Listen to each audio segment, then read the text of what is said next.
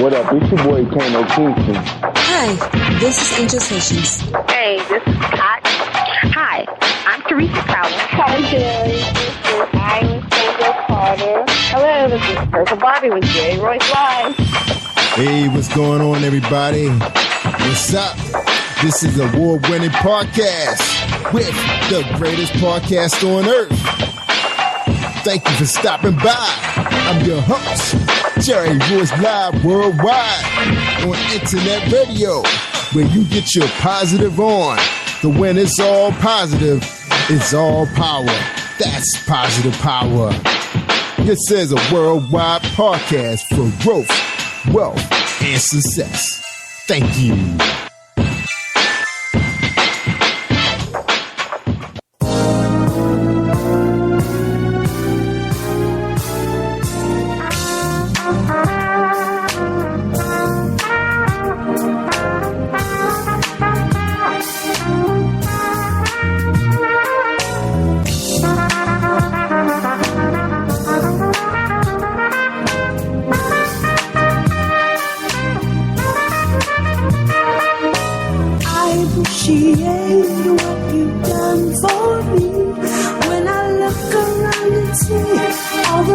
You've done for me. You gave liberty from the things that had me bound. I've been set free since your love I have found. Since I met you, Jesus, my life is much sweeter. Thank you for salvation and glory. I am a new creature. Since I met you, Jesus, my life is much sweeter. Thank you for salvation. You are listening to Jerry Royce Live Worldwide Podcast. Hey, what's going on, everybody? This is Jerry Royce Live Worldwide. I'm in Hanover, Maryland. I'm sitting here in Panera Bread going live with y'all right now. For those of you listening to us overseas, I'm sitting here with a positive brother. His name is Frank Chase Jr. I worked with him years back when I was podcasting in Baltimore. That's right, we was doing some local podcasting. But right now, he's doing some big and better things right now. But we're gonna talk to him a little bit about the challenges of being an author, a self-published author, getting published. Is it necessary? Do you need to go that route? Is Amazon doing everything for us today? Do we need Amazon? Can we do what Amazon doing? You got some brothers talking about having black Amazon. Do we need that, or should we just stay with the company that's doing well with us right now? People are making money, but some of you are talking about, like the percentages that Amazon is taking from some of your royalties, some of your commissions of your book. But where else can you go? All right, let's talk to Mr. Frank. See how you doing, Frank? I'm doing just fine. How you doing, Jerry? All right, man. So what you doing here in Baltimore? I know you're from Alabama, man. What you doing here right now in Maryland? Well, right now I'm in a class taking for my job on Fort Meade. So I'm going to Fort Meade taking a public affairs class. That's awesome, man. Yeah. It's really fun. They have, I've been down here for 2.5 months, and they have put my brain to the test. I mean, you're talking about late nights and long days and long afternoons and long evenings. I'm getting maybe 4 hours of sleep a day for 2.5 months. So they're really putting us through the grill on how to become a public affairs officer. Wow, that's a good job, man. I looked at those jobs. What are some of the challenges in a position like that? As far as being a public affairs officer? Yes. Well, actually, that's not my regular job right now. No, my regular job is a writer. I write for the government on how to take care of Black Hawks, Apache aircraft, Chinook aircraft, just all the military aircraft. And the magazine that I work for is called PS Magazine. Okay. So why are you taking this class? Well, believe it or not, it's actually a part of my requirements for my career field that I in the government. So basically, it's been a long time because I should have took this class back in 1999. I'm finally getting to it now. So when I get back, I'll just try to find some avenues where I can actually work in this career field.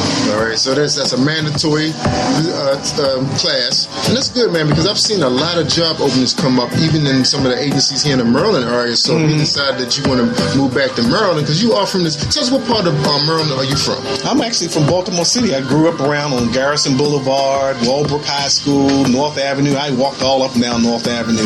Mondawmin was my place to shop back in the day, so I was around there all the time. That's right, man. That's right. Mondawmin Mall, that's right. That was one of the first malls we had opportunity to shop at, and then now they have all these other mega malls popped up around Maryland where everybody can spend their money. And we're in Arundel Mills right now. Arundel Mills, this is a big area where the casino is located. They have nothing but hotels here, a lot of restaurants. This is the place to be. It's situated right between Washington and Baltimore, so it's like smack in the middle of everything. Even the Virginia people can come out here and have a good time. Parking is real simple. It's not as congested as the National Harbor, which nowadays you have to go over to Tanger Outlets to park and then take the shuttle over to where the action is. But I think this is a good place to hang out. You get a chance to spend some money, get to gamble, do a little bit of shopping. They do have outlets situated inside the mall, but you having a good time here? What's some of the things you've been doing since you've been here? Well, I've been over to that mall. It's probably been one of my favorite places over there at the mall. I've been hanging out there for a while, and then I went over to the casino a couple of times and went and walked through there, and then went down to the harbor and saw the harbor and see how it's because I hadn't been home in about maybe 10 or 15 years. Wow, isn't that harbor something else? Yeah. Nothing but money down there. Yeah, so I bought something down there, and I said, "Ooh, that kind of hot." Yes, it is. Yeah, man, they got some balls. Now, Fred, you said something very interesting to me when we were talking about people thinking that all of Baltimore was on fire. Because I remember getting emails from people and text messages, "Jerry, is your family okay? Are you okay?" I live like 35, 40 minutes from Baltimore, and that's really downtown where the fires didn't take place. They were more so situated in some of our lower income areas, which is situated more so close to the Coppin State University. For some of you to understand Coppin Heights, and it was only 1-2 small blocks. Yeah, you're right. I was talking to some people on the phone from my hometown. Well, not hometown, from Alabama, and the way the news had presented the whole riot event, you would think that all of Baltimore was going up in flames. And I was trying to explain to them on the phone that don't listen to the media, because I grew up on North Avenue. I walked up and down North Avenue, and I was kind of shocked that it still looked the same when I came back, even after being gone for so long. But we were only talking about 2, 3, maybe 4 block radius of what was going on. So the news media kind of made it look like it was more worse than it was, and it really wasn't. So, and everybody's asking me if I'm safe, and I'm saying, wait a minute, I can go. I'm only 15 minutes away. I can walk down there go down there right now. So don't believe nothing you see on the media, and all this stuff that you think they're telling you the truth is not always the truth. That's right. Because it's not like we can smell smoke from where we were. And my wife actually owned a house that was situated around the corner from Mondawmin, where all the action was, and all the neighbors were fine. They were right there in the middle of the action, but everybody was fine. Most of the fire burning occurred maybe about 4 or 5 blocks away from Mondawmin. Yeah, you're right. And I was at Mondawmin probably a couple of weeks before the actual riots took place. And one of the things that was amazing to me when I came back and walked down North Avenue about the second week that I was here, was that North Avenue had not changed. There was no economic development from the time that I was here, grew up 30 years ago. So I was kind of sad to see that my hometown had not had any economic development. And in my mind, I kind of figured, and I thought that there was going to be some kind of riot, because you can't economically depress an area for year after year after year without some repercussions. That's right, and that's true. Now, one thing that's, people got to think about the demographics of that location. Now, there was some development was done, but most of it was done around the Drew Hill Park area. All those apartment buildings were converted to condominiums, and a lot of those row homes were converted to brownstones, pretty similar to what you see when you watch Bill Cosby. Yeah. And it's like blocks and blocks of that. So that's like going closer to Drew Hill Avenue, probably on the other side of, what was the other street? I can't think of the name of the street. But those are money areas there. You have a lot of African Americans and Caucasians living in those communities together. Right. And they're treating Drew Hill Park like a Central Park. Did you observe any of that activity? The bike riding, the joggers? I saw, I did see some of that as I drove past, but I kind of missed a lot of it because I didn't go up far enough to see where some of the new development was. But I did see some of it probably off the corner of my eye as I was driving through that there was some development. I know on North Avenue, I saw where some of the houses that were there that when I was here years ago were part of Coppin State College, and some of the other colleges had taken over some of the land in that area on North Avenue. Right. A lot of development in that area. There was a lot of so they development. call that Coppin Heights. That's Coppin Heights right there. But if you start heading towards, like you're going downtown, and you won't see much going on where that CVS store was. That area is still owned by a lot of what they call slumlords. Oh, okay. Right, so those guys are not trying to do anything in those communities. But like they said, because they turned down so many of the projects, the people had to move somewhere who wanted to stay in the communities. Right. So a lot of them are still under ownerships of some of those guys that grew up in those communities years ago, like in the 60s and the 70s. Yeah. So you still have those landlords, that ownership going on. Those guys never did want to sell, so you have a lot of renters. Right. But Coppin Heights, a lot of development went on, and that takes you all the way through where New Shiloh Church is located, always swings around a lot of businesses. A lot of those New Shilohs actually have purchased a great deal of property, and they're renting a lot of the property and sold a lot of the properties to their congregation. You know, they have about 15,000 members. Oh, okay. So you swing them all the way around back over heading towards Mondawmin, you still have a lot of retired school teachers, a lot of people who are in administrative jobs, their homes are paid for. Some of them have decided to move into assisted living, but they've given the properties over to their children. Yeah. A lot of development is going on. So you're talking about from Gwynn Falls, all the way over to Hilton, and Liberty Heights still maintain beautiful homes. Yeah, and I actually was on Gwynn Falls Parkway about 4 weeks ago.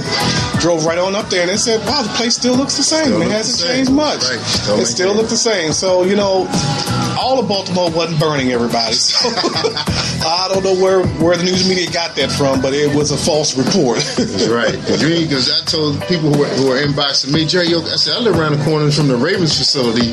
As a billionaire on that place. He'll have the National Guard lined up there if he had to in the fire department. Owens Mills wasn't on fire. All the talk about the malls, nobody was at the malls. It was just the National Guard. The kids just they smoke screening. Yeah, it was. So they just showed them that they have the power now. Yeah. So that's what was going on. Yeah. So what's going on, man? What are you doing with your writing right now? I hear you working on a big project. Yeah, I'm working on another new project right now, and I finished my first book, so now I'm working on another one. And writing and publishing is a business, and it's a tough business. It really is a tough business, especially for authors that are self-published authors. You've got to be really, really, if you're gonna self-publish, you just got to decide that you're gonna have to do all the work. That's right. Not only write, but you're gonna have to do all the work with publishing, all the work with getting your book with an ISBN number, all the work. So the publishing industry is really, really tough, and you've got it. And editing is probably one of the toughest. That's right. That's the most important thing. Now we talked a little bit about some of the challenges in editing. To get a really good editor, you have to spend thousands of dollars to find these people, and then we talked about other ways. What are some of the techniques you think you may try to get your book get your book edited correctly? Well, we were just sitting here talking about this not too long ago, and one of the things I was sharing with you that I may put some of my chapters in Dropbox and talk to some of my friends who publish books, and maybe ask them kind of volunteer to see if they would edit a chapter. Right. Because when you kind of tight on your funds and stuff like that, you may have to come up with ingenuitous ways to try to get people to assist in helping with the editing process. Because editing is really the most important part of the book. That's right. It's the vital part of the book, because if you put it out there without any good editing, you're going to get really slammed by people, and people won't read the book. So editing is really, really important. Now, when I published my first book, you got to be really careful when you're researching editors, because everybody that hangs out a shingle that says they're a good editor, they're not. And I experienced 3 bad editors and before I found the first one. So I already wasted a whole lot of money on 3 editors before I found the right one on the 4th time. So just because somebody has their shingle out on the internet, I'm a good editor, you need to request samples, and I mean lengthy samples of their work. If you don't, you won't know whether they are really a good editor, and then get references from the people that they have edited to to go back and ask them, are they a really good editor? Because if you don't do that, and I did all this by trial and error with my first book because I didn't know what I was doing most of the time. But what you got to do is you got to go by, you got to ask for references and do your research. Right. So don't even sign up with nobody until you do your research. Right. That's important. And that's a good idea. Going to some of the authors who have made a name for themselves. You enjoyed their books, and of course, if you have written a book, you probably have some skill set of doing some editing. But like you said, if you keep the project small and they can go in with some love and do a good job, and give it back to you, maybe they can take a break and maybe they can look at another chapter, or maybe they can look at some work of another editor, so to start getting to a point where it's not that much work being done. So it's like they don't mind volunteering, doing free bono. Right. And then we talk about bartering. Maybe it's something you can do for them. Right. A lot of people in your hometown may need their porch painted, rooms painted. Yeah. You got to go back to old school. Yeah. I'm really excited for you, man. It's good to see you out here, man. You're still doing your thing, trying to reach the next level. So how the family doing? Oh, the family's doing great. Everybody's doing great. The kids doing great. In school, playing football, the usual stuff that everybody does this time of the year with football starting and dance and all that stuff. So everybody's doing really good. That's right. And this is a busy time of the year, man. Any big plans when you get back home? I'm going to rest from this class. That's what I'm going to do for at least a week and get my brain back together, because they really they taxed me, really. This was a really challenging class, and so I'm just going to rest and relax and enjoy being back home with everybody and being back home with the family, and just take my time and before I get back to the grind of everyday work. Yeah, well, the good thing was you was in your hometown. You got a chance to see your stomping grounds. Got to see some new things being developed in the Maryland area. And people, sometimes we talk about not getting outside of Baltimore, getting, not traveling to the islands. Man, there's so much going right here in our great state of Maryland. Mm-hmm. My family's mostly on the Eastern Shore. There's a lot of development going on in Cambridge. But they're building I saw a new hotel being built in Talbot County. Right. So I'll be able to spend some time there. I don't have to worry about putting my mom, have her cleaning the house, trying to prepare for my family. We can just stay there and enjoy the swimming pool. Right. There's plenty to eat. There's a lot going on. You got wine festivals going on. You got big bands playing. And speaking of big bands, we had Jazzy Blue here.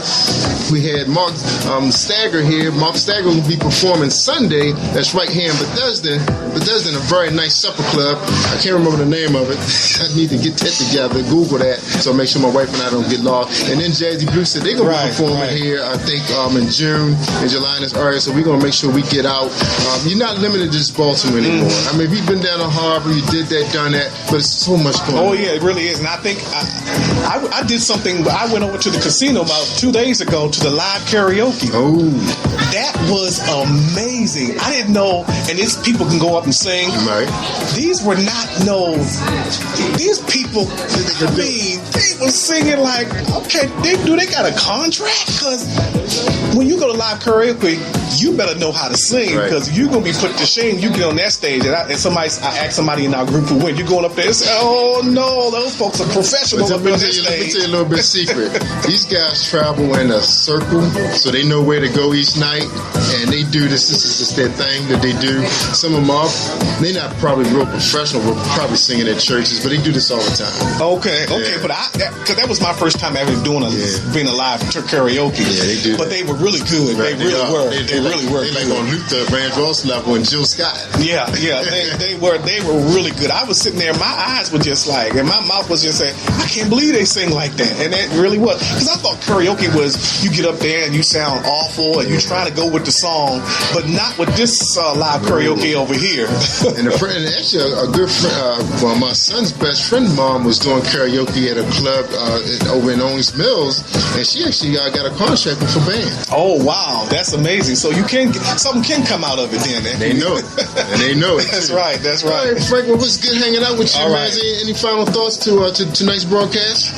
Hey, listen, we have been friends on Facebook for a long, long time, and this is the first time we actually met face to face.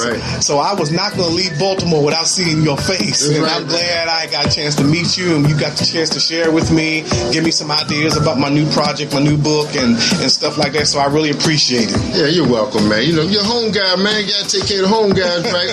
And I'm worldwide now, so if I can help you out with anything, man, just let us know what we can do for you, man. We have a huge network, right? Network worldwide, right? just let us know what you need, man. We'll put it out there, man. Okay. All right. I'm glad you had a good time in Baltimore. We hope you make it back safe. All right. Alabama. Tell everybody in your hometown, Alabama, which station you on. I don't remember your numbers, man. You just had my card, man. Look, there you go. There it is. It's Positive Power 21. That's right, y'all. Jerry Royce live on positivepower21.org. That's right. Don't forget, y'all, we on Spreaker.com/positivepower21. But go out to my website, y'all. You know, we got a host of podcasters out there now. We're pulling them off of Blog Talk. You know how hard it is to find people on Blog Talk. Well, they're joining forces with positivepower21.org. Come on out. Listen to them. You got Beverly Fells Jones. You got the Curry Hines Show. They doing it up, and we're going to bring you more. Don't forget about Jam Radio, Jam Vibe Radio, I'm sorry. Check them out. We got some beautiful gospel music, gospel singing. We're also streaming our gospel music out of Florida. That's going to be all day Sunday, so don't forget about us, y'all. Share us, tell people about us. I'm Jerry Royce Live. I'm worldwide.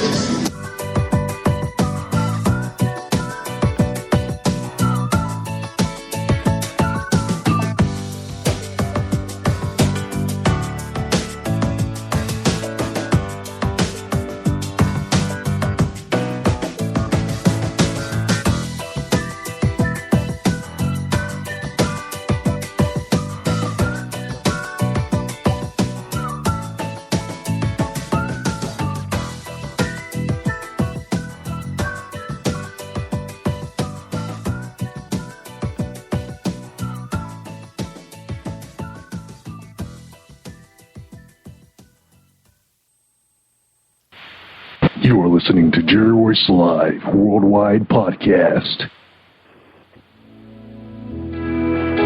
Hi, if you're struggling with your relationship or you just can't seem to find the right one, author Gerald Manuel has written an enlightening new book entitled How to Identify Your Spiritual Soulmate. You may order a copy today from Amazon.com or at BarnesandNoble.com. This book is sure to answer many of the questions you may have. Thank you and God bless you. This is Calvin Logan, host of the Logan Power Show. I'm on Jerry Royce Live Worldwide. You are listening to PositivePower21.org with Jerry Royce.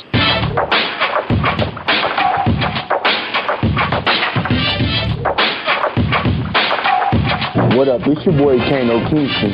Hi, this is Angel Sessions.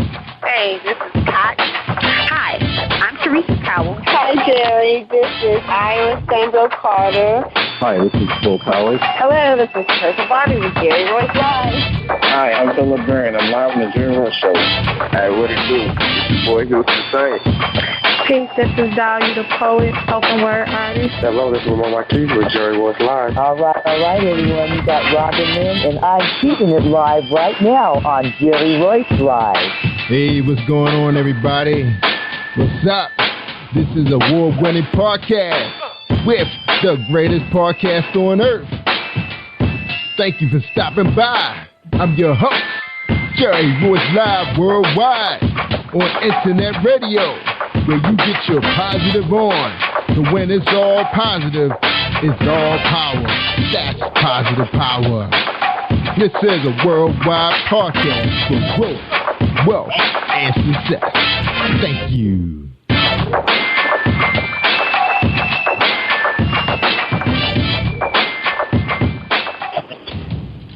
Think you know how drugs get in those little brown bottles? Think again. Set in the green hills of western New Jersey, inside the gilded halls of power of a U.S. pharmaceutical company where decisions are worth billions of dollars and human lives worth less. Nicholas Hardy, a young executive at Marshall Pharmaceutical, finds his career, family, and life in jeopardy. The Farmhouse, a suspense thriller novel by Bill Powers, published by Donna Inc. Publications, available at Amazon.com or DonnaInc.org. Go to Bill's webpage at www.authorBillPowers.com. Are you looking for the next great read? A book filled with love, passion, betrayal, and intrigue. The award-winning novel, Season of Change, by Tamika Patrice Kane is sure to satisfy your literary sweet tooth. Check out this must-read book reviewers are calling uplifting and emotional. And exceptionally great read. deeply intense and thought-provoking. Order your copy today. Available in paperback and ebook on Amazon.com or at www.tamikapatrice.com. Are you an author looking for promotional services or a reader looking for a great read at low prices? In this competitive world of books, Writing Royalty Promotions is dedicated to bringing authors and readers together to build a greater respect for literature through our various promotional services and online bookstore. So head over to WritingRoyaltyPromotions.com and check us out.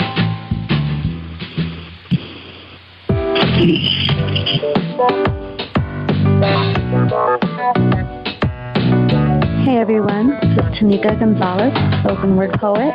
Whenever I'm online, I'm always listening to Jerry Royce Live. You can find Jerry on www.speaker.com. Positive Power 21.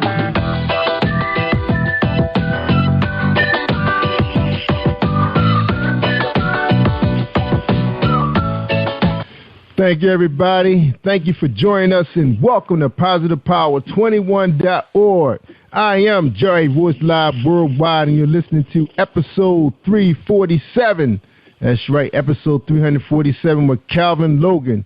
That's right, we got Calvin. He's here today. He is a TV host of a show called The Logan Power Show that airs on Me TV in South Carolina on YouTube. But before we read his bio, let's hear a word from our sponsor, James Deshay. That's right, pick that book up. And don't forget about James. He's out there on Blog Talk Radio waiting for you to hear him on Saturdays and live, and he takes phone calls, right? Hold on, y'all, jamesdeshay.com.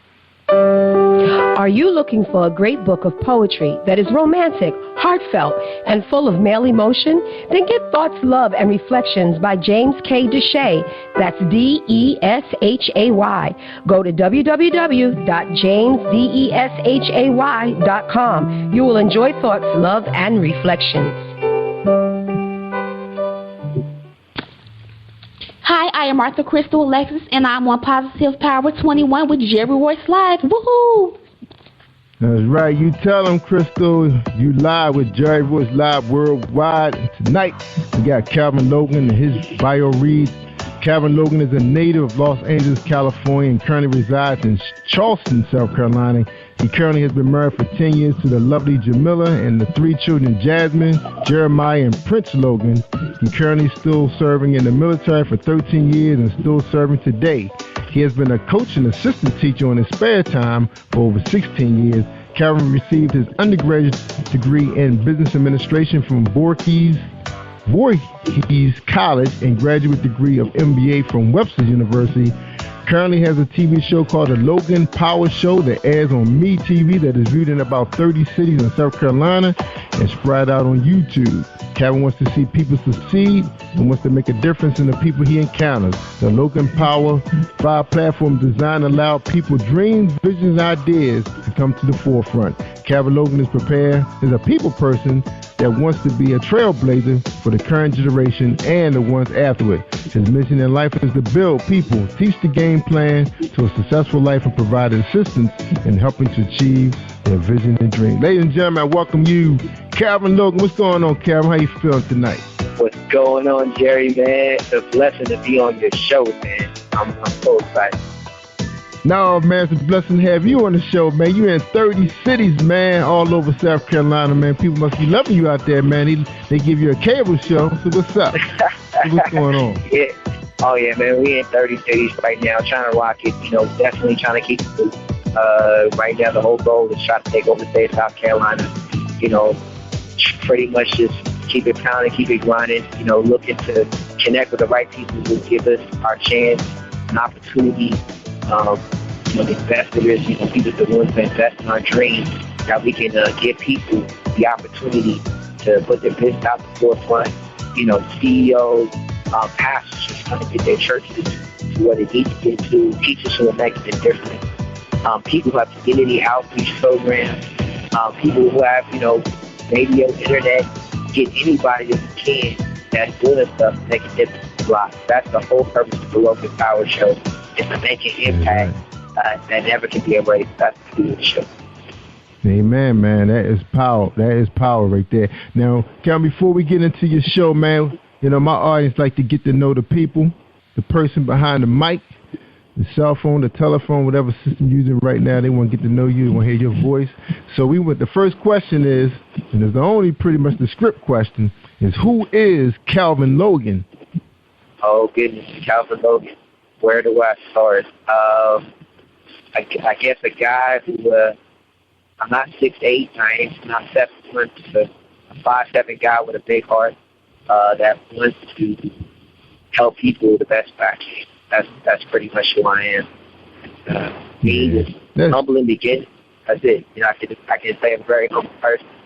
You know, resume, titles, I'm not caught in that stuff. So just a humble guy, and I just thank God for what He's done for me. You know, came from Los Angeles, California. You know, guy with big dreams, and you know, took it to the next level and moved out here to the South. And that's about it. Yeah, man. Now, your resume reads your bio reads you got 3 lovely kids. So what's the ages of your children? Thank you, Mr. Lewis. Go ahead. The ages of your children. Yes, sir.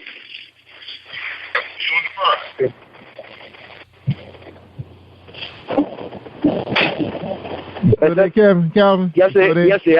I'm sorry about that. Go ahead. Repeat that again.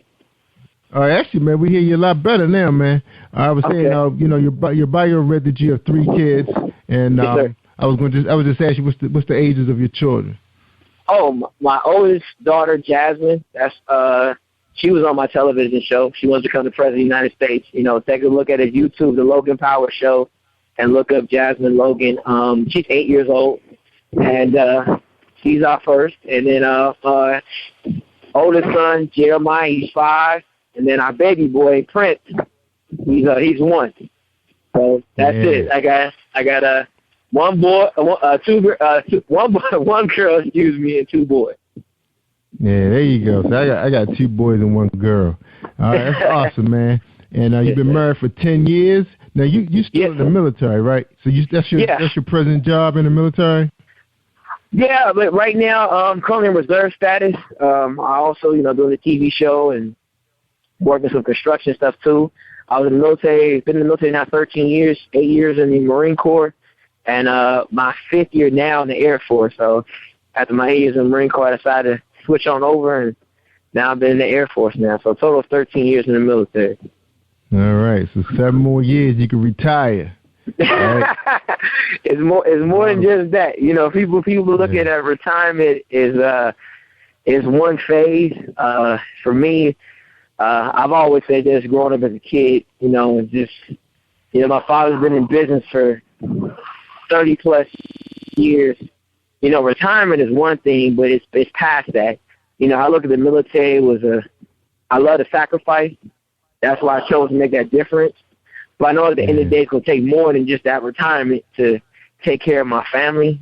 So that's why, you know, I wanted to start my own things that, you know, been called to. That's why I came with the TV show, and I'm trying to do other businesses, other shows, and looking to partner with right people who are willing to invest, and people like myself who got a plan, got everything written down, just like yourself, Jared, which are great. Your worldwide podcast, you know, it's hitting so many places across the continent. You know, that's the reason what I like my show to do. I wanted to be worldwide. That's right, and you can do it, man. You're doing it right now, bruh. And and you know the good thing about it, you know, when you podcast and when you on YouTube, you just never know who's watching your stuff. Unfortunately, with YouTube, it doesn't give you the analytics that you want unless you really go inside the system and set it up.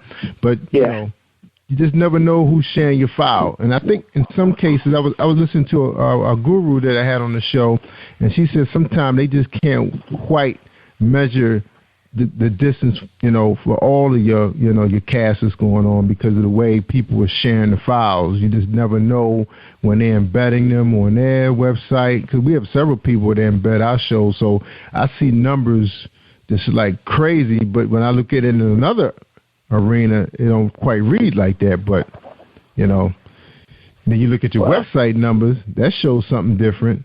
So that's when you start saying, wow, you know, your voice is really traveling the globe, and that's what it's all about. All right, man. Now of course, you know, we always like to talk about the positive things on this program. You know, how a person, where their origin started. So tell us a little bit about your background, man, growing up, man. What kind of child life did you have, man, growing up, man? Neighborhood and homies and stuff. Oh man, neighborhood. I see. My father is from Alabama, Haynesville, Alabama. So he was a Gold Tide, Crimson Tide person back in the day. Still is. He loves the Alabama football team. My mother's from Chicago, the South Side Chicago, Illinois. So for her and my dad, they've always been the trailblazers for me. My mother was taught for over 30 years, teaching LA Unified School District. She started in Chicago. And then my parents decided to move out west before I was born and start their future. My father grew up on a farm, picking up cotton, fighting for civil rights. You know, the things that went on in Selma, people getting beat up. My father can testify to that. He still has a couple licks today that still shows. So he's been the kind of person that he said, son, you know, he was always big into telling me that, son, doesn't matter what color your skin is. I don't care what it is. People can understand one thing. It's the green. And he was always said, don't settle. You know, my parents always think you never settle for what people tell you can be. Look past the color of your skin. You know, always love everybody. My mother was big in the church. We went to Apostle Price's church, Crenshaw Christian Center. That's where I grew up 20-plus years. I've always been a faith kid. You know, I've always seen myself doing big things. I never was taught to do stuff small. And even going to college, playing college baseball, people said I never would make it, but I did. You know, and I've always been a big time dreamer. And, you know, people always tell me, like, Calvin, you know what you're doing, or the barriers that you're going to face. Why would you want to do that knowing that you're this way? And I said, well, I'm different.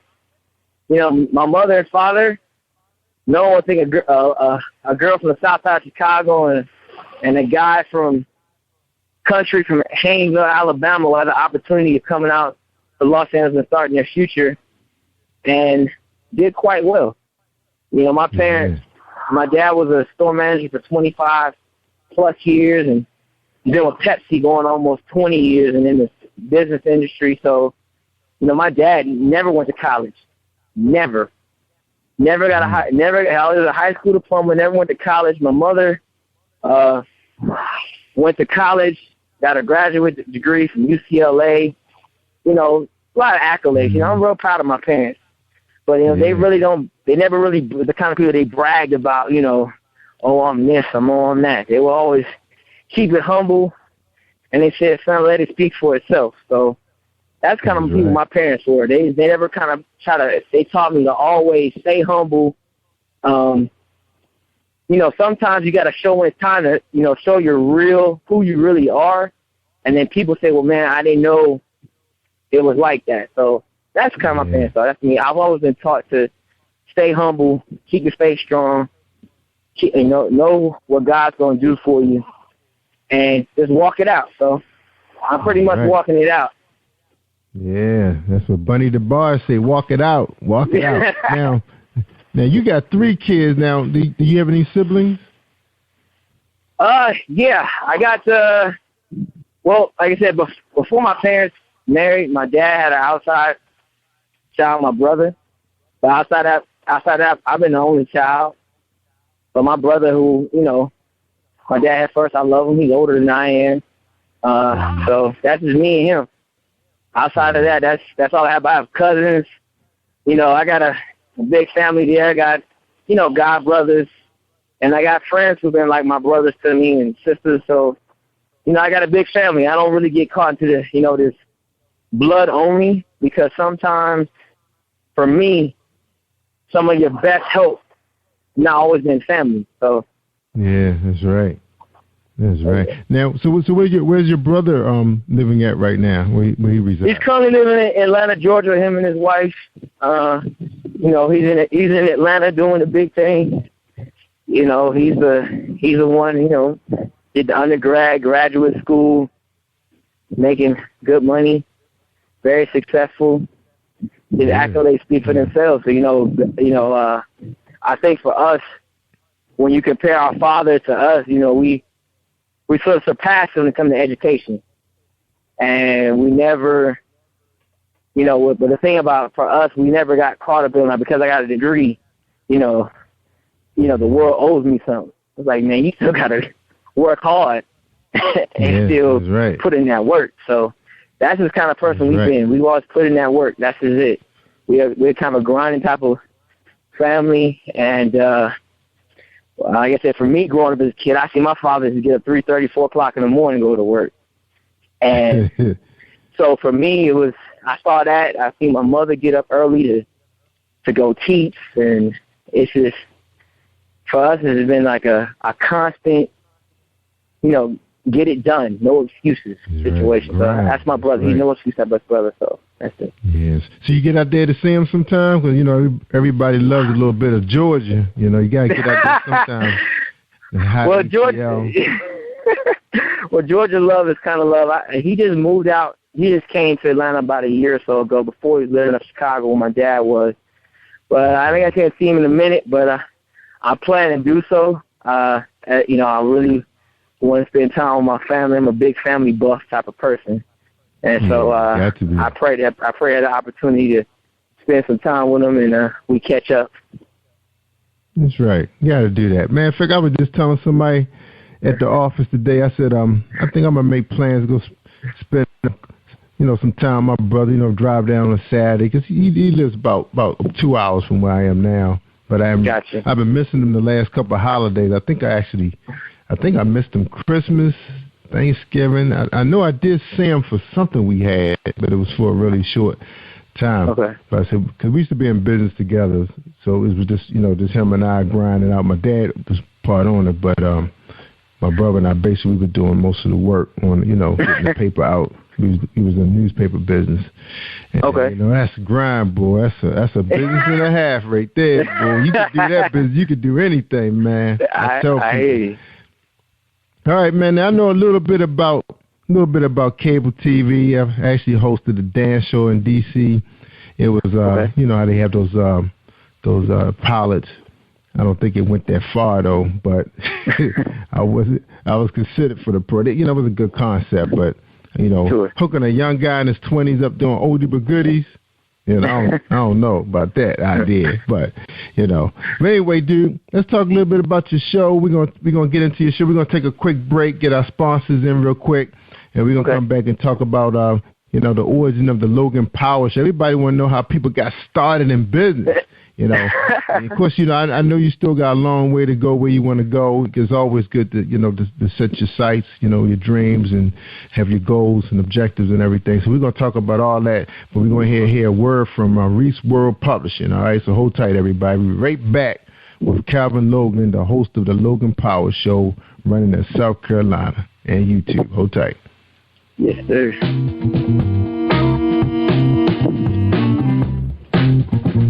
Are you an avid reader of urban fiction, looking for drama, suspense, and more? Reese World Publishing is dedicated to bringing the world's best literature to our readers. Urban fiction, erotica, sci-fi, mainstream fiction, and children's literature are just some of the genres produced by our diversified family of authors. You can reach us on Facebook, Twitter, Instagram, and at our website, www.reeseworldpublishing.com.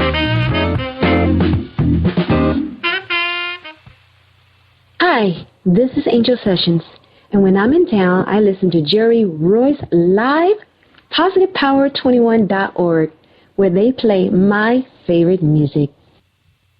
All right, thank you, Angel, for bringing us in. We're here talking to Calvin Logan. He's the host out in South Carolina, dominating the Logan Power Show, running on Me TV, 30 cities in South Carolina. Is there many cities in South Carolina, or you got more to go? Man, I got a whole bunch to go, man. I mean, like I said, for me, we know that MeTV is one avenue. That's why we have YouTube. Check us out, The Logan Power Show. Facebook, The Logan Power Show. You got our supporters page. You know, we've been getting on, blessed enough to get on your show, try to get the word out, you know, internet radio. You know, we try to do as much as we can because television is not it's great, but, you know, it can be very expensive. It's not as cheap as, you can touch more on television in a short period of time than you can with, you know, social media in certain cases, unless it's something that you really did on YouTube or something that caused a spinoff. But, you know, it's not always a guarantee. Unless it's something that's outrageous, something that people have got to hear. You know, the thing to really get the word out is somebody that, you know, has 1 million plus hits or whoever it is or what they got, all of a sudden just feeded your stuff and you just took off like lightning. You know, I just think about the TV series Empire. Nobody would have never knew that show would have took off what it did. But hey, after that first night, you know, Fox just did a lot of good marketing with it, and they used that, and then they blew it over social media, connected it together with the YouTube and everything like that. Shoot, that show became history. I don't know, Cal. I kind of saw that coming, man. I mean, they plugged in the right people. They had the right cons. They put in everything that we love. They put the music. Yeah, former supermodel. You got Terrence Howard. You know, Henson's on there. And they were very good chemistry when they did Hustle and Flow. You know, I mean, that was perfect chemistry, man. So, and then you put the young boys in, you put the rapping in, you got the singer, you brought in a little bit of controversy, you got the family issue. I mean, it's almost like Dallas in the hood, you know, except for they got money, you know. That's true. I hear exactly what you're saying, but let's look at it from another standpoint. Like Power came on Stars. Let's be honest, Stars never would have thought that show would have got 4 or 5 million people to look at the pass at night. You know, Empire, for instance, they took part of what Power was doing. You do a lot of infomercials. You use social media. It's free. It doesn't cost you a dime. So you plug in whatever Terrence Howard has, whatever Taraji P. Henson, because they know they get 13 million plus viewers a night. And now the biggest thing now, you know, Lee Daniels being a smart producer, and he written up this show, The Butler. You know, we as a community have to understand this. The music industry is not always like that. And I think the perception is that in our music industry, it's always a lot of drama. It ain't always that case. You're not going to find a story to be that precise. There's a lot of different probably producers, probably all mixed into one, or a lot of different scenarios. I think that's where a lot of times that for us, you know, the African-American community can do so much. And it's going to require people to tell the truth, let the truth be told. I mean, you can have a family, have an empire, and it could be not as over-dramatic as you would say how the show Empire was. You can. Right. And it could get a lot of views. It didn't have to be that over-dramatic, but because it had so many things from homosexuality to money to sex to killing to drugs, things that's out there, and it all was mixed in one, a lot of people could identify with it, or a lot of people, like I said, we love drama. So it's just like if anything is drama related, the world loves it. Anything that's positive takes a while for the world to pick up on it. So that's why for me, I'd rather have it where, like for season 2, are you going to have it where the father gets back at the family and doesn't learn about forgiveness? Did you have it where, you know, she still is, I don't know, in love with the bodyguard? Is the son homosexuality still to the point where he can't love that daughter anymore? Is the young son still trying to fight me? Is the oldest son going to get locked up for killing his uncle? I mean, there's so many things where at the end of the day, you want to say, when are we going to have some good scripts? You know, that we end on a on a positive note. Like, I give an example, The Godfather. No one thought Al Pacino would get that much love when that first came out. Nobody did. I don't care what anybody says. The Godfather, the Scarface, nobody thought they would get that much love when they first came out. But when people say they could identify, they said, you know, I want to be the next such and such, or I want to be that person. Then it became like, you know, like, oh man, I want to be the Godfather. Well, at the end of the day, the Godfather died on part 3. And the only reason why he died on part 3 is because the writer was gravitating towards the people who was watching it. Because they didn't want to see a guy who was doing some negative stuff have a good life at the end. That's the only reason why.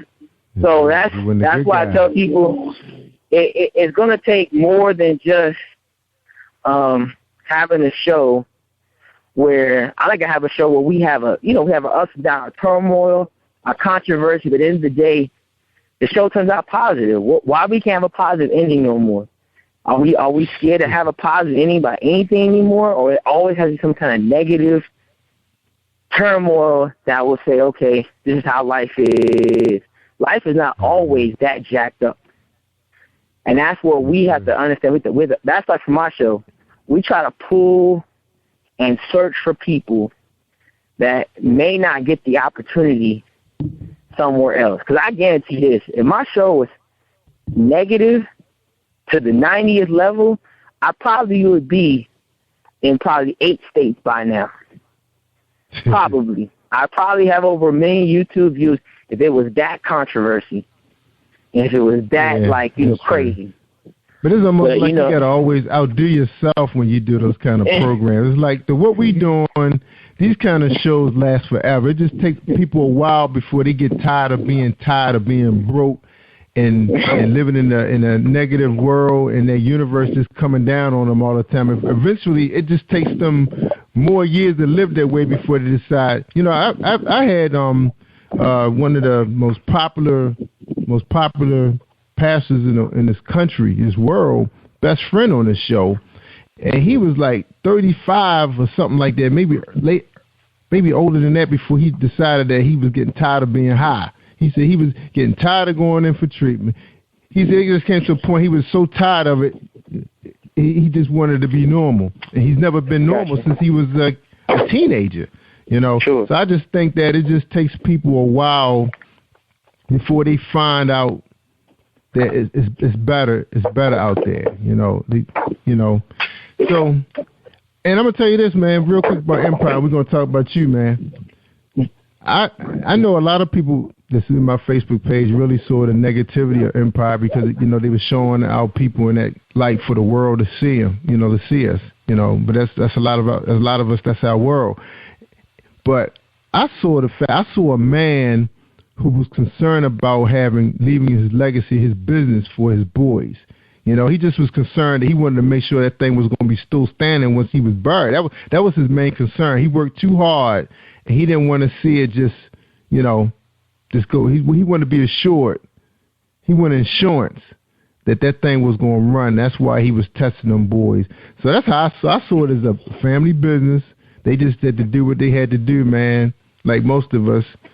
And you know, you gotta take what the world gives you sometime, you know, and that's what they do. I remember a long time this guy said to me, I said, dude, you really smart, man.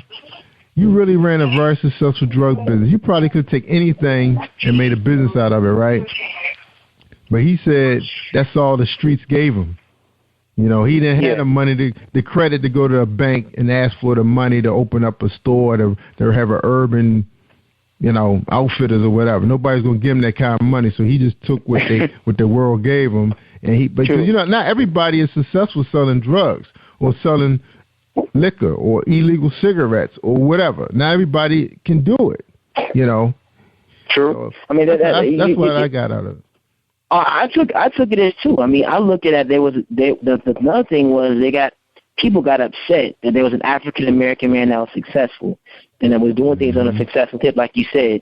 The biggest thing is that what I learned from it too, just being a father, is that you don't want to create a competition between your kids for the legacy. See, you have to know what child is good at what, and say this is us as a family. But when he tried to create that controversy and pull him, then he kind of threw himself into his own pit and started his own bombshell. And the thing about what I learned from it too is that when you have a good thing, like, whatever, Cookie was the one who was with him, Taraji P. Henson, and the chemistry was there. It wasn't like, for instance, that it was not there. The girl that you was with, or you said that's the one who you thought that was the right one. She wasn't. Yeah, her parents may have had all the right connections. Are you talking about Boo Boo Kitty? Yeah, Boo Boo Kitty. Yeah. Why you loving Boo Boo Kitty? And the thing about it is that she the people have not figured out that the real thing of that show showed. You got to bring it together as a family. You can make it. There's money to be made.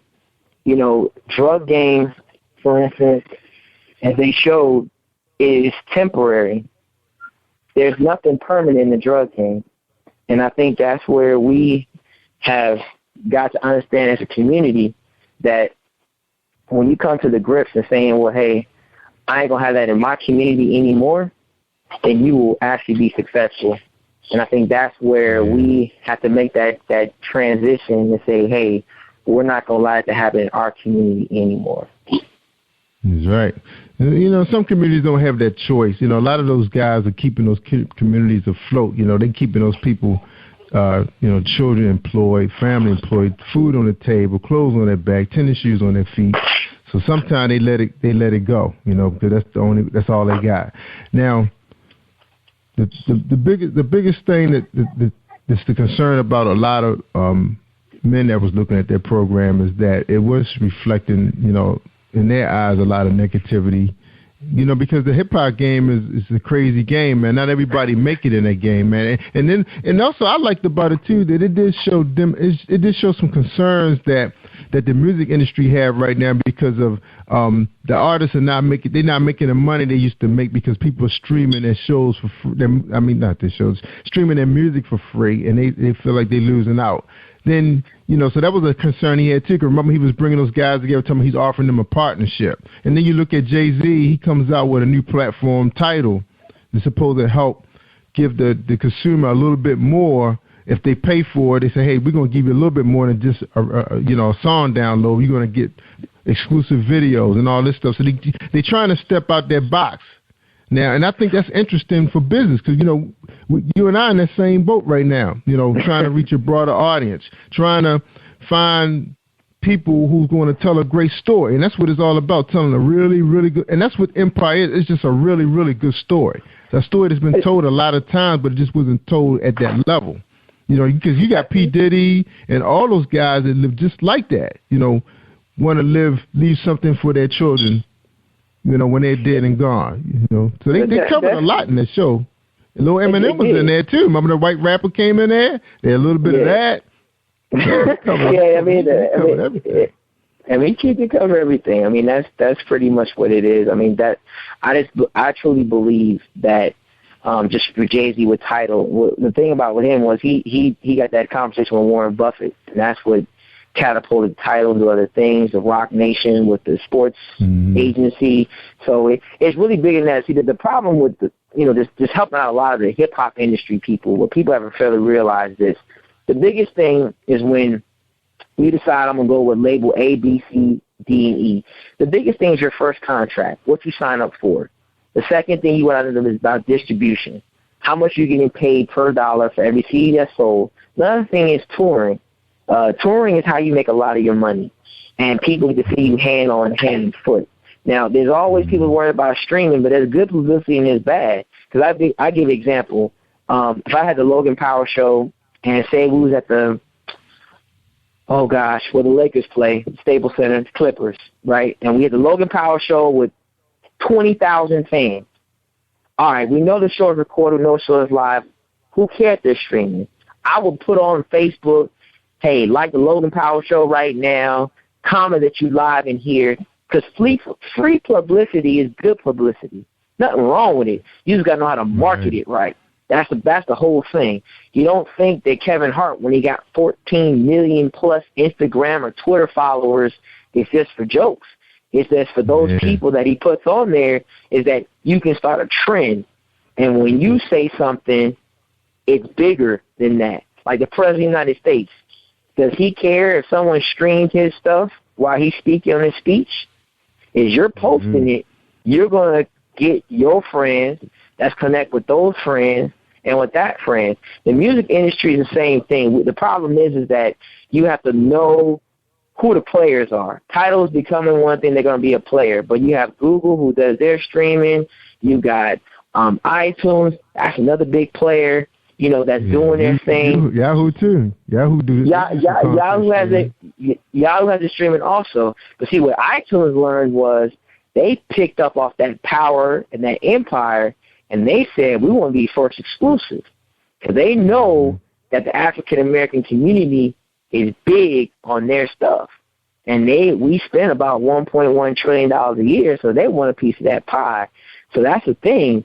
A lot of people haven't realized this, is that the investment into some of these shows and things like that. I mean, that's the thing. Like the Logan Power for the same way. When you look at some of my stuff, take a look at YouTube, email us. We're filming this Saturday, and we asking all people who want to get involved with us, hey, holler at us, let us know you want to get on the show, because we want to make a difference. We've had the guy who's running for mayor in Charleston coming on. We're trying to work with the guy who's running for mayor for North Charleston coming on. I mean, we're trying to get so involved. We got involved with the Walter Scott shooting down here. We're trying to get into so many avenues, so many things that's going on, because we want people to understand it's bigger than just a 30-second, 15-minute thing. There's more than just that. We got to find out what's going on and how we can make a difference in the community in such a short period of time. That's right. Amen. And we like to say, man, kudos to you, man, for doing that, because that's a hard business right there, man. Because if you look at history, it's like, okay, who's been out there in television, big television, who gave like that and made millions, or did they just do it because they just want to have favor, True. Put a name right there. And you think about Geraldo. His show, he was one of the first talk show hosts to make it really big that was non-white. And you're talking about doing investigating reporting. He brings your story. And that was the thing I liked about Geraldo. He was one of the guys that really impressed me in the beginning when I was growing up, because he told a really, really good story, man. You ever listened to him? He had regular people, but they told a really, really good story, because he had a really good investigative team, research team. And even today, man, he probably can still carry a show, Geraldo. He Yeah, so I'm going to ask you this, Logan. Let's talk a little bit about, your direction you're going. Of course, we know you want to expand your market. What when you research, did you say to yourself, what was your objective with the show in the beginning? Did you see it was a need? What was your goal? Oh, wow. Well, my producer, Spencer Jones, he's been doing a lot of different shows out here in South Carolina, and I was helping him with another show, because I've been in telecommunications, working, and so I had started a research business, and a girl had introduced me to him and said, like, you need someone to help him be an agent and get him some people. So he was working on another show, and the guy was interviewing some people, and, I was watching how he was doing it, and I was like, well, you could have done a little bit more or got some more people. And he told me, like, why don't you guys doing your own show? I said, man, I ain't trying to be on no television, man. I said, television today, the shows now, there's really nothing, I would say, informative, positive anymore. That's out the door. You don't get them anymore. You'll get a lot of negative, or you'll get where a hot show is coming on and those people be on it, but they're celebs. We don't get the regular people anymore. Regular business owners, people who are trying to start a business, or people who are successful in business just need some more avenues. So we've been on since October of last year, 2014. So we're going on our 7th month. The biggest thing we're looking for is investors, sponsors, people that want to give us an opportunity to invest in our show. That's what we're looking for. And so when I started the show, I've been using my own finances. I haven't got any other people's finances, my own.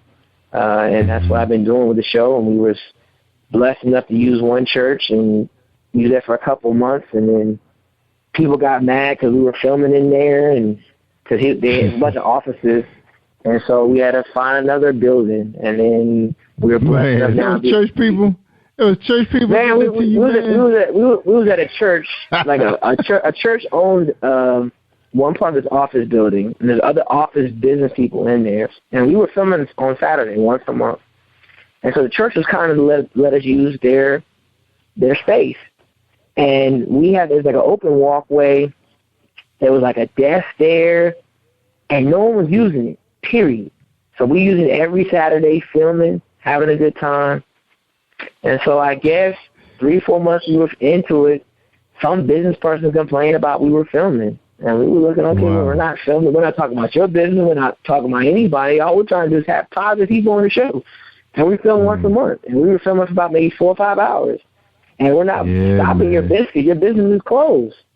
So how are we stopping production? So another church was kind enough to allow us to use their facility. And a lady, Gina Sanders, Scott's Grand, here in Charleston, let us use her building.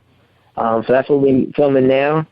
And we're just looking for investors, people that want to give us an opportunity to let us know that we can be different, and we can actually get a worldwide audience, and people will gravitate to us because we're speaking the truth.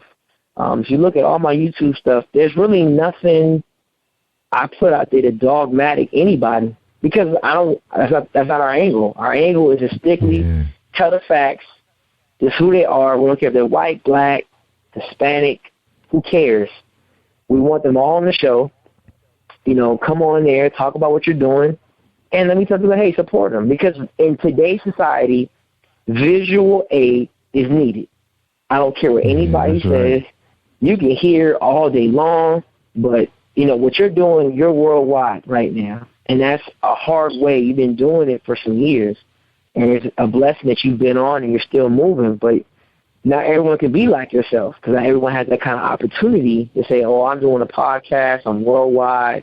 For me, television, for us, people talk about, man, I need $1 million. And then we said, nah, for us, shoot, if we had $25,000, $30,000, shoot, we probably be covering the whole South right now. Yeah. Is it because you got to run commercials so people know what your show is?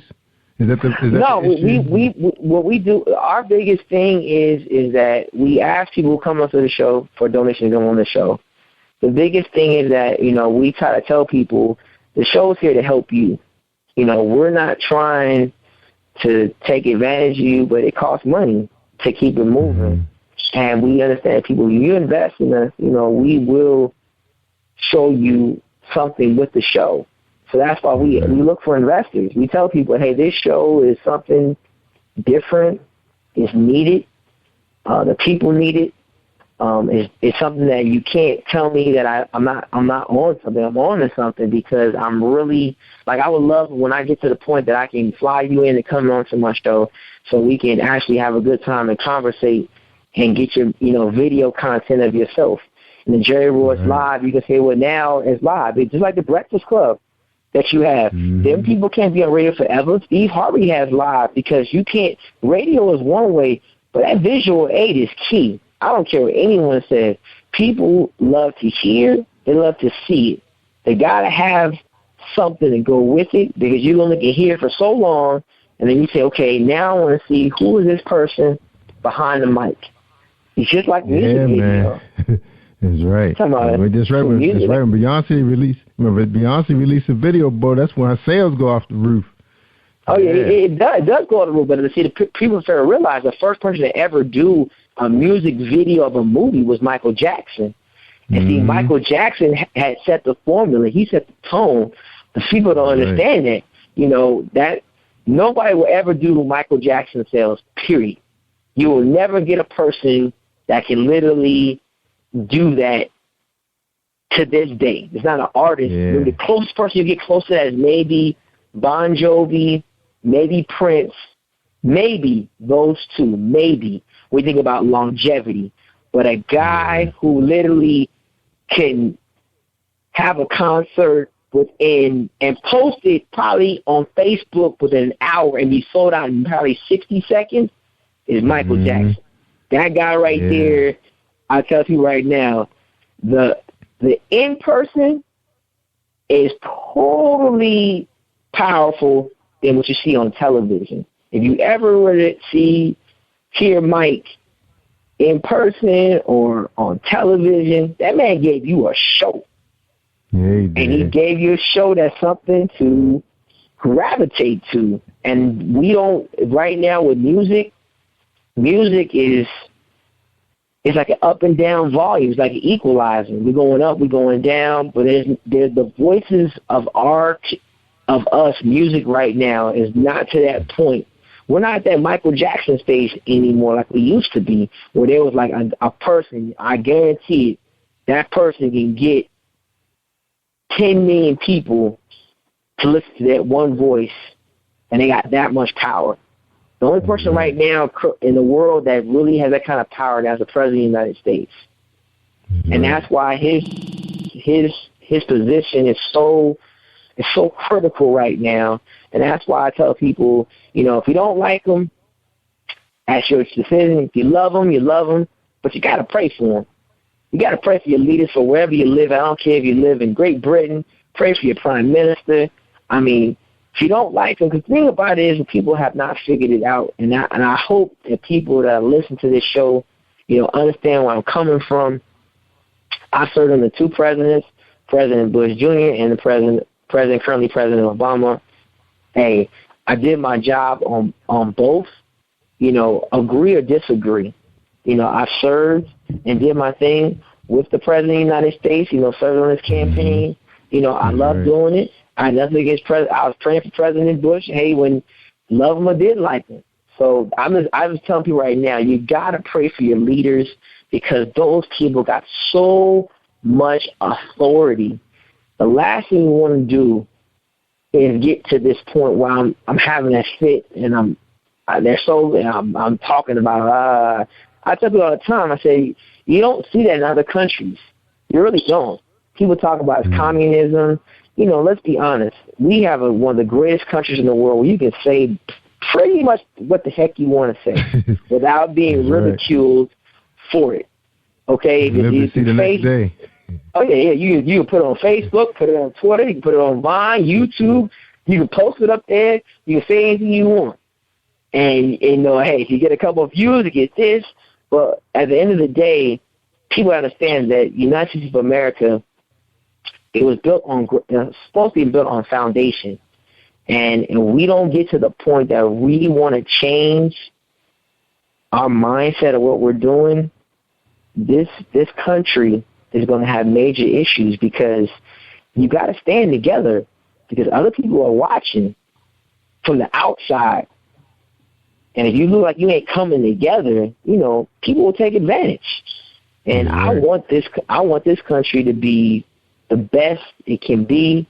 It's supposed to be where everyone comes together, no matter what race you are. And I pray that we do. It's just like, you know, like I said right now, racism is not, you weren't born a racist. It's impossible. I think that's what people fail to realize. Racism is taught. It's taught by a parent teaching to a child. Because I tell you right now, you can have a kid who's white, African American, Hispanic, Asian, Latino in the same playpen, and they can have fun. And that you can care what you say, because they don't say, well, that person is that, and I can't play in the sandbox because that person. Man, please, That 1-year-old, the other 1-year-old, and 1-year-old, the other 1-year-old gonna have a good time. And if they get into a little fussy thing, they shake it off, give a hug, and keep it moving. That's right. It's real simple. And so if we don't get to the point that we get to that level, that we learn to forgive, we learn to heal, man, we're going to have too much issues. I mean, you can't say that one party is wrong all the time and this one party's always right, or, this person's this, and that's the part of it that, I really want people to understand. My show, the Logan Power Show, we come with answers. We bring people on there for a reason so that they can have the opportunity of having a great show. They can see who these people are, and you call them yourself. We don't try to hide behind these people. We want to have a show where, hey, give them a call. Hey, email us, the LoganPowerShow@gmail.com. Tell us about what you think about our show. We take all the criticism. If you say, Calvin, you said this 5,000 times. All right, great. I'll work on it next time. If you say, Calvin, have this person on the show. Hey, I'll try my best. I'll get them on the show, see what I can do. But that's it. I mean, my show is pretty simple, simplistic, straight to the point, man. Amen. All right, man. You're doing good, man. All right, Hotel, we're going to take a quick break, Calvin. Sure. And hear a word from our sponsor. We're talking to Calvin Logan, the Logan Power Show, airing out there in South Carolina and YouTube. You can check them out. All right, right now we're going to hear a word from Dominique Wilkins, the good book people. Hold tight, everybody. Have you been hurt? Been backstabbed? Got a talking back team. Well, you're not alone. No. Escaping to another reality. Through Dominic Wilkins' good books, audio books, paperback, ebook, good books. Available on authordwilkinsgoodbooks.com. Hey, this is Tiffany Boyle, CEO and Editor-in-Chief of Emerge Magazine, the new voice of business. Here inviting you to come out to celebrate with us at the Emerge premiere, May 29th from 6 p.m. to 10 p.m. at the City Club of Washington, D.C., located at 555 13th Street Northwest, Columbia Square. Again, that's May 29th in Washington, D.C. For more information, visit www.emergepremiere.com. Hey, this is director-producer Alan Wills, and I am on Positive Power 21 with Jerry Royce Live. And when I'm online, I listen to Jerry Royce Live at www.Spreaker.com/positivepower21.org. Y'all heard? All right, that was my man, Alan. Man, that dude got some talent with short films, too. I hope he make HBO. That's his dream. Keep the dream alive. All right, we're talking to Calvin Logan. He's the host of the Logan Power Show. He airs on Me TV. He's in 30 cities in South Carolina, and he's out there on YouTube. Now, Calvin, most of the people that's on your show, are they all locals of South Carolina? I got people from South Carolina, a couple people from Georgia, and I had a couple people from North Carolina. That's it right now. So they ride out. So they ride out to see you, or you ride out to see them sometime. Everyone rides out to come to me. I don't. We haven't gone mobile. Everything that we've done in our filmings have been in the North Charleston area when it comes to our filming, and majority of our customers have been people from Charleston, North Charleston, Goose Creek, Mars Corner. So we'll have come out. We have people always coming from Georgetown. St. George has come to our show. People from Florence, South Carolina. We try to contact them through, if it ain't Facebook, it's not LinkedIn, it's not Twitter. We even try to, see what they're doing online. We try to contact them all. And, we tell people we're very serious, but not everyone takes us serious. So that's why we try to be as serious as we can. That's right. Now, are they small business owners, or what level are they the success and everything? Are they what you call middle class millionaires? So most of the people we've had, it's a small to medium business right now. I know that the one that you would see with him is Quadre Stuckey.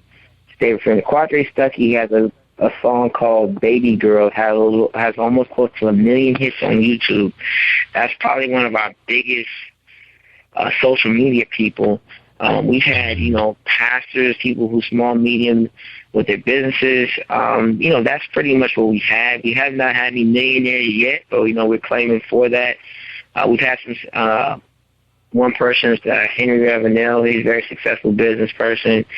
We have a lot of different, plethora of different people. But we haven't hit those millionaires and billionaires yet, but, hey, we would love to get them on because nobody knows who they all are. And the billionaire role, shoot, I would love to get them, all 2,000 plus of them on my show, and even get them to give us a nice little donation or something to help us out. That's right, because you got 9 million millionaires in this country, man. How many of them living in South Carolina, you think? I couldn't really have the exact figure. I know in South Carolina you have a couple billionaires. The most richest billionaire is a lady in South Carolina. Millionaires is in Charleston. It's like, you have to get to know the who's are really when it comes to Charleston, due to the fact that be well connected. You're not going to know, because everybody's not going to broadcast their stuff.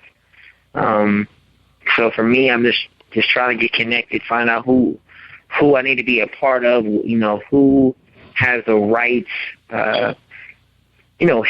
Because everyone can say they're going to really help you, but then when it gets down to the end of the day, okay, are you really helping? Are you just talking? Sometimes it's a lot of just gas. So I'm the kind of person, if you say you're going to help me, give me a game plan. Tell me how this is going to happen. What part are you going to do? What do I need to do? Do I need to do a lot of leg work? That's fine. I have no problems doing leg work. At the end of the day, I just don't want to do a lot of leg work, and it's for nothing. So for me, I really want to have the opportunity that if someone really does invest in me, I will make them a lot of money, because I think I have a good platform and I have a great formula to how to get them money. That's right. All right, we're talking to Calvin Logan. That's right. Native Los Angeles, California, currently residing in Charleston, South Carolina. And we're going to take a quick break. We're going to listen to a quick song, a little snippet of Kimberly. She's coming soon, y'all. I heard she's going to be on tour. And my dad was asking me, where is Kimberly? I'll find out for you. Hold tight, everybody. Here she go. And this song is called I Want to Be Yours.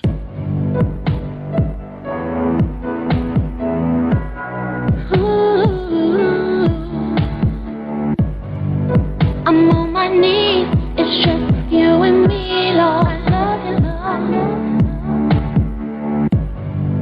I'm on my knees, it's just you and me.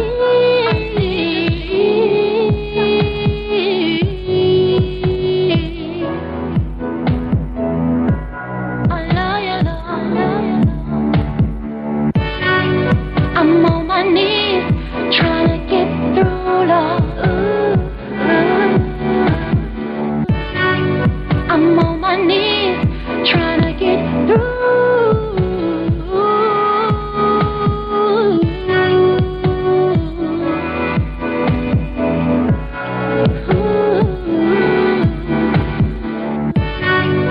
I wanna be, I got to be yours, Lord. I wanna be, I got to be yours.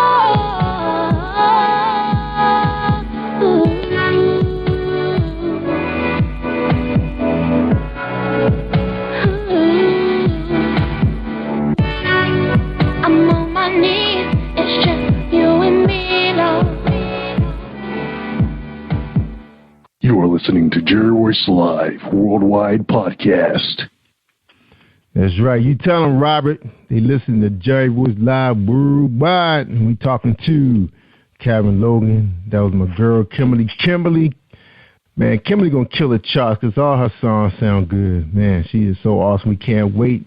She says she's writing and composing 15 songs. I said, Kimberly, you don't need that many songs. We want to hear you now. So we'll see if she'll make our dreams come true. But I heard she's coming to a town real soon, so we'll keep you guys up to speed because we are real close with her management team, and we're watching her on the radar. But right now we're talking to Calvin Logan. Maybe he can get Kimberly on the show. I forgot she's from Florida, so she's not too far from you, man. You might have to go to her and meet her halfway or something like that. But now let me ask you this, Carol. I know everybody always, got objectives and goals and dreams. I always wanted to be Don Cornelius, and I had my chance. Like I told you, I was in D.C. I had the mic. I had this pretty green-eyed young lady standing next to me with a microphone. We trying to do oldie but goodies, and we in our 20s. I just wasn't going to work in D.C., and I didn't really like go-go music at the time because I was a DJ, and we was in, the hip-hop and club music from Baltimore, So I guess they just didn't see the love behind the, in front of the camera and behind the mic. But at least I had a chance to try it out. I was also on a dance show. If you guys remember Moon Man Connection, he was all over the place too. His show traveled throughout the country. He was kind of a spin-off of Soul Train, so I knew what it was like to be up there dancing, look like Louis, giving up the fists and everything.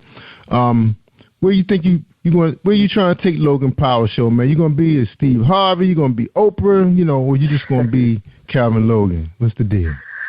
Well, I mean, the goal of the show, it definitely want to be myself. I want to be just me. I would love the show to be global. I know that for us, taking the United States is one of our first goals. First goal is to take the whole state of South Carolina, and then corner off the South, and then, move out to the Midwest and up north, and then keep moving out to the West, and then where I'm from, and take the whole United States. And then from the United States, get Canada, Mexico, get North America pretty much on lock, and then go down Central America, South America. And then when you're talking about venturing into, kind of Africa where I've been to before, Asia, Europe, Australia, other places like that, you have to want to expand, and that will require, getting bigger over the airways. So, I claim that we do get there. It will take just some hard work, but and a lot of faith, and take a lot of emails, a lot of calls, and don't give up. That's pretty much where you have to be. That's what it's going to go. But we appreciate the strides we're doing now, and we know that somebody, whoever's listening now, could be an investor.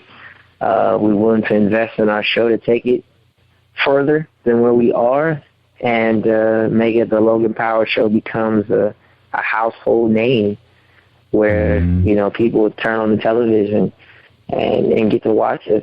Because I'm not really concerned about the prime time. I gotta have people see me 9 o'clock in the morning or 4:30 afternoon. People see me 6 o'clock in the morning.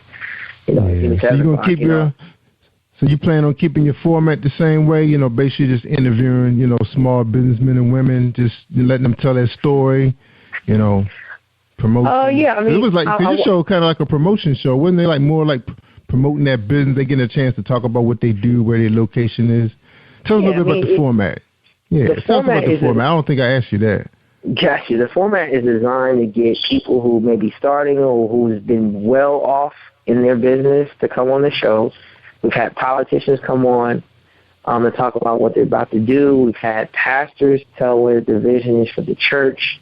We've had controversial shows and talking about what they'd like to do as a pastor, or, what the vision is for people. We've had people who want to talk about their dreams. And then, we've had kids come on. My daughter, 8 years old, wants to become the President of the United States. So I interviewed her. I've had a young man, 11 years old, starting writing a book. So I've had a young kid out here starting a foundation, community organizations. So it's a plethora of different things.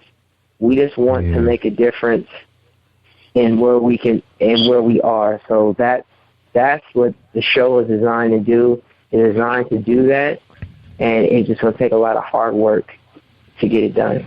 So I truly believe that people who watch the show will have the opportunity to, to see it for what it is and see what we have. That's right. Now, my next question is, what are people asking to see these days when it comes to business programming? Because I know I look at the internet all the time, and there's some really good shows out there. You got TechCrunch, and where it's almost like MTV. They go into these new established businesses. You get a chance to walk around, see these businesses. They tell you how they set up, how they got their money, how many employees they hire. I always thought that was motivation. When you see success like that. And then if you remember MTV, when they used to go into these artists' home and you get a chance to see their success. When people see stuff like you said, it kind of motivates them and say, wow, look at this guy. Even though he's driving, really beautiful cars and living in a nice home and traveling and everything, that they grinding too, because it was a show out there too that was also showing behind the scenes what it takes to be a rock star or a rapper, the hard work that's going behind it. I mean, they showed Michael Jackson, that movie that he had produced was showing how hard it is, what they go through to prepare for a concert that size. So, those shows do really well. Any chance we will see you on location, seeing a hairstylist grinding it out, taking on 20, 30 customers on a Saturday, and, you see the big shiny cars in a nice house, but what did it take for her to get there, Would you ever get a chance to reveal that? Yes, we've been on locations, a couple of beauty salons. We've done interviews there too.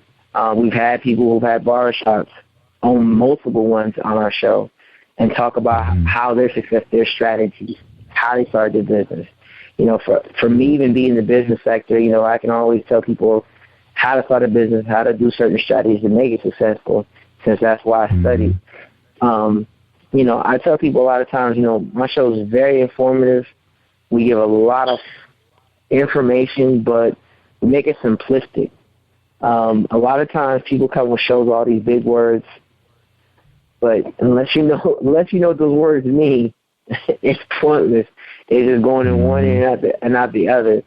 So for our show, it's really simplistic on how to understand what's going on, who's coming on the show, and what they're doing. We've had kids, a young lady who was trying to get money to raise for college. So we talked about why does she want to go to college, what's the goal. So the show is pretty much, will give you where we're going and how it's going to make it happen. But I truly believe that that's where you have to do with the show. You can't lose your listeners. That's why we put it on YouTube. We're not trying to do an hour-long show. It's pretty much, the show on television is 30 minutes, but our YouTube slots just focus on that one interview for the person. So most are on average about 12 to 15 minutes, which is really not that long for people, because people's attention span, can be very, they're not as long as it used to be back in the day. So you have to make it. Attention span is very short. So we try to make it as simple as possible. And try to be as live as we can. So that's what the Logan show is about. All right, man. We're going to take another break. When we come back, we're going to get Calvin Logan's final thoughts for tonight's show. And Calvin, we appreciate you coming out here, man, sharing, your dream, your vision of the Logan Power Show. And people need to hear that. People want to know, they're going to watch you. They're going to be watching you, see how you do out there, man. You know how people are. They like to watch first, see what's going on. So, again, you can find him on MeTV, and he's out there in South Carolina on Comcast. And you said the Turner Network also? Yeah, we're on Time Warner, but if you want to see previous shows, just go on YouTube, look at the Logan Power Show. You'll see all our shows that we currently have broadcast, because we know we come up 6:30 in the morning on every Thursday, and we know a lot of times everyone is not up. Not every American's up during that time, or they're kind of busy. So that's why we have our YouTube, we have our Facebook, the Logan Power Show, and, get involved. We have so many things we put up on there, even on our supporter page. So definitely, it's just having fun and enjoying ourselves. All right. We're going to hear a quick snippet of my man Linton and Louise. They got a song out called Touch Me, and you can find him out there on our website, positivepower21.org. You can find Linton. He's a station operator out there in South Carolina running a show called Jam Vibe Radio, and he's pushing jazz and gospel music. And awesome. If you're at work and you got one of those jobs where you need high concentration, jazz is the best music to hear. All right, you all right over there, Calvin? Yes, sir. You all right, man? Okay. All right, I'm rocking with you. All right, everybody, hold tight. Here's Touch Me.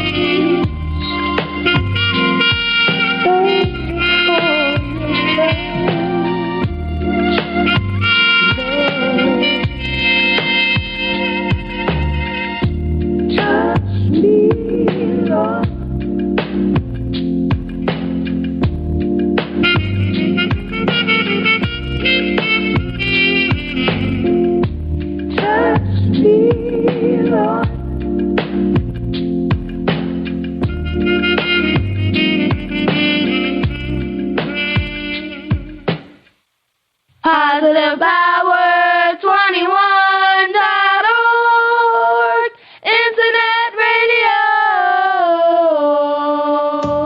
You are listening to PositivePower21.org with Jerry Royce. All right, thank you, family, for bringing me in. All right, we at the end of the show. We gave Calvin Logan a whole hour and a half special show since he's in business and television. I knew he would have a powerful message for us. And lucky for him, we have another guest lined up. Yeah, somebody dropped off. Yeah, Brandon said we'll just give him the whole thing. I was going to tell you, but I said I knew you'd be able to carry the show. So that was cool, man. I appreciate you carrying the show tonight. Coming out of South Carolina tonight. And again, that was Linton and Louise, that beautiful song that was just played. So you check him out right here on PositivePower21.org, and you can find him at Jam Vibe. I always forget that. So jamviberadio.biz. That's where .biz. That's where they said .com. .biz, y'all. But again, you can find him on PositivePower21.org, along with a number of other artists that we current on our program. I'll say artists because they do other things too. You got Beverly Fells Jones, our life coach. You got Sabrina Williams. That's right, the famous Sabrina Williams from the Williams family. That's right, from Las Vegas. She's a beautiful podcaster. She's doing her thing. And you can hear Gerald Manuel, his previous shows. He's actually going to be doing relationship shows with us. We're going to be having some real talk with some real men here talking about relationships. We'll be scheduling that this month real soon. We hope to have Calvin involved with that. That's right. We got to get him involved with that one. And also, don't forget about, again, Gospel Radio. That's right. Coming out of Florida with Pastor Keith Powell and his beautiful wife, Teresa Powell, doing their thing out there. I'm going to have to remember to put my website out when I'll be naming all these people that's on the show. And there's many more, but we also got the beautiful Robin Lynn Maven, who's doing it up on Spreaker.com. And she's also has a big production company, so check her out too. So that's all on PositivePower21.org, y'all. All right, Calvin Logan, you ready to deliver? You ready to take us home, brother? I'm ready to take you home. I mean, I really, once again, I'm honored for you allowing me to be on your show. Definitely love you to come back again. I'd love to have you, we interview you, talk about your humbling beginnings and where you are now. so that people get to see the face and enjoy. And so I love to collaborate with you. The biggest thing I can tell people today that's watching, I learned this like probably a long time ago. Write the vision and make it plain, and they that run it will hear it and run with it. It's a biblical term. I've always known this: if you don't write nothing down, tell people who really care where you really are going. When you do that and they hear your vision, there's always somebody in the midst who will take it and run with it. So that's the biggest thing I want people to understand. This is that don't get worried about the no's. You can get 1,000 no's, but don't take that one yes that can change your life around. I don't care if for me, being in the Marine Corps 8 years, the Air Force for 5, when I first decided to join the Marine Corps, people say, Calvin, you crazy, you'll never make it past Parris Island. But hey, I did it. That most people can't do. Say they've been in the military that long. People say you never make it through college. You'll never get your graduate degree. None of these things will ever happen to you because you don't fit the criteria. You wasn't raised with a silver spoon in your mouth. You didn't have 6 to 8 figures in the bank. Your skin's wrong. Something's always wrong with you, Calvin. But hey, I kept my faith strong. I trust God, and that's all I want people to know tonight is that write the vision, make it plain, set your goals out, what you want to do in 2015. Keep pushing. If you got a business, understand this. If you had a bad first quarter and second quarter back at the third quarter, the third quarter and the fourth quarter.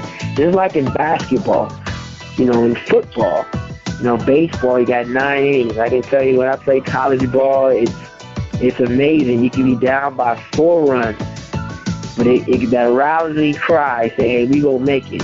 Or we down by 5 with, 40 seconds left, and it ain't gonna happen. We gonna make it happen. We down by 6 points, with the football on the line, game on the line. All these things are times where you have to grind deep, dig your faith, and you will make it. And I want people to understand, write that vision, make it plain, and show it to somebody what you're trying to do. If you're posting on Facebook, that may not be the answer, or Twitter, social media. Find somebody, get on there, let someone hear your voice. So that's why I hope whoever's listening to me tonight, please support Jerry Royce live worldwide show. Hey, look us up at Logan Power Show on YouTube, Facebook, the Logan Power Show. If you're in the South Carolina area, hey, we'd love to have you on.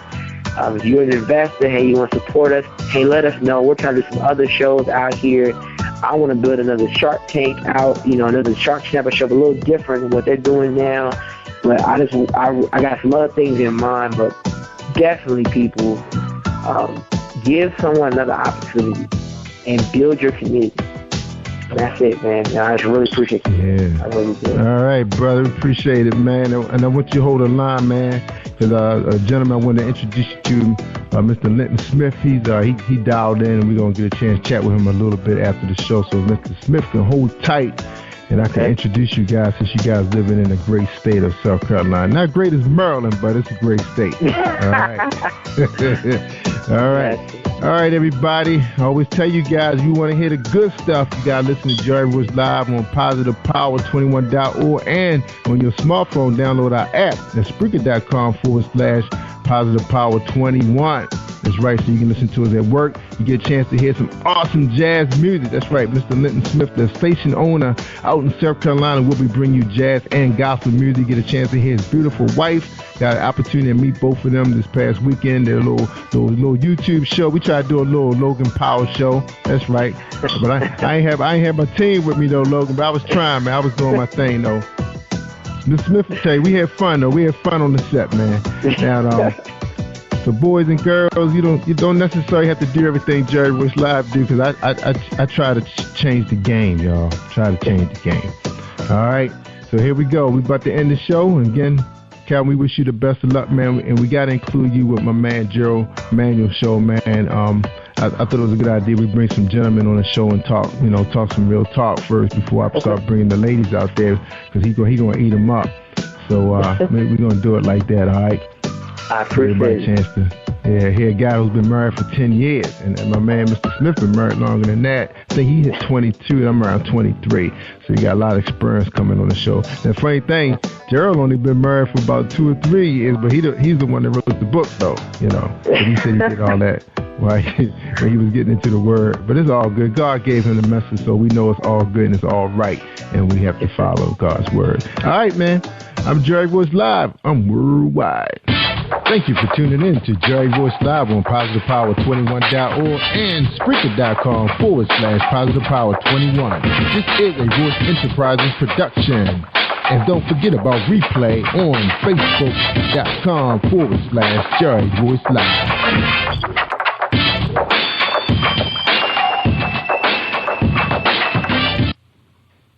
All right, that's.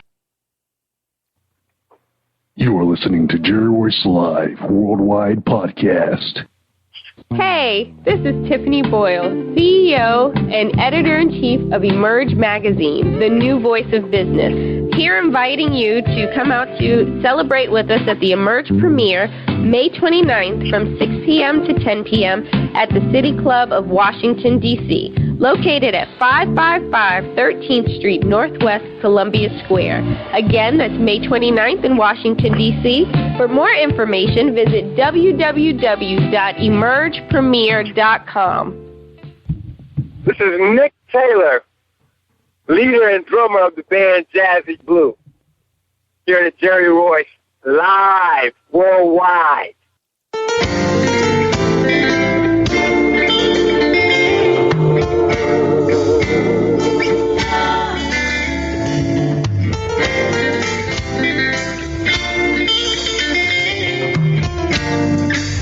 When we met, I always knew I would feel the magic for you on my mind, constantly in my arms is where you should be.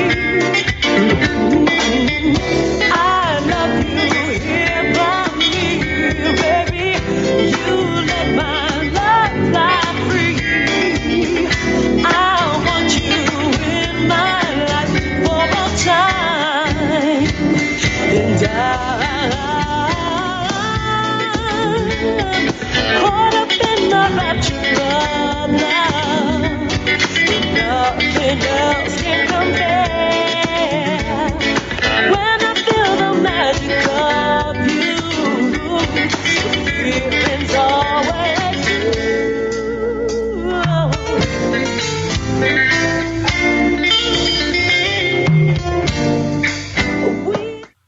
You are listening to PositivePower21.org with Jerry Royce.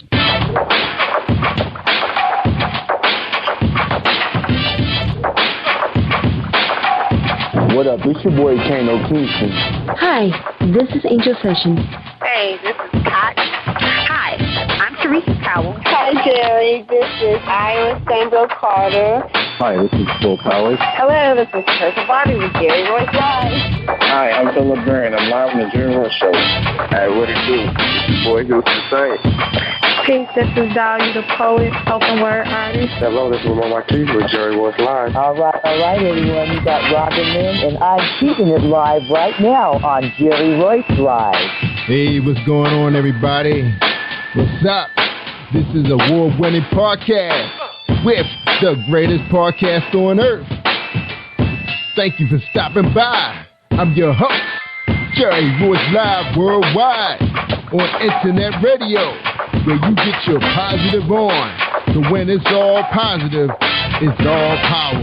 That's positive power. This is a worldwide podcast for growth, wealth, and success. Thank you.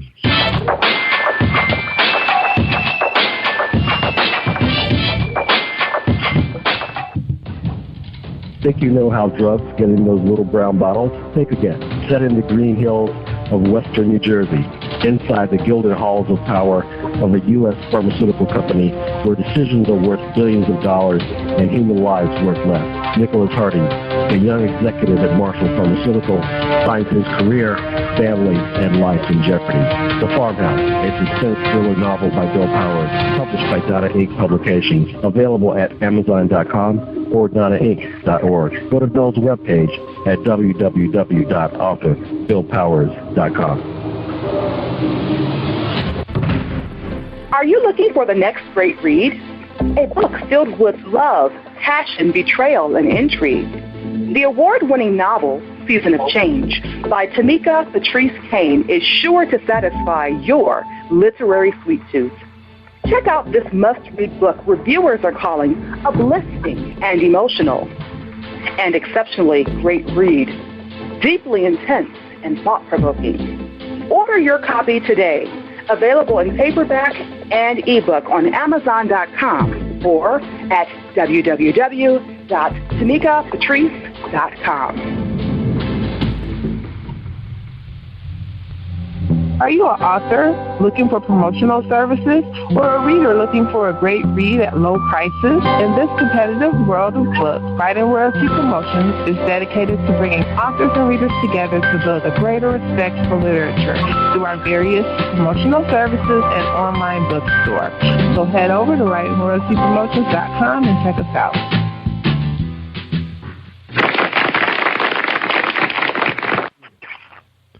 Thank you, everybody, for joining us, and welcome to PositivePower21.org. I am Jerry Royce Live Worldwide, and you're listening to episode 346. And tonight we got band director Nick Taylor with Jazzy Blue Band out of Washington, D.C. That's right. Before we bring them on, let's hear a word from our sponsor. That's right, a word from our sponsor today. And our sponsor today is going to be James Deshay. That's right, JamesDeshay.com, the romance man. Check him out. Are you looking for a great book of poetry that is romantic, heartfelt, and full of male emotion? Then get Thoughts, Love, and Reflections by James K. Deshay. That's D-E-S-H-A-Y. Go to www.jamesdeshay.com. You will enjoy Thoughts, Love, and Reflections. That's right. Pick it up, y'all. James Deshay. That's right. He's on our website at PositivePower21.org. That's right. For those of you who are lost for words, especially guys, you know, you got the anniversaries coming up. We got the summer, spring right now. Romance time. Take the lady by the beach, hold her hand, and whistle something nice to her. And James Deshay got the words to do it. All right. Tonight on the show, we got Jazzy Blue. They have a self-titled debut CD that's out there right now and on their website at jazzyblueband.com. That's right. And you can call them and find out how you can book them.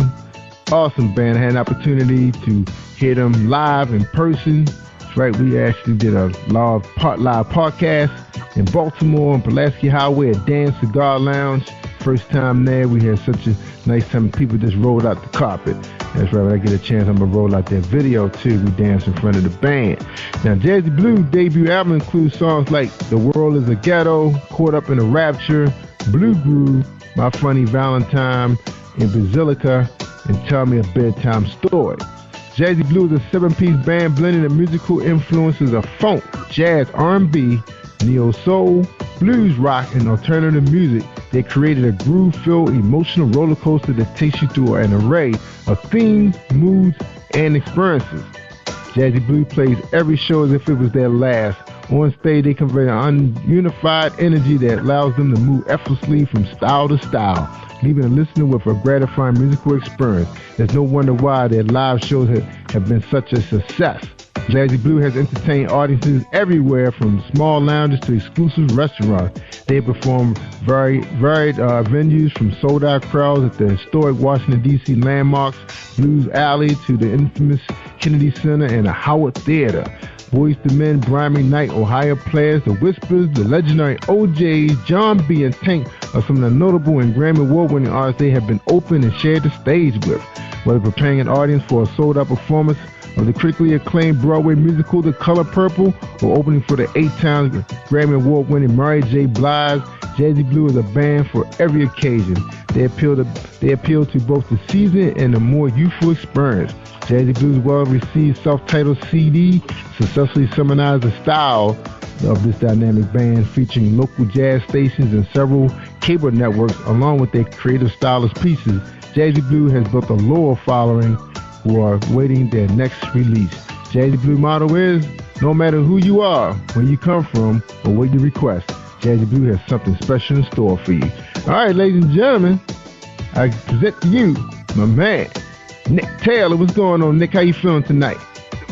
Hey, man, I'm feeling great, man. I appreciate that intro, man. I had to think for a second. I was like, dang, is that me? Is that my band? But it is us. I was impressed too, man. I was like, what? Oh, wow, man. So you got to be dynamic, man, to open for groups like that, man. That's awesome. Awesome. Yeah, we've been really blessed, but I can't take anything from the band. The band is grown into an awesome band, but we've just been really blessed with opportunities, man, and thank God we've been able to capitalize on it. Yeah. I was really impressed that night when you guys had a gentleman. I guess you was familiar with with that guy. He got up there on the mic and sang a song, and then I thought he was part of y'all band. I think, does he sit in with you guys sometime, or he said, hey, can I sing a song? What's up? Well, actually, he's one of my vocalists. He happened to, he was out of town, and he had just gotten back in town. And so he came by, and I was like, hey, you know what, come on up and sing a song since we're up here having a good time. But he sings with me from time to time. He's one of my main vocalists, though. Okay. Awesome. The young gentleman, he told me, we had a chance to interview him also. He said he's pretty new to your group, and he performed with the young lady. We thought they gave a lot of energy, man. A lot of energy was in the room, man. People loved him. Awesome. Right. They're young. His name is Tony Carr, and the young lady's name is LaTanya Bolden. And they're new. They're kind of getting their feet wet. So, we're bringing them along, slowly but surely. But they seem to be doing quite well. They're very talented. Oh, good. So sometimes you will open up with different vocalists. So it's always your band, but it could be anybody that's singing any night. Well, not quite anybody. But basically, I always I keep 3 vocals. So my band might expand from a 7-piece to as much as a 10-piece, because sometimes I use more than one vocalist. But typically, I have 2 vocals with me, and sometimes 3. Wow, that's awesome. Awesome. Well, we're ready to hit you up with the first question, man. And the first question is, what is Jazzy Blue, and who is Nicky Taylor? Well, Nick Taylor. Wow. Myself, I grew up playing. I actually started playing trumpet when I was in the 6th grade, because my brother was a trumpeter, and my mom said, we're going to get one instrument in this house. Everybody's going to have to play the same instrument if we're going to play in the band. So I played trumpet for several years, and then I wanted to learn to read bass clef because my brother played bass. I was just following his footsteps. So I learned to read bass clef, but I was always a drummer at heart. And so, I went on to played in the gospel band, and we traveled a little bit up and down the East Coast. And then I moved on. I actually played in a little jazz trio for a while called the Richard Payne Trio. Richard Payne is a great pianist out of the DMV area. So after that, I just kind of wanted to have my own band because I kept feeling that urge inside that I wanted to do my thing, Yeah. And I just had to step out there and do it. And things just kind of lined up, and I started out. The band was just a trio, and it grew to what you say. That's right. Awesome, man. I love the sound. Now, do you guys get down to Eastern Shore sometime, like Cambridge, Easton, South Dorchester, Salisbury? You familiar with that area? I am familiar. Actually, it's interesting that you bring that up because we'll be playing at the AFRAM Festival down in the Eastern Shore in August. Well, I didn't know they had one. They do. Where is it? Is it in Cambridge or Salisbury?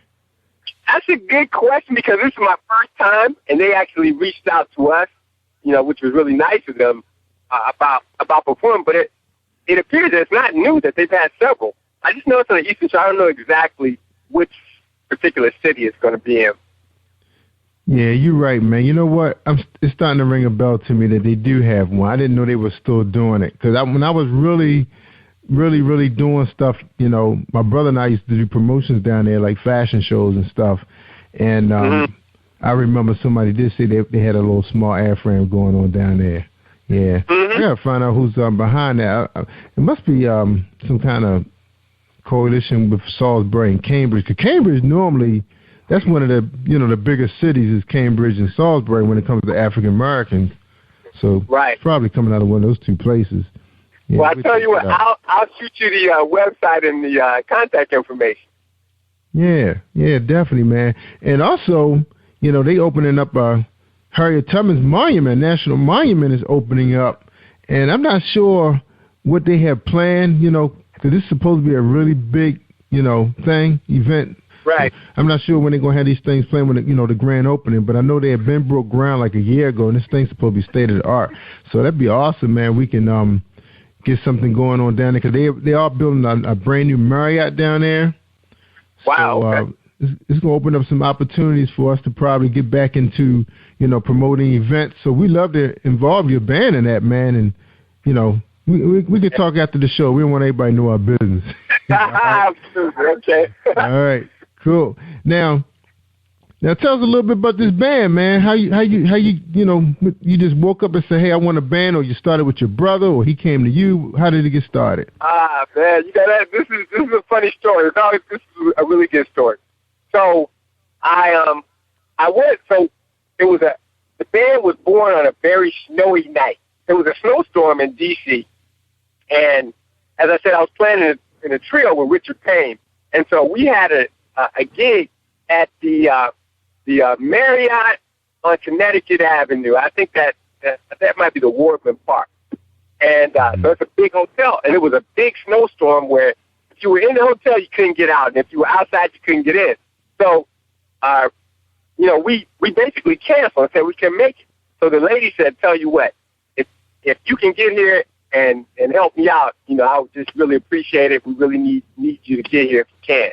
So the pianist didn't come. I called two guys. One was my brother, and I called a keyboard by the name of Mark Matthews, who ultimately became my music director. He showed up, we did, and the band was born. I called it Jazzy Blue, and we went from a trio, and, you know, we just grew from there. We started that night. Wow. Yes, I guess that was the right chemistry, because you were on drums, the other gentleman was on the keyboard, and your brother was on the trumpet. Is that how it went down? Well, actually, my brother is a bassist. He plays bass. Oh. He went to school as a jazz trumpeter, which is another thing that helps the jazzy influence of the band. But my brother actually taught himself to play bass at the age of 16 and went on to play in the Air Force Jazz Band and a number of other things. So he's a pretty accomplished bassist. So. Yeah. I see a lot of guys really get into playing for the armed forces and the government, because I know the agency I work with, they have a huge orchestra group and as well as a gospel group that travels around with the various commissioners when they do speaking engagements. Right. Yeah, and I had an uncle actually from the Eastern Shore that pretty much played every instrument. He actually was pretty much in the armed forces to play music. I don't think he really did any combat or anything. I think he was just there specifically to play, he played everything, drums, bass, guitar, you name it.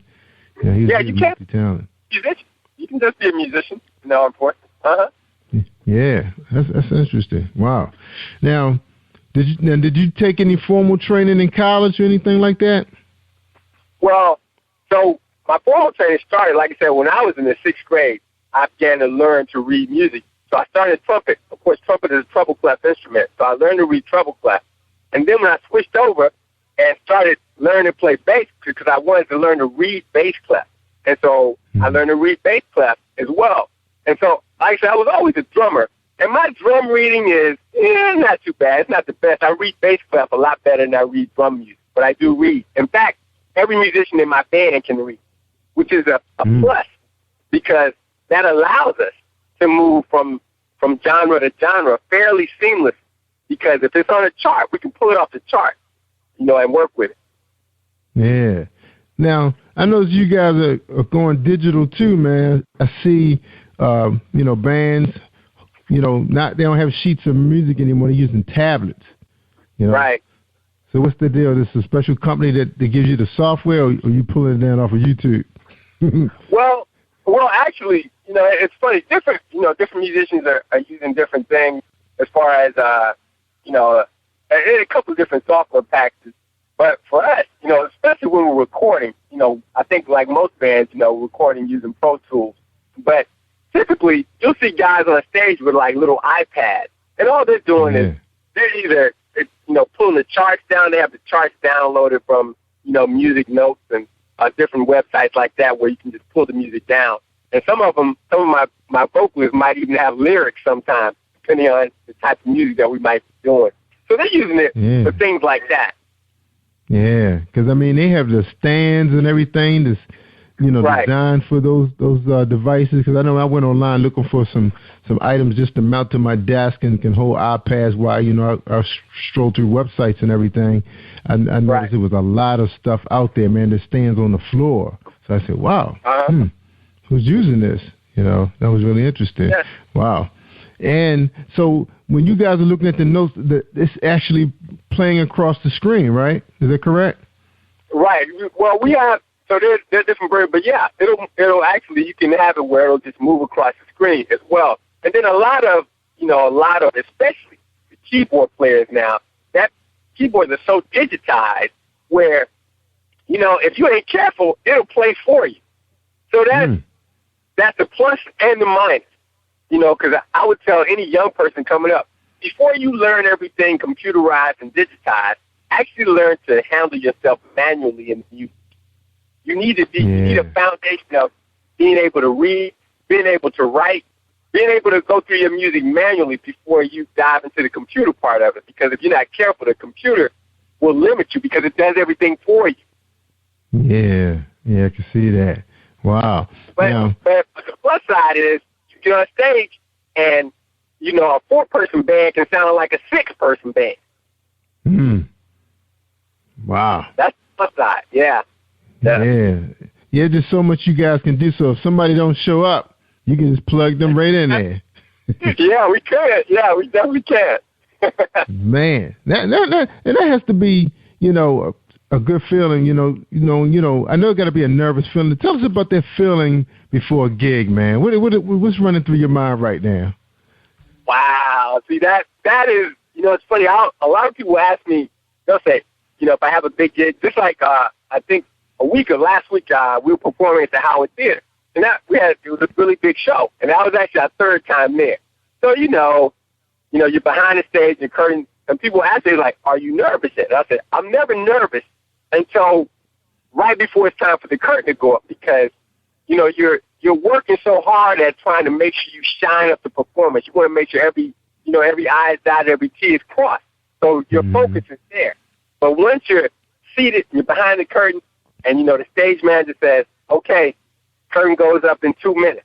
Now you feel the nervous energy, if you will. I won't say nervous, but it's like an adrenaline rush and the nervous energy, and you're just ready to go. It's like you're in the starting block, like, yo, let the curtain up and let me loose. Yeah. But how about that feeling that a fashion show coordinator have that every model gonna show up? They're supposed to be wearing these clothes. How about that feeling that, how you feel when you see each person start coming through the door and they say, oh, Mike is in the bathroom, he's here. And you're like, okay. How about that relief? Right. That's exactly right, man. But it's funny, man. I wish I could bottle that energy up because it's such a high, man, when you're getting ready to hit the stage and then you can hear the people on the other side of the curtain. They're loud and they're out there and you're just like anticipating, how they're going to feel, how they're going to receive your music. You can't wait to, just let it shine on them. Yeah, that's right. And I'm going to tell you, man, when I was about 12 years old, my neighbors and I, it was like we lived right next door to each other, 3 of us. We formed a band.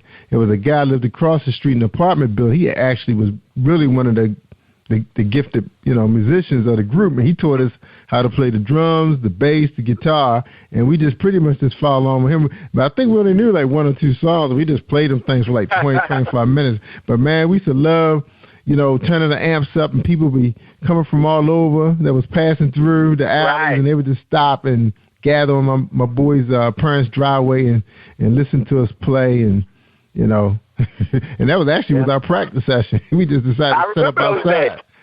Yeah, that's how it all started out like that. Just having fun, being a basement band. Just enjoying getting together and just kind of jam session. Mm-hmm. But it's funny how, and sometimes that evolves into, these great projects, which is, somewhat what happened to me. It just grew before I knew it. Because when I started, I was like, all I wanted to do is, I just want to have a jazz trio, quartet, and that's what I had. But then it just kind of, as I got more and more opportunities, it called for more resources on stage in order to, enhance my sound. And so that's how the band grew. Yeah. Let's talk a little bit about your leadership, man. So, were you a natural born leader, or you had to grow into that role, directing guys that are gifted with, know what they're doing, Wow. You know what? It's, I had people around me, when I was growing up that helped me. Believe it or not, man, I was a Boy Scout. And it's funny, I go back and say that, because it kind of taught me and helped me with leadership. Just kind of reading and being around guys who were positive, who I saw doing things that I wanted to do. I knew a couple guys who were successful in the music industry, so I asked questions. I asked them, how do you do this? How do you make sure you get paid? How do you make sure everybody shows up at practice? How do you get gigs? How do you do that? And so, eventually, every time somebody told me something, I was like a sponge. I soaked it up. I wrote it down. I kept up with it. I learned things about marketing. I was a marketing major in college. So I put that to good use. I'm a computer guy. I'm an IT professional by day. So I put that to good use. I learned how to, because these days you got to be on top of your social media game, at least to a point. You're going to have to, you don't have a choice. Because if you don't, basically in 2015, you get left behind. So I just, guys like you, talking to guys who have their own thing, their own, internet radio, here we are, Jerry Royce live, worldwide. So, and I say that to say that it's guys like you who lend their experience and their knowledge, and helping guys like me grow. And I really appreciate that. Yeah, man, and you're welcome, man. Thank you. Receiving that energy from you guys when I first met you, man, because everybody just was so friendly. That whole atmosphere, and I think jazz just brings that out. And like you said in the interview on camera, that's a good combination: cigars, jazz, and good cognac. And that's what those guys were there to relax. Yeah, right. That was awesome. That was awesome. Now you have very good skill sets, man. It's very uncommon. You have IT, marketing, and music background. You have the 3 key skill sets that enable you to be in the position you're in right now. Now, you kind of remind me of this guy that I know really, really well named Keith Mills. I haven't talked to him in a while, Keith Wills. He has a band. I was going to look him up, too. It was called Styles. You ever run into those guys before? Yeah, I know those guys. The musician world is a small world, to be honest with you. We pretty much, if we don't know each other, we're typically one musician removed from knowing each other. Yeah. So, the Style band, actually, I know those guys. Yeah, because he has an IT background, and I remember going to his house. He had all these computers and servers set up, and he was recording and mixing, and I was blown away because, he was playing all the instruments. He was almost like Prince, and then he still had a really nice band, but they had their own, their own CDs and everything. He would burn them right there, and he actually had his house was actually. The way his house was designed, he actually had his own sound room and everything, studio. So I was like really impressed. I said, wow, having a background, IT, and then a musical background gave him all of that. Right. That's awesome. Right. Plus you spend a lot of money in that hobby, because that's really what it is when it started out was, a hobby. Yeah. You're right. You're right. And that, go ahead, I'm listening. I got to ask you this first, man, before you move on.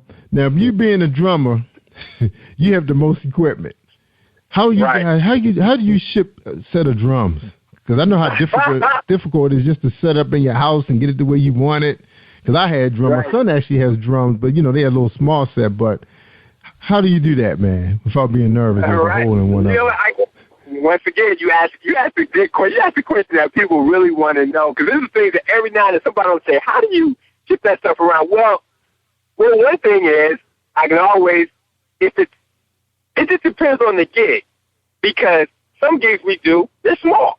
Because, you know, again, the whole point, not the point, I guess maybe the mission, if you will, of my band is that no matter who calls me, no matter what type of gig it is, I can play it. Because my musicians are that diverse. And what we do is that diverse. Now, having said that, some gigs could be as small as they need me to break my band down to a quartet. Okay, I can do that.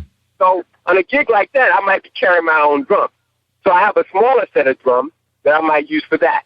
And then if it's a bigger gig, but see, on the bigger gig, which we do most of the time, the drums are already there for me. The sound equipment, the back line, all those types of things are already there. So basically, they'll ask me, in my contract, I include a rider. So a rider is basically, for your listeners who, I know you know this, but for your listeners, it's just an addendum to the contract where you state things that you would like to have. Doesn't mean you're going to get them, but you can say, you know what, I need a Yamaha drum kit.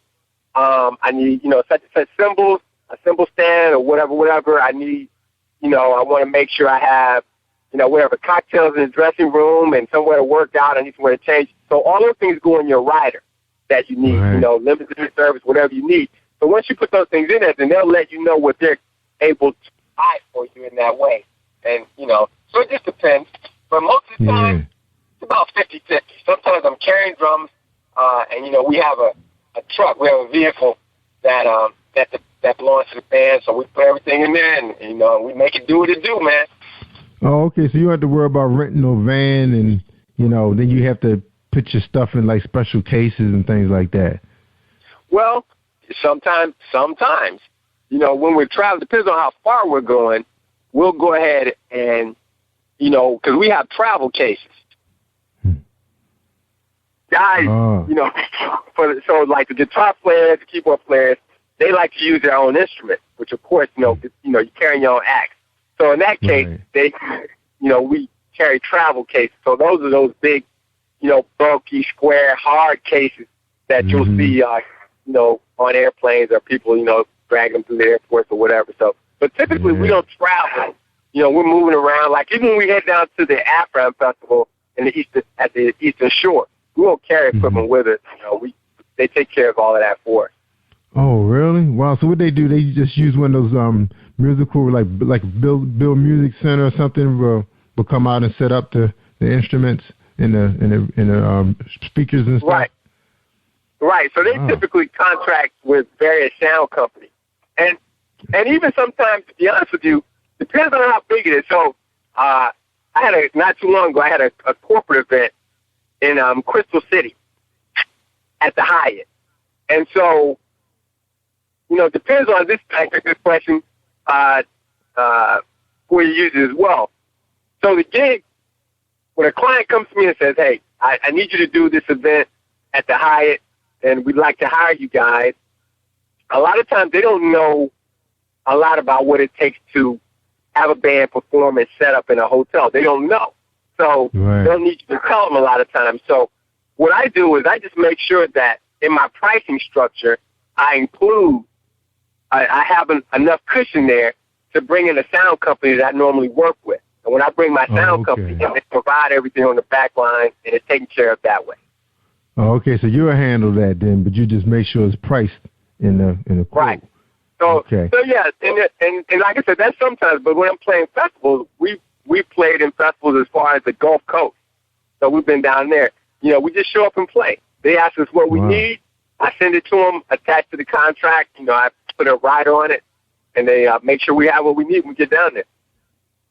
That's awesome. Now, by you being a businessman, understanding marketing and the money gratification, do you do your own events locally, like in D.C.? Like, do you put on cabarets and people say, oh, yeah, Jazzy Blue, every year they give this big, event at this so-and-so, and they look forward to it coming, almost like, you know, when they do Mardi Gras with the Qs in Baltimore. You know, everybody knows the same time every year, you know. Right. You know what? I have not done that. And actually, that's a good idea. A couple people have come to me with that. Unfortunately, the band works so much, you know, it's been hard for me to just kind of lock down a date and do my own event and market for it, even though I definitely would like to do it. But we work, you know, I always wanted to be a working band. That was, I want to be a working musician. That was my thing. Be careful what you ask for. You know, I asked for that, and now we work. We work pretty often, and so we're gone a lot, or, you know, we're off doing gigs. So we haven't been able to really settle down and do our own thing, because when I do it, you know, of course I want it to be top notch. So I got to put some thought into it. And I got to sit down with my main man, Jerry Royce, and that's right. So see how we put our hands together, man, and make something happen, because it's a great idea. I definitely would love to do it, but I haven't done it yet. Especially when you're talking about those areas where they don't have access to, you know, those kind of venues. They have the big places now, like, you know, the place I'm talking about, man, they putting them up. It'd be ideal, you know, to go into, you know, partnerships like that and hook up with a local caterer and have them come in. It's just, you know, you figure if you put everybody in, plug them all in together, and everybody push the market, then you can pack those kind of venues instead of allowing promoters to come in and always take the business, you know. Right. That's what's been going on for so long, you know. And with the internet the way it is and social media, it's you know, you could do it. Now, how is social media working for you guys right now? Like, you know, when you know you're going to play at Blues Alley and you want to see the place packed. Now, is it always based on, like, you know, like when you guys getting paid at certain venues, is it always based on, like, how many drinks or so? Do you take money from the bar? Do you take money from the door? How's the business end of it for anybody listening who want to know? Jerry, man, you ask good questions, man. I got to give you credit. You know what? Okay. Well, again, it depends on the venue.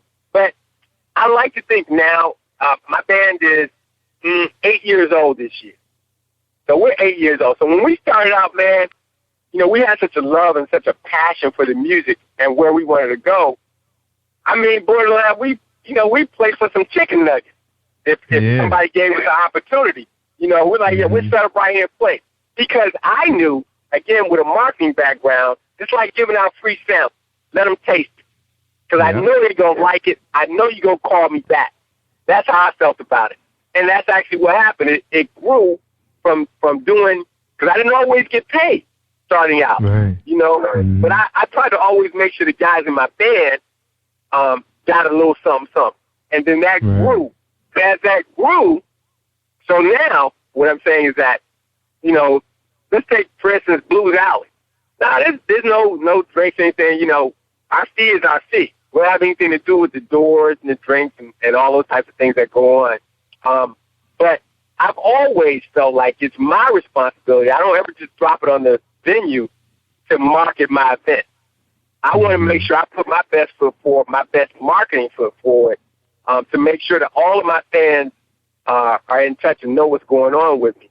And so, you know, we have a Facebook account.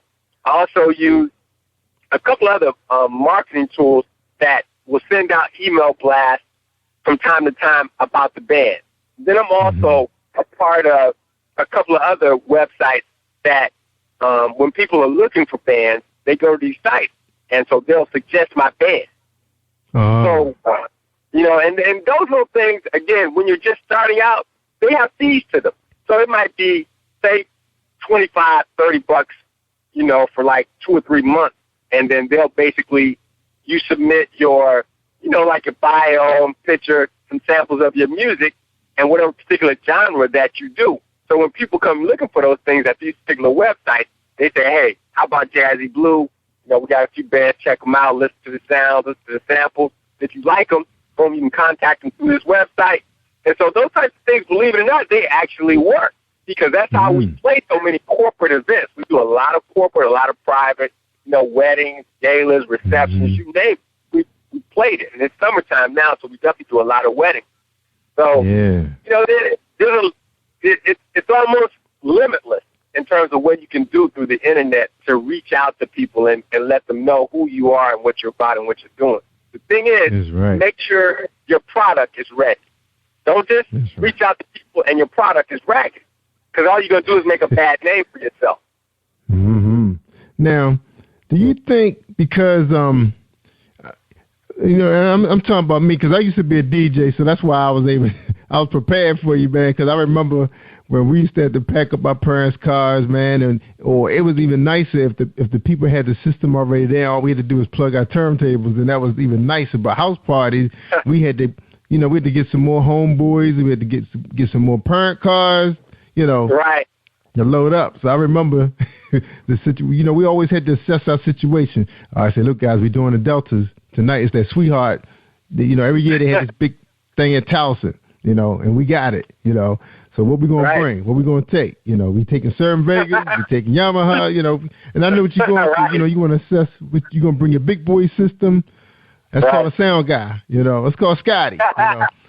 I know. And then the money part of it, you kind of want to make sure that all your guys get more than just gas money.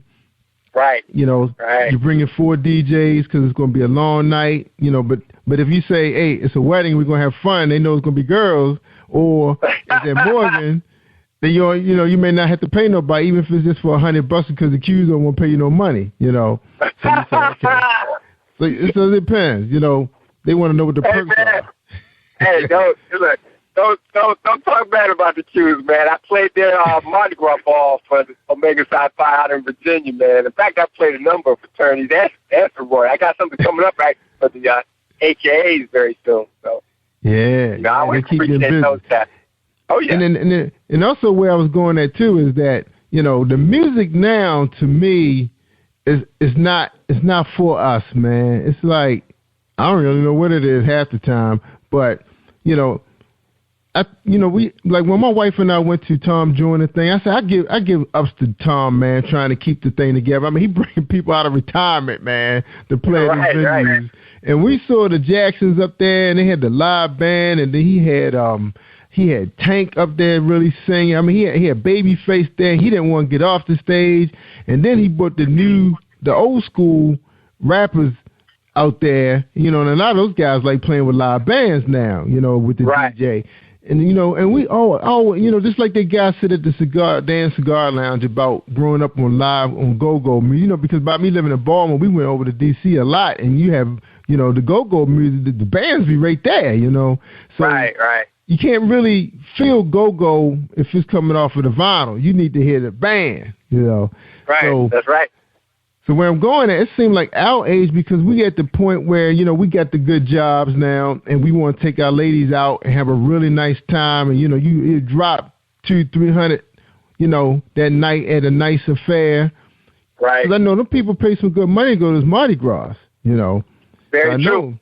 Yeah, and they know you're going to perform. But people want to hear it all the time. They don't want to hear it one time a year. They want to hear it all the time. So do you see that it's a sudden surge or interest in live music now? Did you see that? Well, you know what? I would say yes to that, definitely, because you're right. There's nothing like, in fact, we get hired a lot simply because there's nothing like live music. Love the DJs. I love y'all. Appreciate y'all. In fact, it's a symbiotic relationship. We need y'all. Y'all need us.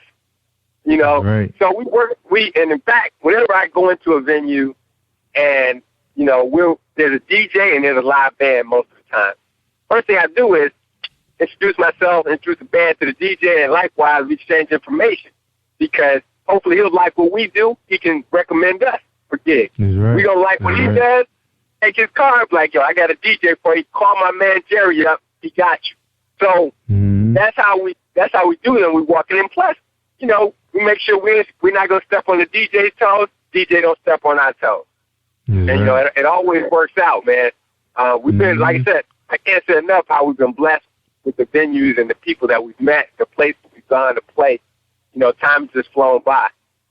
And the thing about it, I was that DJ, and, I'm not saying I'm bad, but it's not their fault that the new music coming out to now, is being force-fed to us through mainstream media, and that's why I think that's why people are starting to respect podcasts so much, because we giving opportunities to, like if you decide you want to start composing and writing your own stuff, and you doing a banged up job right now. You guys performing a lot. You're not doing as much studio work, but we have a lot of artists that come on this show that's independent, that they basically are all studio recording artists. So then once they release their singles and amount to an album, then they're out touring, But I'm not sure if all of them are traveling with bands. There's a very few of them come on the show said they have their own band.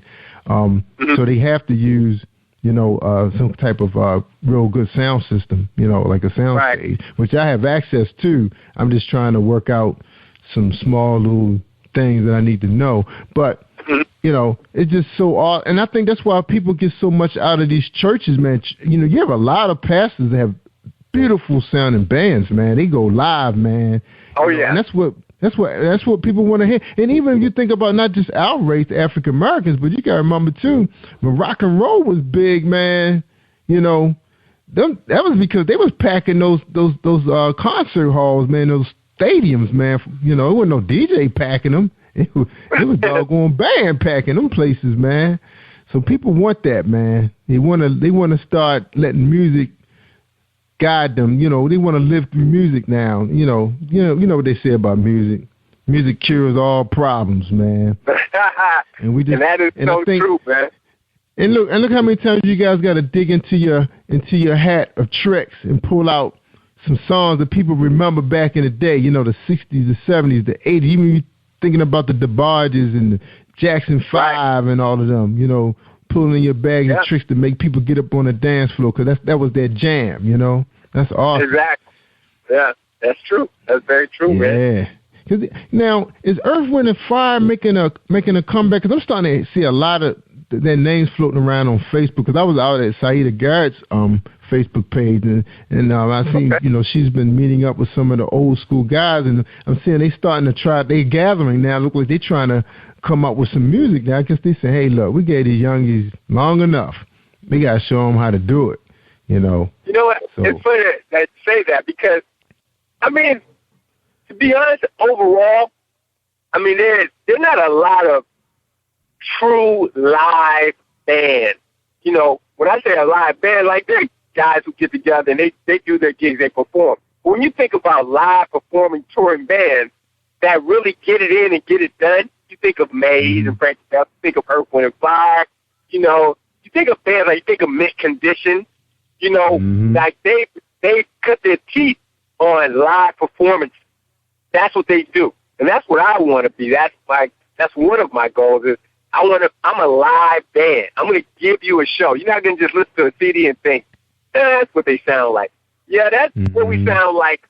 But if you come see us in person, we're going to put a whole lot of extra stank on that, what you just heard. That's right. That's right. Some A1 sauce going to be on there. And Stevie Wonder, my wife and I just saw Stevie, man, and it didn't matter that we were sitting up by the stadium. And at first she said, all right, I got the floor seats. I said, honey, you don't have to spend that much. Stevie music gonna be nice no matter where you're sitting at in that place. So, so we were pretty high up. But I was too far to videotape him, but I was close enough that I could record his music and take it home and listen to that. And I enjoyed it, listening to it at lunchtime, man. Just sit back, put my headphones on. And Stevie liked to talk to you too, man. And that was an awesome concert. And then he had India Reed there, man, which nobody knew she was gonna be there. I was like, oh. No, he didn't. No, he didn't do that. That's a girl right there. He loves India. Oh, man, that was a concert and a half. And I forgot what the special occasion was, but he was just here. It was just about last month, April, when we saw him. Or maybe that was an anniversary gift. Yeah, that was an anniversary gift to one another. But, man, that was, Stevie, he showed off, man. Good time. He likes to play other people's stuff, too. He don't just limit you to his stuff. He like to play some of his favorite tunes of other people, so he will do that sometime. Funny you say that, because, I saw Stevie's show. I saw Stevie perform live, and it was actually a little while back, but you're right. So Stevie's one of those guys, too. He'll jump around to different, almost eras of music, and also genres. Because, And he's like, and so I try to somewhat, I pat it a little bit after because, like I said, it's important for as a musician. You got to go out and see what other musicians are doing. See what they're sounding like. What's going on? Because otherwise you can get left behind if you're not careful. Yeah. And I think that, like Stevie came out playing some Miles Davis. He playing some All Blue. He playing some Chick Corea. He out there playing People Make the World Go Round. But we all know that Stevie could do 10 hours of nothing but hits of his own music if he wanted. But I like the fact that he mixes it up, gives you some variety, gives you a little bit of diversity in terms of what the audience might be showing him. Not that he can see them, but he knows out there that there's black people, there's white people, there's Asian, there's a whole world of people. Yeah. And so he makes sure that when you come to Stevie's show, I don't care what you like, there's going to be something there that really touched you and that you love, that you enjoy, that you couldn't wait to hear. And that's what I want from my. I want to be able to, when we're at the Howard Theater, in fact, we were there on April the 29th. That's when it was. So that was Duke Ellington's birthday.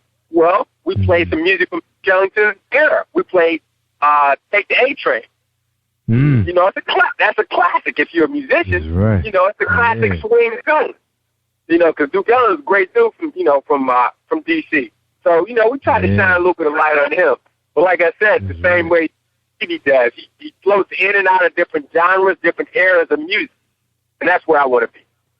Yeah, man. I remember when Baltimore had Ethel's Place here, and it was a small spot, man, but people used to go there and really enjoy themselves and listen to live jazz. And then Blues Alley came up around the area, and now we have a spot they play jazz called Phase 10. They do live jazz. And then this woman over here in Owens Mills, Maryland, right outside my studios, had a place, a really nice place called Granny's, but because the mall is going to be renovated, she had to move out of that spot, and then she got a smaller spot again, and they said they won't be playing jazz, man. People will really show up to her place, man, just to hang out. I think it was on Thursday and Fridays, man, to get that, their whole atmosphere, man. Jazz music, good cognac, wine, your favorite brew, good steak, home-cooked meal. Man. That's right. Wow, that was just like when you was watching not just the Cotton Club, but some of the Southern flicks that Eddie Murphy was in. They were showing those cats, hanging out with the big hats on, with their feather, big suits on, walking through dirt to get there, But when she get in those, like supper clubs, I guess they called them back then, like supper clubs. That's right. Yeah. Because I told my wife, I said, baby, I got a treat for you. I said, I want to take you to this jazz spot. And she said, you go ahead. Because I told her I might interview some members of the group. She said, no, you go ahead. I said, baby, it's in I think it's in Bethesda. She said, I thought you was thinking about some little hole in the ground in Baltimore. It's like, no, it's in D.C. I said, this place has been renovated. This guy said it's really nice. We're going to go over there and see my man Stagger. His band gonna be playing over there. I'm not sure if you know Stagger, but his band gonna be playing there. So we kind of looking forward to coming over there, checking them out, man. So so we can't wait. Matter of fact, Mark Stagger. You know Mark Staggers? I definitely know his name. I don't know him, but I definitely know his name. Yeah. We got to hook up and see. He's gonna be playing over there. I think it's next Sunday at the Sub. I'll get you information if you're looking to hang out somewhere. If you got a break. Yeah, like you said, you like to check out what other guys are doing. I think he actually released a CD himself. So shout out to his group. We looking forward to hanging out, and we can't wait to see you guys again, man. I gotta, my wife. I told her, you know her girl Lori Williams, out of Hampton, Washington D.C. Her and her beautiful daughter. Her daughter's out there performing too, I believe, with her. Backup singing. I think she has a sister that performs one of the top gospel singers that's out there. I can never remember which one, but her sister Vanessa is actually a background singer, one of the top mainstream guys. So it's DC making it happen, man. You guys not playing around, man. That's awesome. Yeah, we try to get around, man. Try to make it happen. But like I said, you can't really do it without, because if you think you can come out here, and this is again for the listeners, if you think you can get out and you can't be an island unto yourself. You got to reach out. You got to work with DJs such as yourself. You got to try to get on shows. You got to also promote other people's products so they can then in turn, because sometimes it's not about the money.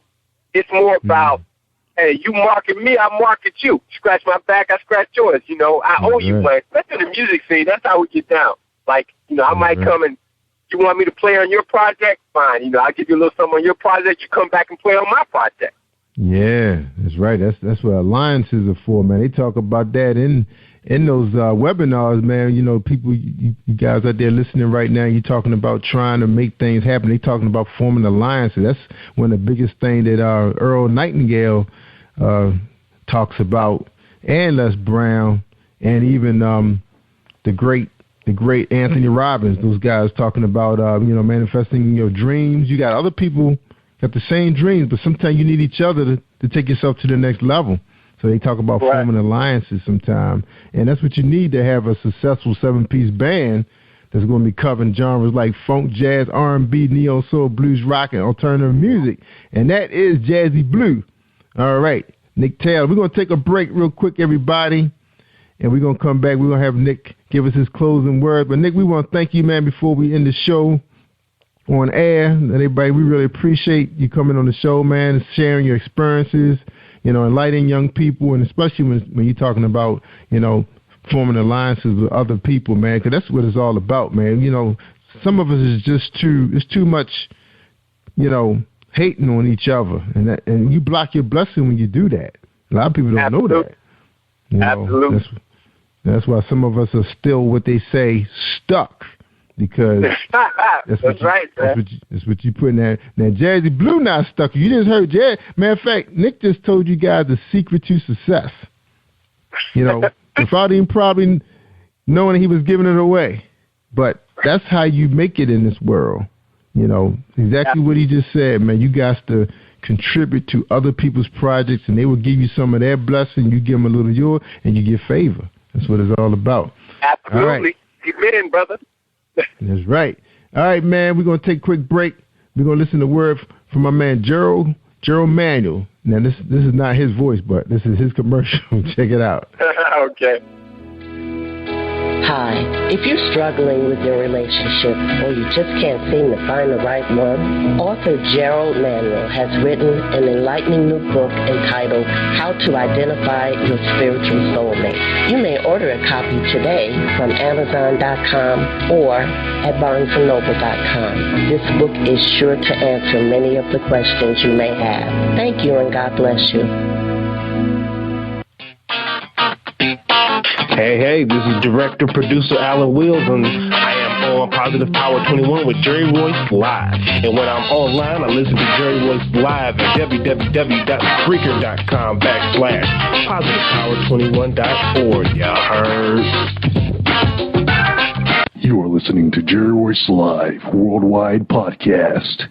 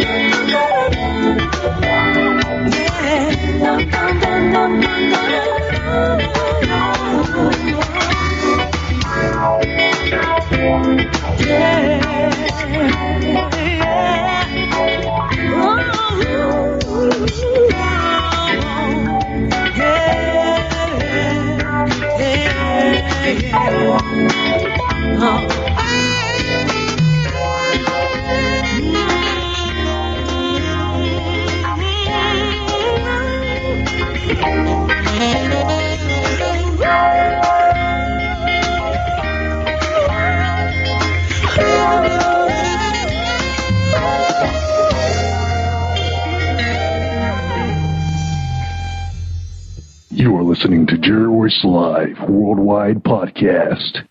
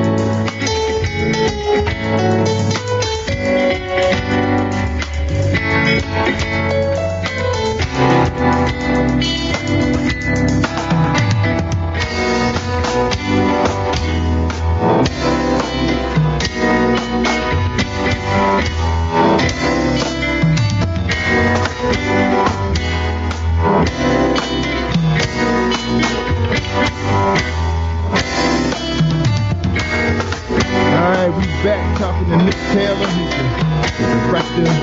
He's the owner, promoter, and everything. Jazzy Blue, the drummer. Oh man, this is awesome. I really appreciate you coming out, Chan, your life. I know this is your dream, and you're living it right now.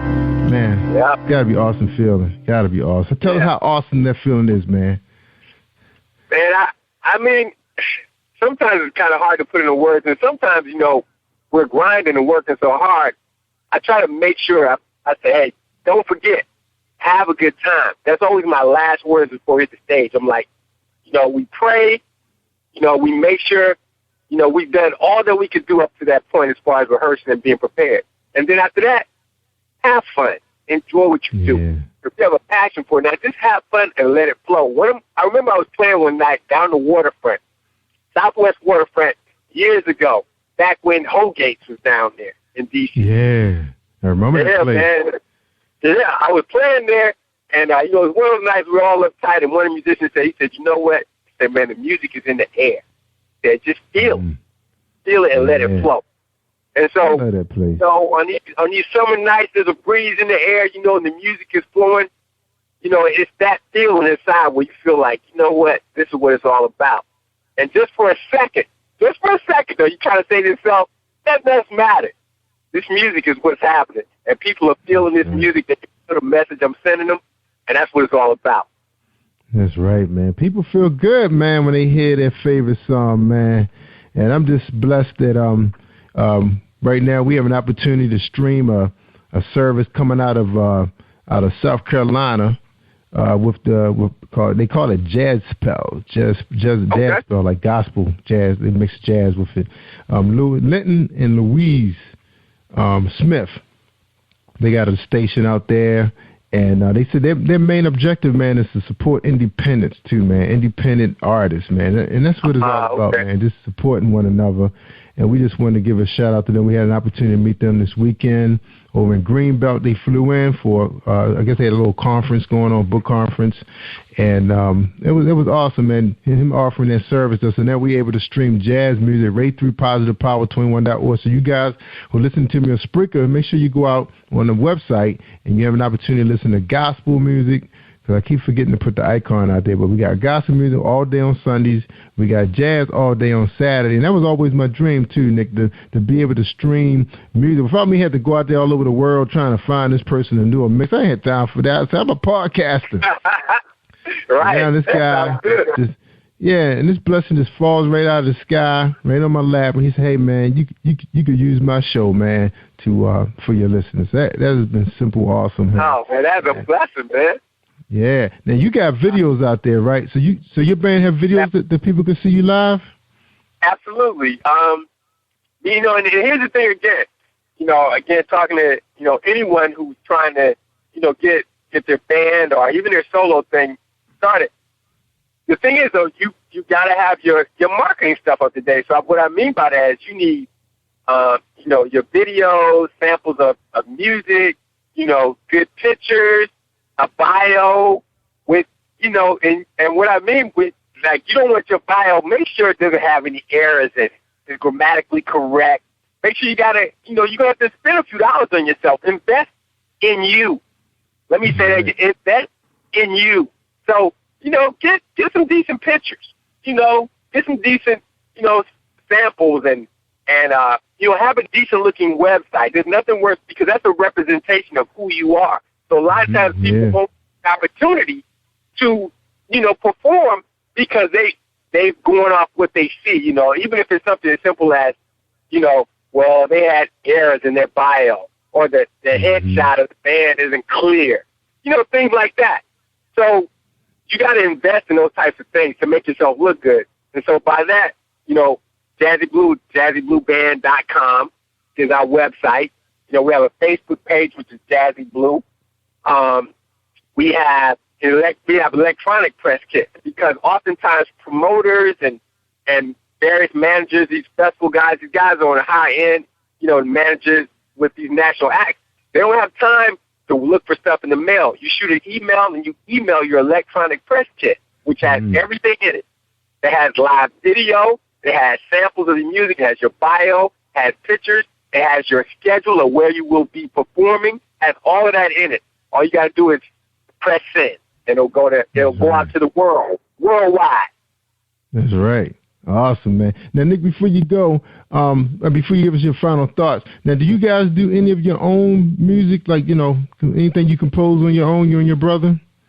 Absolutely. So one of the cuts that is on our CD is called Blue Groove, which we're pretty proud of that. So it's a song actually written by Mark Matthews, who was my music director at the time. And he still, performs with the band from time to time. He's off doing his own thing these days, but he comes back and does it. So he wrote a few tunes. So we definitely have some original music that we do that actually went over pretty well. And so you always have to be cognizant of the fact that, people like familiarity, but they like new. So you want to give them a little bit of what they used to, and then give them a little some of what they ain't ready for. Yeah. Now, you do have quite a few acts out there, like Lori Williams, she performs a lot of her own music, which is beautiful stuff. Because jazz, one thing about jazz, you don't have to be really familiar with the music to really enjoy it, talking about all those instruments coming together with a beautiful, sultry voice. You're going to enjoy it, you're going to vibe with them, Right. So, yeah, awesome. All right, man, we ready for your final thoughts, man. We'll close out the show. Well, one thing is I got to say this, man. I'm so appreciative of you and your show. Meeting you at the Jazz and Cigar event, was a great thing. And like I said, we need guys like you out here doing your thing, man, helping promote our music and, letting the world hear and see what's going on, through the internet. Your show is awesome, man, and the way you handle yourself is so professional. So I really appreciate that because we need you. We can never be all that we can be without guys like you doing what you do. So thank you so much for that. As far as the band goes, thank you, man. But as far as the band goes, we you know what? We're in the words of Miles Davis. There's always another level. So I don't care who you are. I don't care if you're Earth, Wind, and Fire. There's always another level that the music can go to. So you strive for that. And right now where we are, we continue to strive for greatness. Not just to be better, but for greatness. And so because of that, we work hard, we grind, we rehearse every week, regardless of whether we have an event or not. We're going to rehearse. We go out and listen to other bands. We do those types of things. And we keep our marketing up. So if I had to say anything to anybody listening out there, I'm going to say that, if this is your dream, if you have a passion for it, then don't give up. Keep grinding. You must build a line. You got to get to know the musicians group is a small group of us overall. So you got to get to know each other, help each other out. I promote some of your music, you promote my music. I work on your project, you work on my project. We work together to get to the top, because nobody can do it by themselves. We all need somebody. So I say that to say that, just keep pressing, keep working hard, keep working on your craft. As long as you work on your craft, you're destined for greatness, I think. Even in your own right, whether it's a #1 hit single or if it's simply the fact that, I'm at the top of my game musically, and I'm putting it out here for the world to see. Everybody doesn't get rich off of their music. Sometimes the richness is simply in the soul. And so I say this again to say that, it's guys like you who send the music around the world, so that somebody right now in Japan is listening, and they'll say, hey, you know what? These guys over America, Jazzy Blue, we got to check out some of their stuff, but it's because of you, Jerry, and your show that things like this can happen, man. So I definitely appreciate everything that you do and the way you get the music out there. And we're going to keep doing our part, man. And like I said, we'll be at Blues Alley again this year. It's our 8th time consecutively playing there, performing there. That's a blessing in itself. I don't know a lot of bands, period, whether they're national, local, whoever, who've been able to play every year at Blues Alley for the last 8 years. And pretty much sold it out. And you asked me how we go about that. I promote, I have an email list of my own that I constantly collect and add names to. We blast to that. I blast through Facebook. I have a couple guys in my band, they have their own Twitter account, so they blast as well. And then we do a booth as well, that, through Facebook, so we get it out there, and, we do our best. Like I said, I don't count on anybody to promote. I do it myself as much as I possibly can, because I don't want to leave out not even one of my fans. That's right, and that's going to make Blues Alley want to bring you back, because that's how they make their money at the bar. That's right. And them little frozen dishes they be serving. Well, you know what? Let me say this: that I don't want to leave out the guys at Howard Theater. Those guys are great. They always treated us great. Had great experience there, performing there. Like I said, not many bands that they performed there 3 times. We opened for various artists, and the last show was our own show there. So we've been blessed, like I said, to work with a lot of national artists and open for a number of national artists, and even to perform at the Kennedy Center with Fantasia. When she opened to do the Color Purple there. So once again, it was a blessing for us. But the thing is, though, when you get these opportunities, when you get blessed with these opportunities, you got to be ready. You got to be on point. You got to get your absolute best foot forward, because oftentimes you don't get a second chance. Not in music. People remember bad performances. Yeah, they do. Like a bad DJ too. Speakers are jacked up. So they got little squirrels holding the speakers together. That's right. Oh man.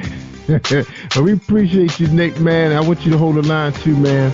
And I hope everybody was able to hang on to every word you said, because it's so important. No matter what business you're in, those words play something. It tells you something.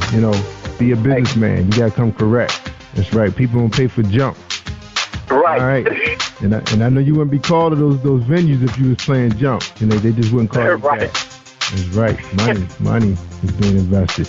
All right, y'all. I tell y'all all the time.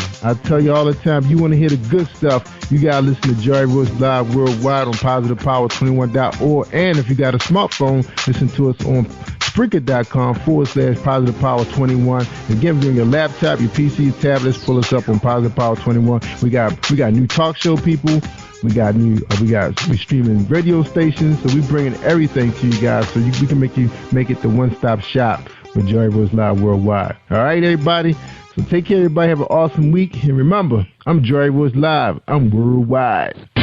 Thank you for tuning in to Jerry Royce Live on PositivePower21.org and Spreaker.com/PositivePower21. This is a Royce Enterprises production. And don't forget about replay on Facebook.com/Jerry Royce Live.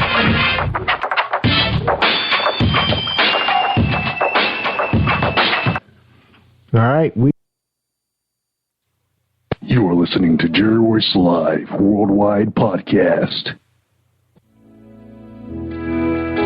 Hi, if you're struggling with your relationship or you just can't seem to find the right one, author Gerald Manuel has written an enlightening new book entitled How to Identify Your Spiritual Soulmate. You may order a copy today from Amazon.com or at BarnesandNoble.com. This book is sure to answer many of the questions you may have. Thank you, and God bless you. I'm Linton. And I'm Louise. We're the Smiths. And we're on Jerry Royce Live Worldwide. And we are...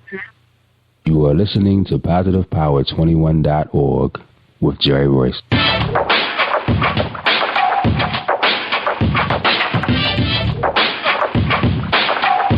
What up? It's your boy Kano Kingston. Hi, this is Angel Sessions.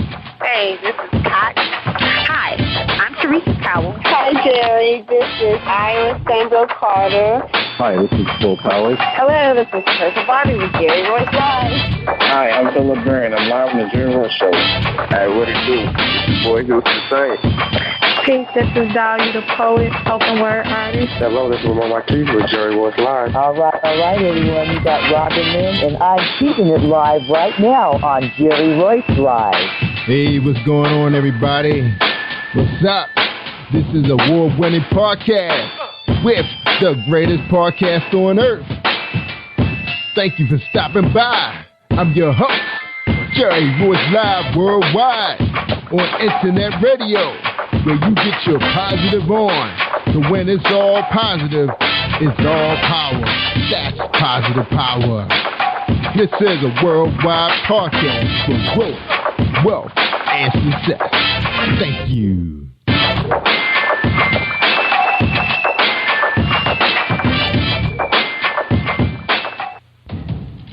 Think you know how drugs get in those little brown bottles? Think again. Set in the green hills of western New Jersey, inside the gilded halls of power of a U.S. pharmaceutical company where decisions are worth billions of dollars and human lives worth less. Nicholas Hardy, a young executive at Marshall Pharmaceutical, finds his career, family, and life in jeopardy. The Farmhouse, a suspense thriller novel by Bill Powers, published by Donna Inc. Publications, available at Amazon.com or DonnaInc.org. Go to Bill's webpage at www.author.BillPowers.com. Are you looking for the next great read? A book filled with love, passion, betrayal, and intrigue. The award-winning novel, Season of Change, by Tamika Patrice Kane, is sure to satisfy your literary sweet tooth. Check out this must-read book reviewers are calling uplifting and emotional. And exceptionally great read, deeply intense and thought-provoking. Order your copy today. Available in paperback and ebook on Amazon.com or at www.tamikapatrice.com.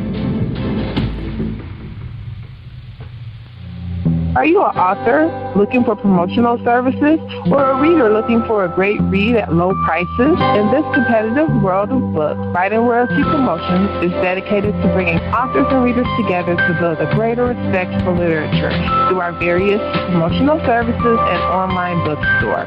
So head over to WritingRoyaltyPromotions.com and check us out.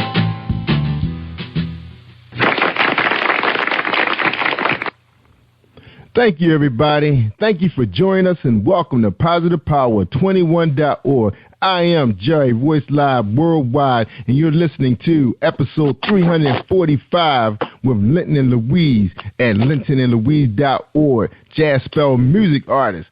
That's right, and before we read their bio and bring them on, let's hear a word from our sponsor, Tiffany Boyle of Emerged the magazine out of Washington, D.C. Coming soon. Hey, this is Tiffany Boyle, CEO and Editor-in-Chief of Emerge Magazine, the new voice of business. Here inviting you to come out to celebrate with us at the Emerge premiere May 29th from 6 p.m. to 10 p.m. at the City Club of Washington, D.C., located at 555 13th Street Northwest, Columbia Square. Again, that's May 29th in Washington, D.C. For more information, visit www.emergepremiere.com.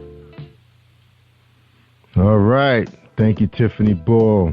And tonight on the show, we have Linton and Louise, jazz spell music artists. Linton is a longtime trumpeter in jazz and gospel. His wife, Louise, is a lifetime singer, pianist, songwriter, and gospel. Their fusion of gospel and jazz is a happily musical marriage. Linton and Louise are lovers of people, God, life, art, music, and each other. The Smiths are residents of Columbia, South Carolina by way of Augusta, Georgia. He, and Charleston, South Carolina, she, and they lead a growing congregation in Camden, South Carolina by the name of Restoration Family Worship Center. Their love for music, life, and ministry drew them together and keeps them grounded in each other, for each other, and with each other. Mr. and Mrs. Smith have 8 children and 13 grandchildren. Their life motto is, our name, one aim. They live by each one, reach one, stand it. The Smiths travel include the East Coast, Midwest, West Coast, and even overseas to present their music to churches, festivals, concerts, weddings, governmental functions, military installations, and countless other mediums of audiences. Together, they have performed opening acts for major label artists and have appeared on local television and radio shows and a national syndicated television show for performances and interviews. When coupled, Louise' soulful vocals, accompanied by Linton's mastery of the trumpet, is an eye and an ear experience you won't forget, or soon forget. And I present to you, ladies and gentlemen, Linton and Louise, and we're going to play a cut from this song before we bring them on. And the first song is going to be called Touch Me by Linton and Louise Smith, Mr. and Mrs. Smith.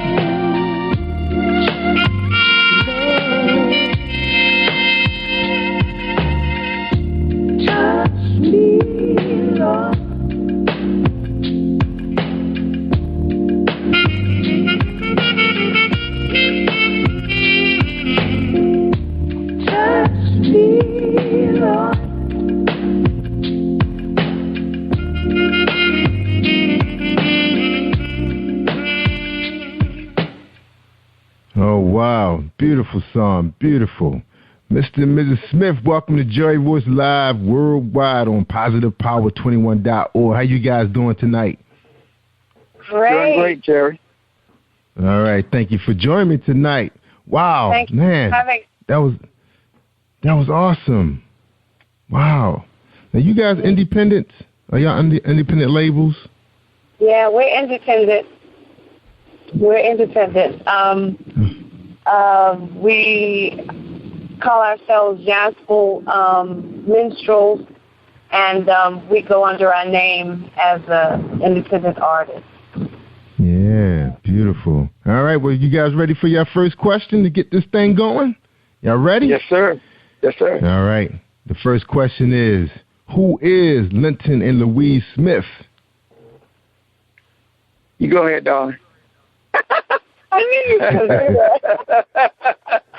You know y'all. Well, Linton and Louise Smith is an entity of love, of music, and of literary and spiritual gifts.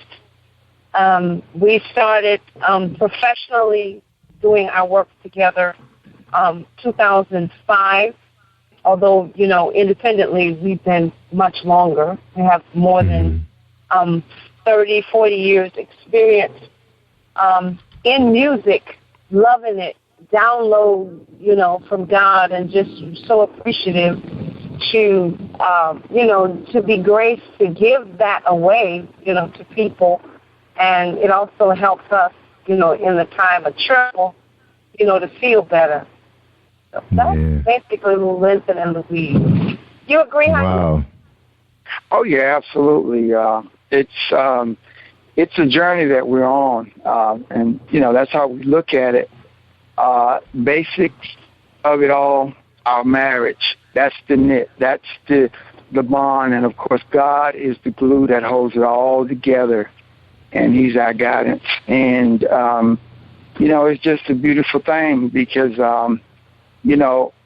our relationship is, how can I say, projected through our music. And, it's awesome because, I try to always, and where we try to always, before we go on the stage, if we have a little, difficulty or something, we try to get that all squared away, and even if we're not going on the stage or whatever, we try not to let a lot of time go by, without, getting that bond back together and getting whatever it is in the order that we need to get in order. But, it's a journey, man. Yeah, That's right. I can understand that. It's a journey. I can understand that because I was just thinking while you guys were saying that, I was just sitting here thinking, I said, wow, suppose my wife was sitting here in the studio with me. I'm sure she's going to be critiquing a lot of the things I say, and it's just going to make me mad or upset. And, sometimes you're not open to criticism when you think you're doing an awesome job. So it's like, I would love for her to be in here, but I don't know. Maybe it's best if we just have our own thing, which we do, and come together and talk about it at dinner. So I know it could be kind of challenging. So is that pretty challenging sometimes? Trying to be, try to critique and try to get good because you want to get good. And by you guys got to turn in at the end of the night with each other. It's not like you go your way and I go my way and we come together in the morning in the office. You bring it home, right? Is that the challenge? Right. It's always together. It's I don't know. It's like we were always. It was like we were always. When people ask us, how long have you been married? It's like 1 hour. It's like 100 years. It's the same. When my husband finds, something that will make me better, it doesn't always feel good to hear that because we always want to always be on top of our game. But because I come out of him and he comes out of me, we're intertwined. I receive that criticism, and he receives that criticism, and it makes us better. Now, I mean, sometimes, we have a band, and the band is called Upscale Music Group. And my husband is the leader of the band, and, because I'm the only girl in it, but then I hear things differently, and so then, I'll go, honey, he goes, "Here we go, girl," but then he yields. And it's just like on a highway. You can't always, you have to yield the right of way, and you have to stop, and you have to go, and you have to pause. So that's what our journey is basically about. I give way to him, and he gives way to me. And that's the great acceptance of love for each other and for the love of what we do. Because my husband is very professional in his music skills. He's learned.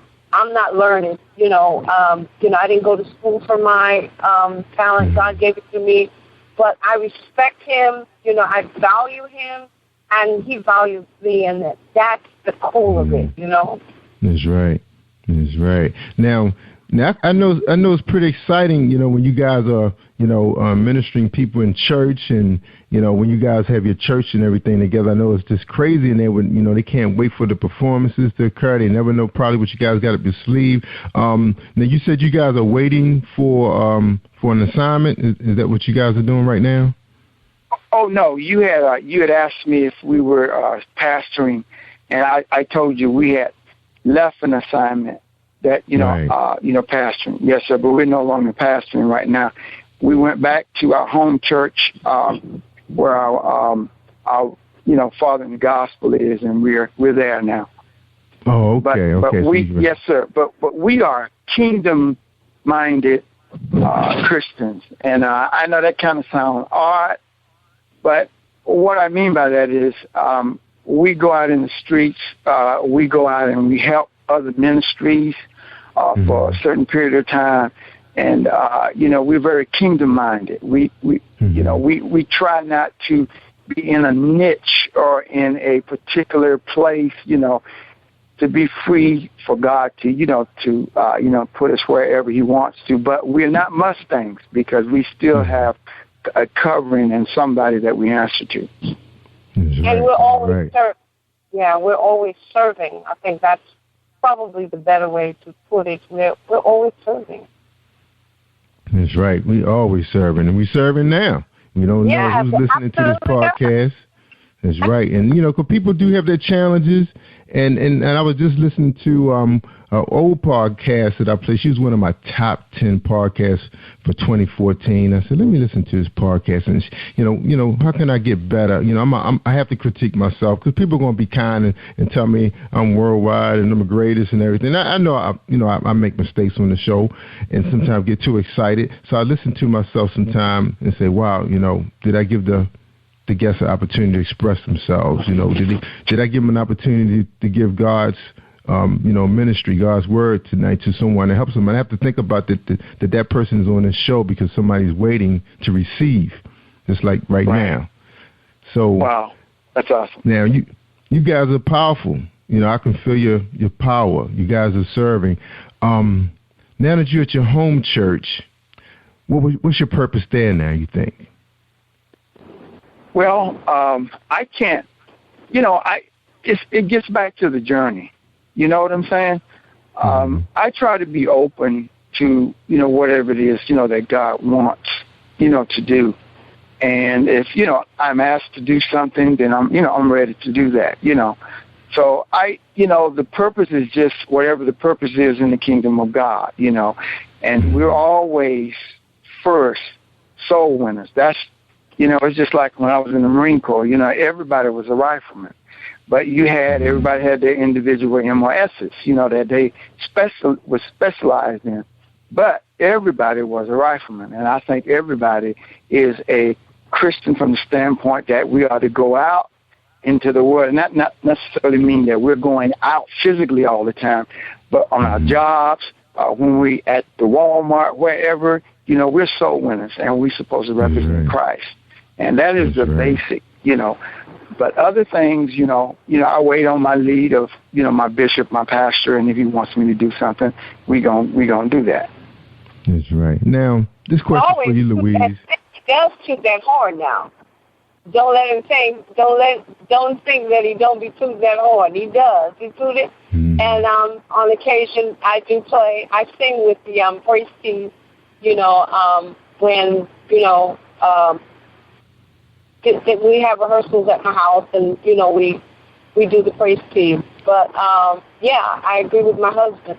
Whatever your hands find to do, do it. Do it heartily as with the Lord. Yeah. Now I got a question for you, Louise.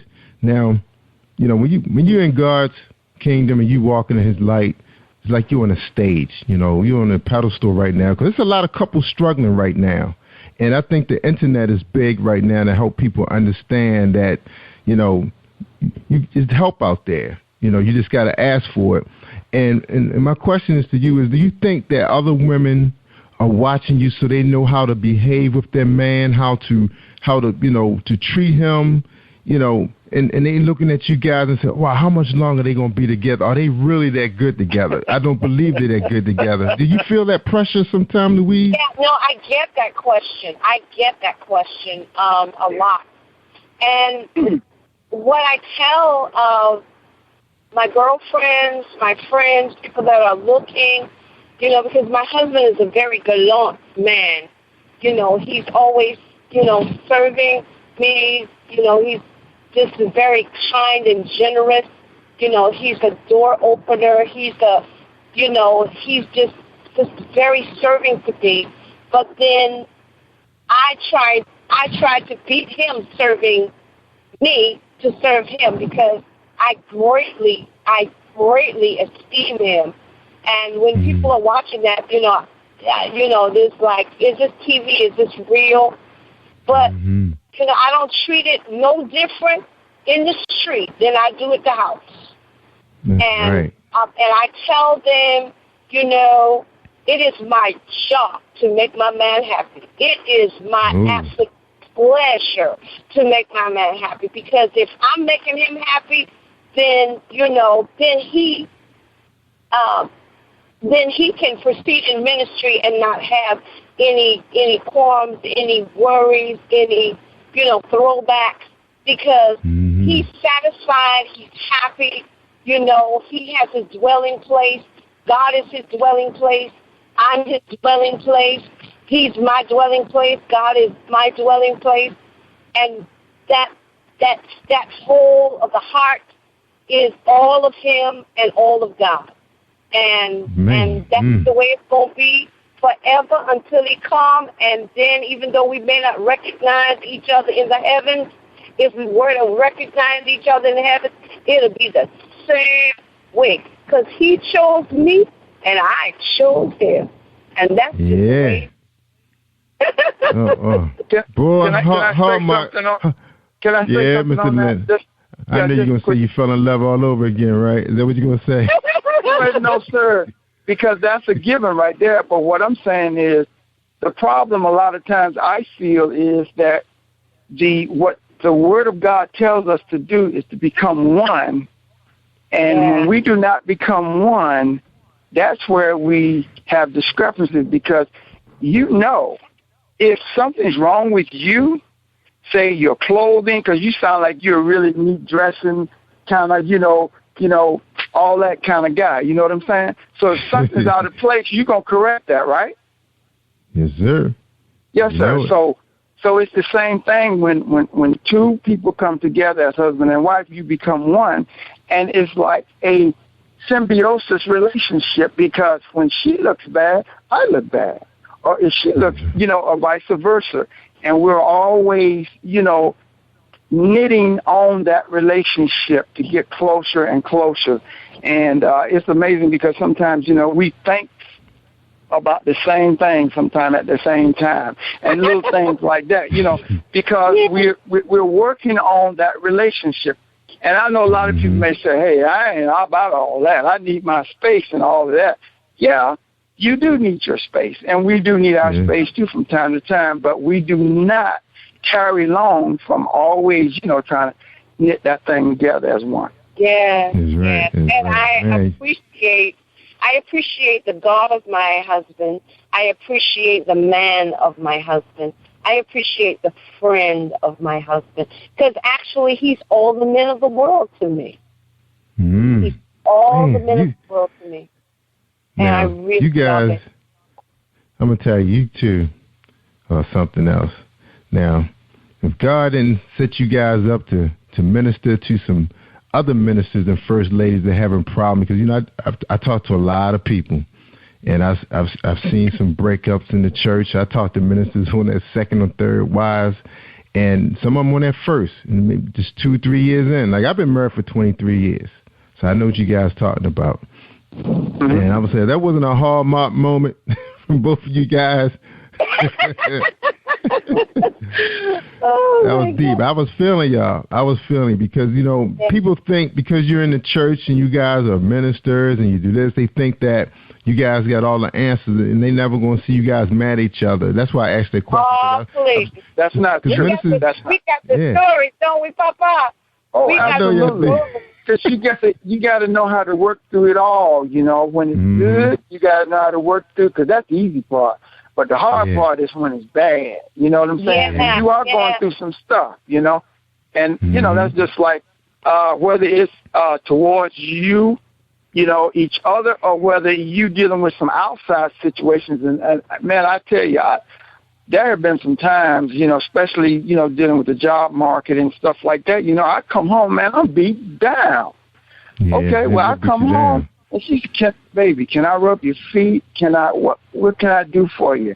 And a lot of times she'll just do it. She'll just, look, sit down, baby, let me get your shoes down, stuff like that. Mm-hmm. And, I don't require that of her. I don't require that of her. She do it, Yeah. Yeah, Amen. That's because that love is there. And what's really amazing is just remembering the vow. Mm-hmm. Just remembering the vow. The vow is a promise for life. And it says, for richer, for poor. Because, honey, let me tell you, we had some good money. And then there was no money. Yeah. So we had to remember the vow. And then, sickness, because I had a stroke in 2013. I was the most vulnerable that I could be. Every time I could look over to the left or to the right, honey, my husband was there. He'd get off his job, he'd come there. Sometimes he'd get sit in the bed with me. Honey, you want to see what's funny? When he's rolling my hair, because I can't do it. And he don't know how to roll no hair, but it was just the love of it. Just him sharing that space of time with me, saying, I'm here for you. God is here, and I'm here. I'm the tangible part of God. And, baby, you can't get it no better than that, You can't get it no better than that. I love that whole thing. Yeah. That's awesome. So when those ministers out there are letting other outside influences in, and that seems to be their problem. They're letting, some of the, I guess the beast has made his way inside his doors, and he's come to break up the union. What would you say to a man like that, Linton, who's weak? What would be your advice to him? Now, you mean like if some woman is trying to hit on him or something like that? Yeah, yep. In the church, several of them probably lined up. They like the guy that's leading the church, the leader. They're attracted to the leader. They look up at him every day, every Sunday. Right. They got a mission. They want that man. What would you say to a guy like that? What I would say to that person, it starts at home. Because if you have a bond at home, okay, and you have to realize and understand, it's always, the grass is always or seemingly greener on the other side. But when you make that commitment and go on the other side, you be looking back and saying, what in the world have I done? Right. And so, it's just that if you cultivate a relationship with your wife, first of all, then you're not going to want to go on the other side, to do that. And basically, all of that is going to come from a love towards God. Because if we have a love towards God, He is going to cause us to love others. Because as we get closer to God, we submit more and more. the farther away from God we are, the less submitted we are, and the less wild and the more wild we are. If you understand what I'm saying. But and you must make a decision. You must make a decision to love. You must make a decision to like. You must make a decision to do, regardless. Because I'm going to tell you something. With our raggedy self, you think God, his love compels him to love us. But we're so nasty and unlovable, but he makes a choice to love us through our mess, in our mess, out of our mess. And that's how he loves the church, and that's how the man loves the woman, and that's how the woman loves the man. Definitely. You started off with God, and then God will help you to love your mate.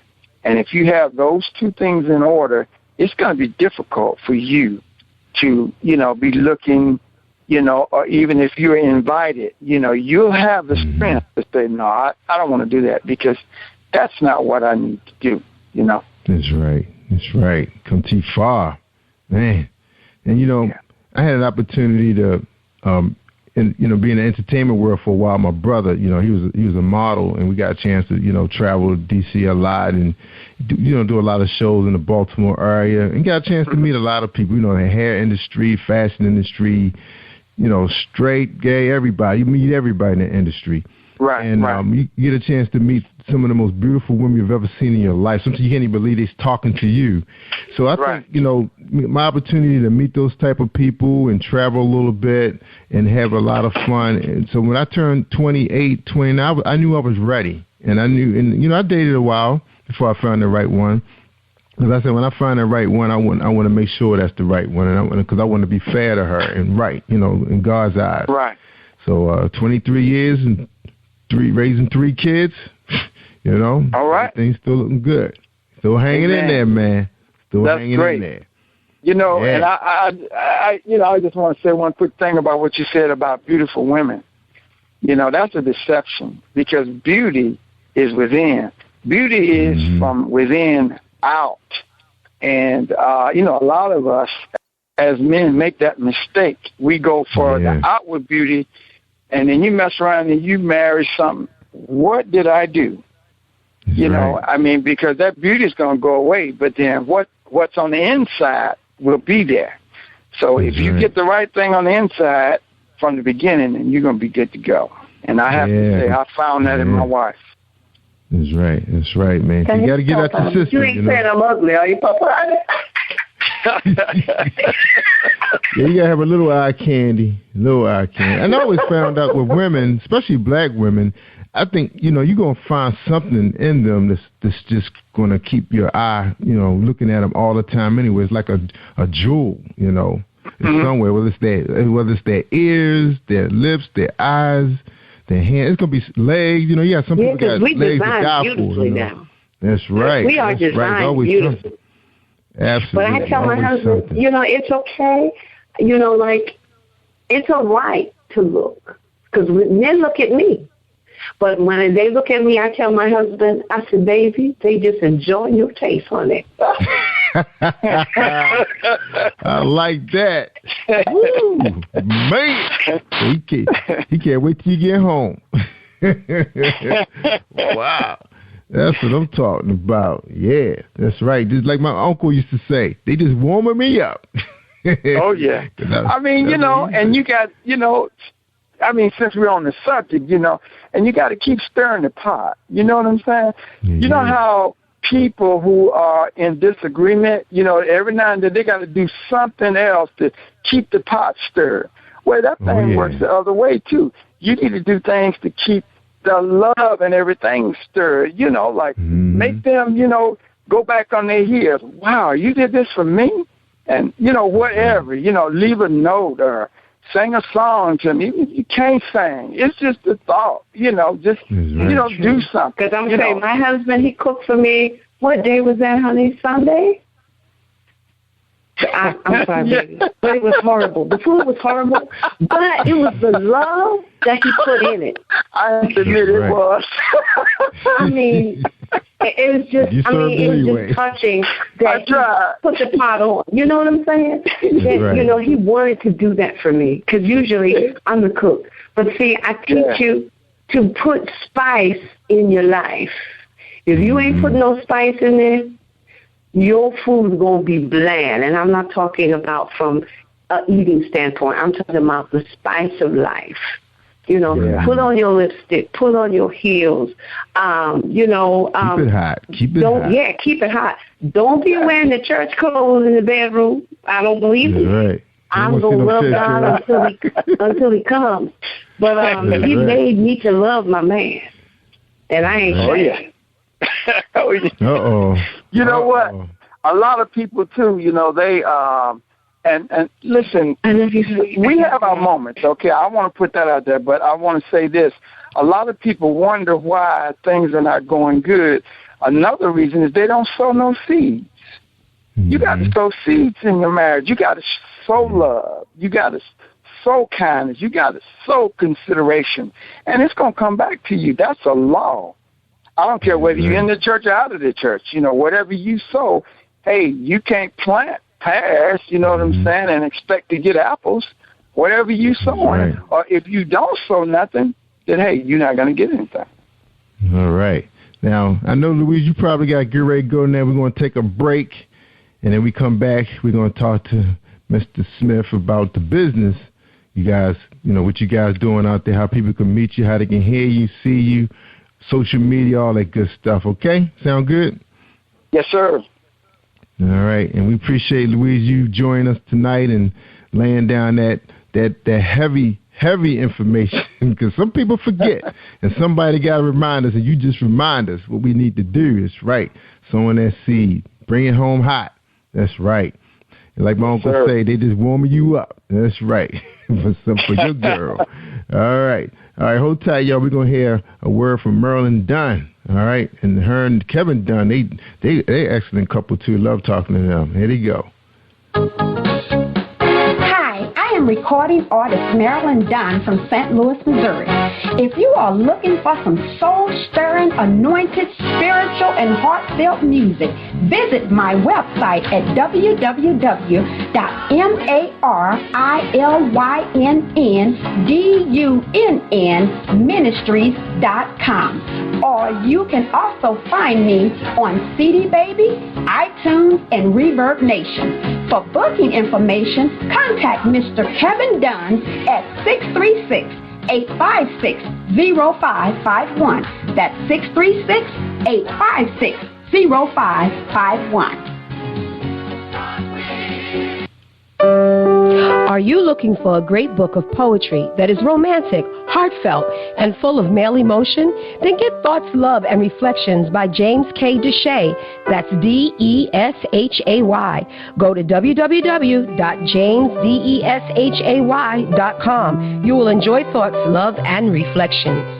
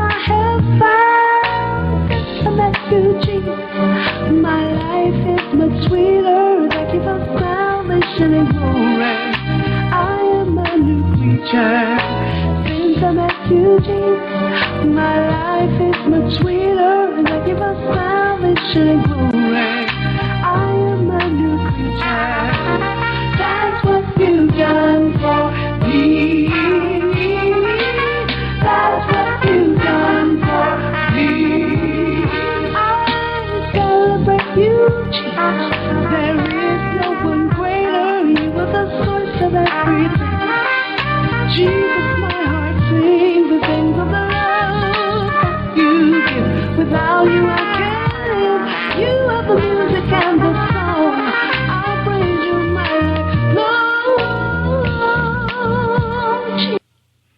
All right, that is Since I Met You. All right, that's Linton and Louise Smith. Now, you guys have a lot of albums out there, man, where people can go right out to your store on your website, which is lintonandlouise.org. And, man, you guys been doing this for a while. Now, yes, sir. Mr. Lynn, tell us a little bit about the business, how your business work, man. You got the music store, you guys are performing. Are y'all managing yourselves also? Oh, no, sir. Actually, what we did up until not long ago, and we was blessed to meet a wonderful lady. Her name is Felicia Knight with Axe Entertainment Management. And if you are an indie artist or you're not or whatever, and you need to be managed, she's awesome. Her number is 404-432-7648. Again, that's 404-432-7648.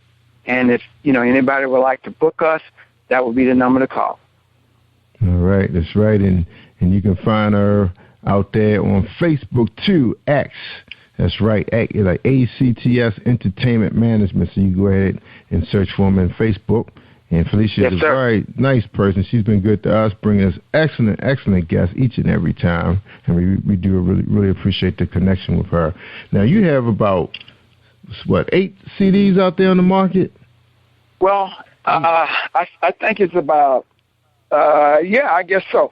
Actually, 2 of them are singles. And one is Beyond the Clouds. It's a single that my wife did, and she did that in association with her book. Okay. But the other one is Jazz on the Rocks, which is a single I did myself. I wrote that song, and I had a friend of mine who plays trombone, Hank Bilal. He's an awesome trombone player, and he's featured on that CD. Oh, wow.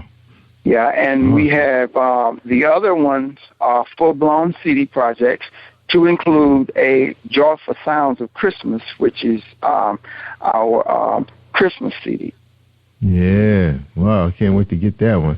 Now, tell us a little bit about your journey, man. We got a little bit more time. Now that we involved with social media, tell us what the journey's been like dealing with social media for you guys. 'Cause I know you guys started out probably old school, doing it the way everybody was doing it. You do your performances. You go to any place that will accept you.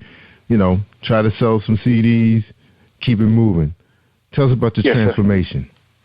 Well, actually, it's really something because the music industry itself is changing, and we've been around long enough to kind of see that and being a part of it. And so what's happening is people who would not have normally, got any kind of attention or, any kind of being featured on anything, like you said, the Internet has changed that.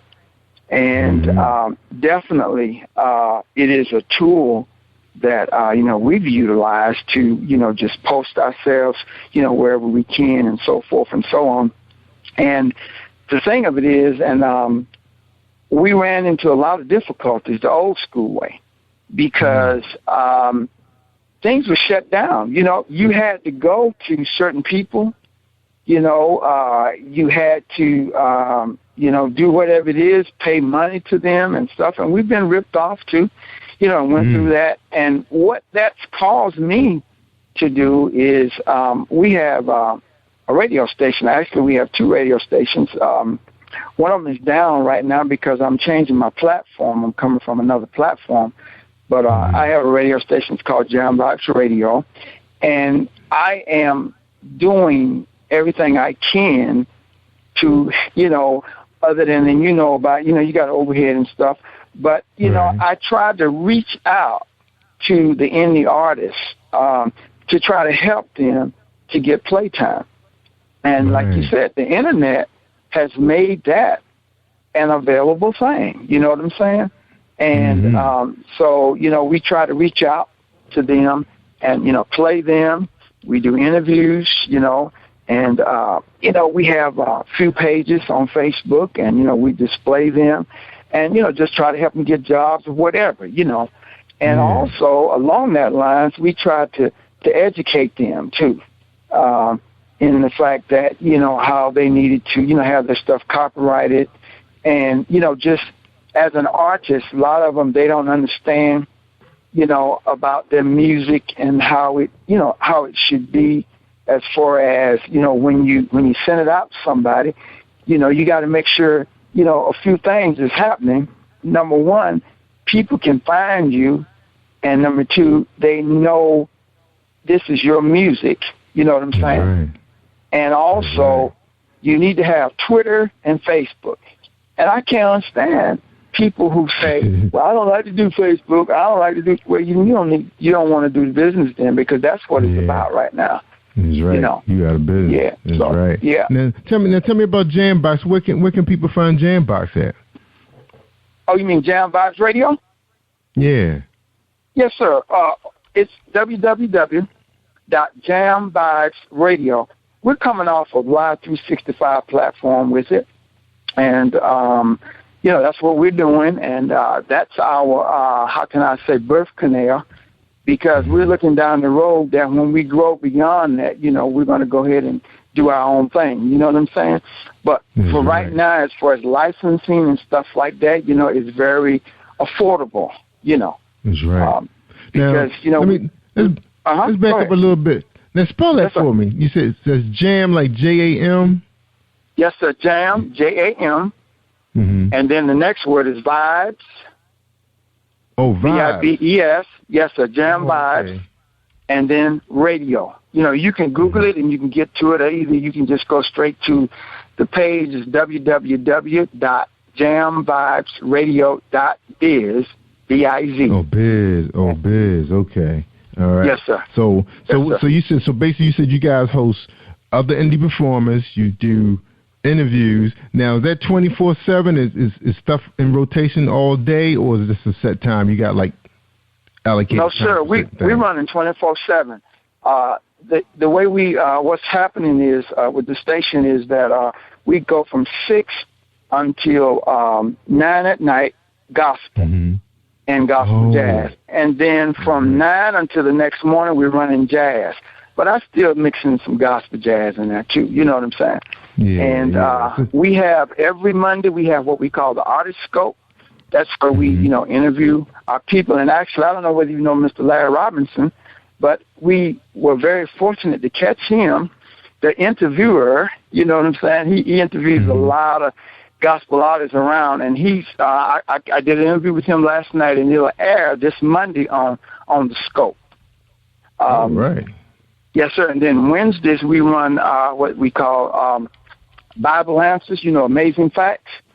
We're partnering with them. We went to them, and they allowed us to air this show. Very interesting, Mr.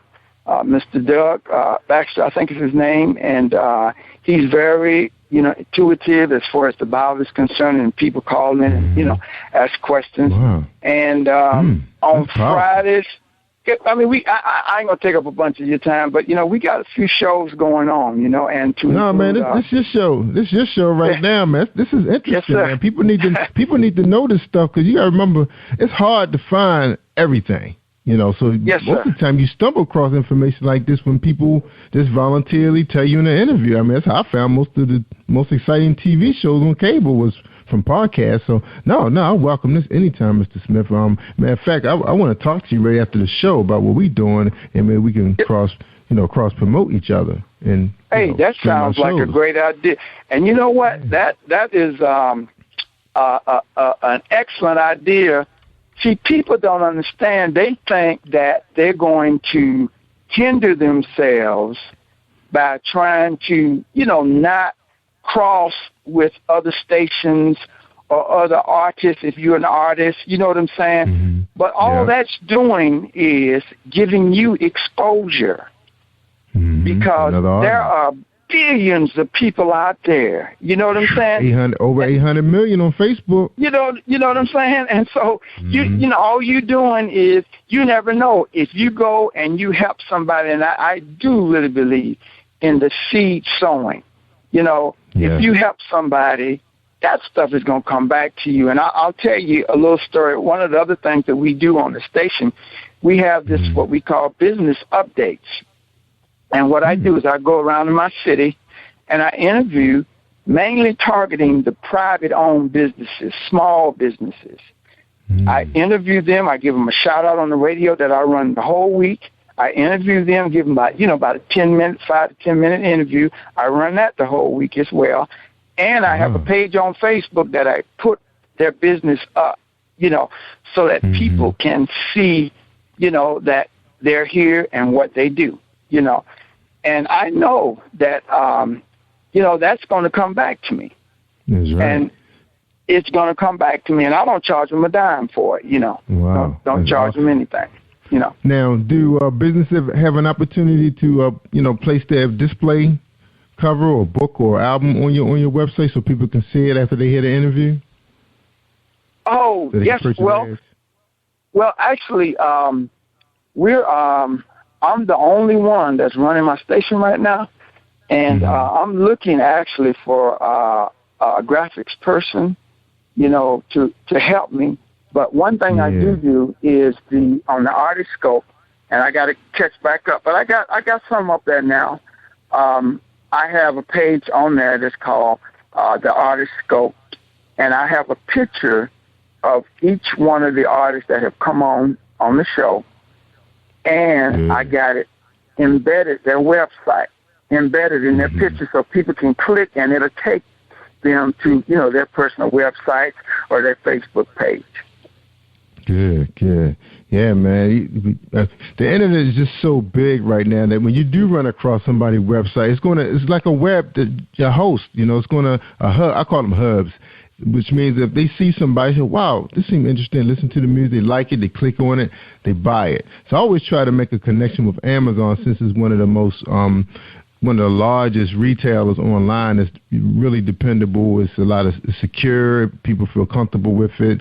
Amazon don't play no games, so you got to come correct. So I like to use their platform. So they have great artwork. Most of the time, a lot of the artists do use their platform. All right. I think we lost Mr. Linton. Somebody call just dropped. Mr. Linton, you still there? Okay, look what his call just dropped. We'll let him come back in. We're talking to the Linton and Louise Smith, Mr. and Mrs. Smith. He will be back in here. His call just dropped a second ago, but all right, while we wait for Mr. Smith to dial back in, we're going to go ahead and go to commercial real quick. Another message from Tiffany Boyle of Emerge Magazine. Hey, this is Tiffany Boyle, CEO and Editor-in-Chief of Emerge Magazine, the new voice of business.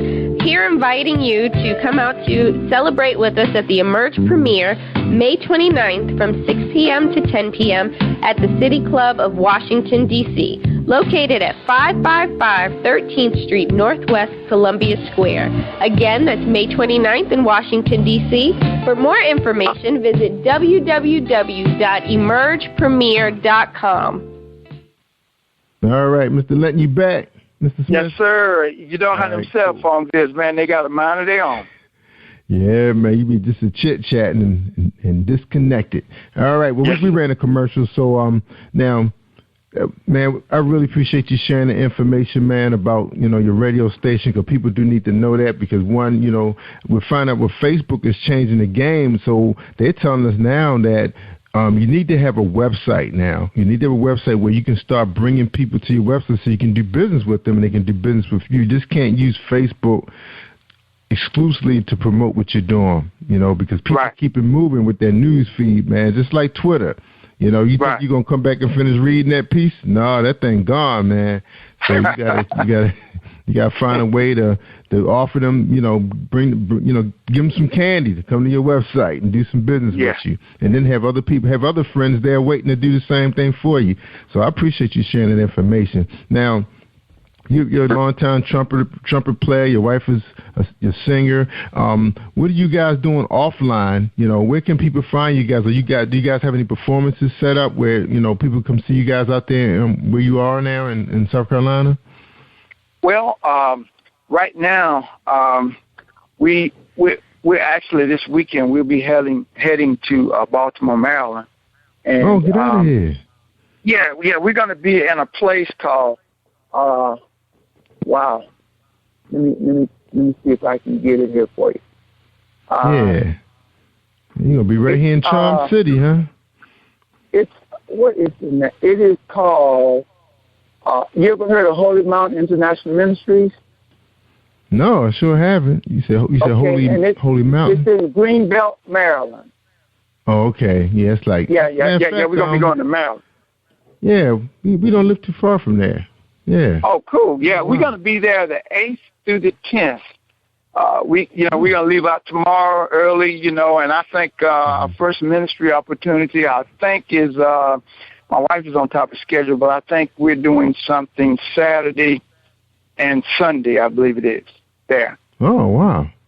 Yeah, my wife, she's going to be taking, and let me get this in. My wife is a publisher. She has a publishing company called Kingdom Builders Publications. And it's Christian. And she's only been doing it for about a year or so, and she's published probably, and I'm just guessing now, but I know over 15 books, and she's still got people coming, And while she's up there, as a matter of fact, she has some.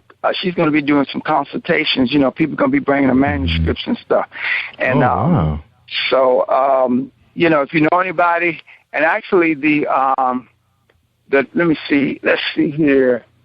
If there's so those are all day events where you guys going on Saturday? Like, is it going to start like a certain time and wind up at a certain time? Well, it probably will, but I said I wish I had the number to the church. Excuse me. But the name of the church, if anybody's interested, is called Holy Mountain International Ministries, and it's on 7755 Bell Point Drive in Greenbelt, Maryland. And she actually, the pastor and Sister Bello that pastors the church, they're two of my wife's authors. And, they were really excited about, how they were treated and everything. And so they lined up some people for my wife to consult with, that's going to be bringing the manuscripts and stuff, like that. Oh, wow, man. I got to bring my team out there, man. Tell you what, when we finish up the show, either you can inbox me when you get all the information, because I'm actually going to be on the road Saturday early as I can. I know my son told me he want to go to the gym. So when he finished with his class, then I'm going to head on down Eastern Shore. But on my way back, I'd like to see if I can fit my schedule and come by and interview you guys for my YouTube channel. That'd be awesome, man. And get that would be great. We would love it, man. Yeah, you got to give me the time that you guys are going to be there, and I could try to call. Because my mom, she didn't really have anything planned. I was going to just drop her a gift. I'll spend a little time with her, chit-chat. She don't really like to go out to eat or anything. She likes to do her own home cooking. So I did want to get a visit in with her and try to, get me. Because my wife, she got to have her day, too. It's hard to fit two mothers in one day when they out of town. Yes, sir. So I gotta, Mom tried to give me some grief. Why my visit gotta be Saturday? Mom, the kids don't drive. The kids are 12 and 14. They don't drive right now. You know how they try to do a brother. Yes, sir. You got to balance that thing out now. Yeah, I said, Mom, it's a weekend. It's a day. I'm gonna be with you. That's the thing. So I still like to fit you guys in too, man, and do some business. I know, Jerry was like, I can't be everywhere, but I could try. Yes, sir. I could try. Yes, sir. Right, well, I really appreciate that. If you don't even make it, man, I appreciate the even thought, man, that you would even think enough of us, man, to even consider us to do something like that. And we're truly honored to be on your show, man, Yeah, yes, I appreciate it, man. So, I'm going to try to work it in, man. Even if you guys are starting at, 12 and I go visit you guys first, then go see her, it's going to work out. We're going to make it happen.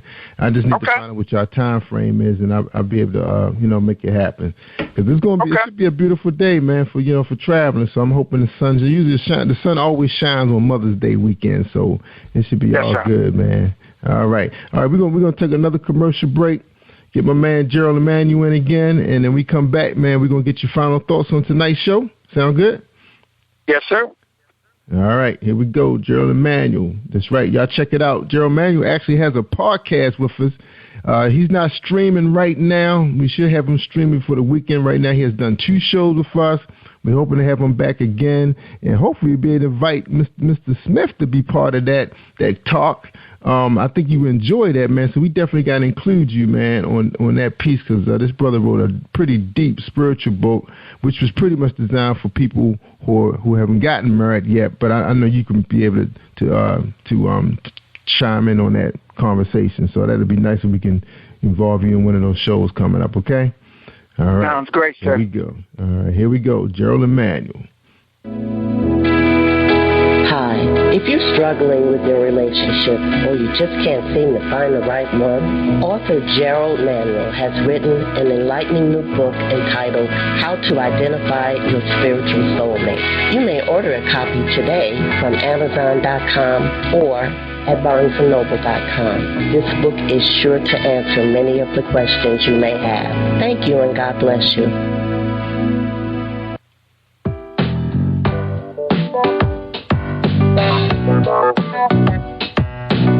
Hey everyone, this is Tanika Gonzalez, spoken word poet. Whenever I'm online, I'm always listening to Jerry Royce Live. You can find Jerry on www.speaker.com. Positive Power 21.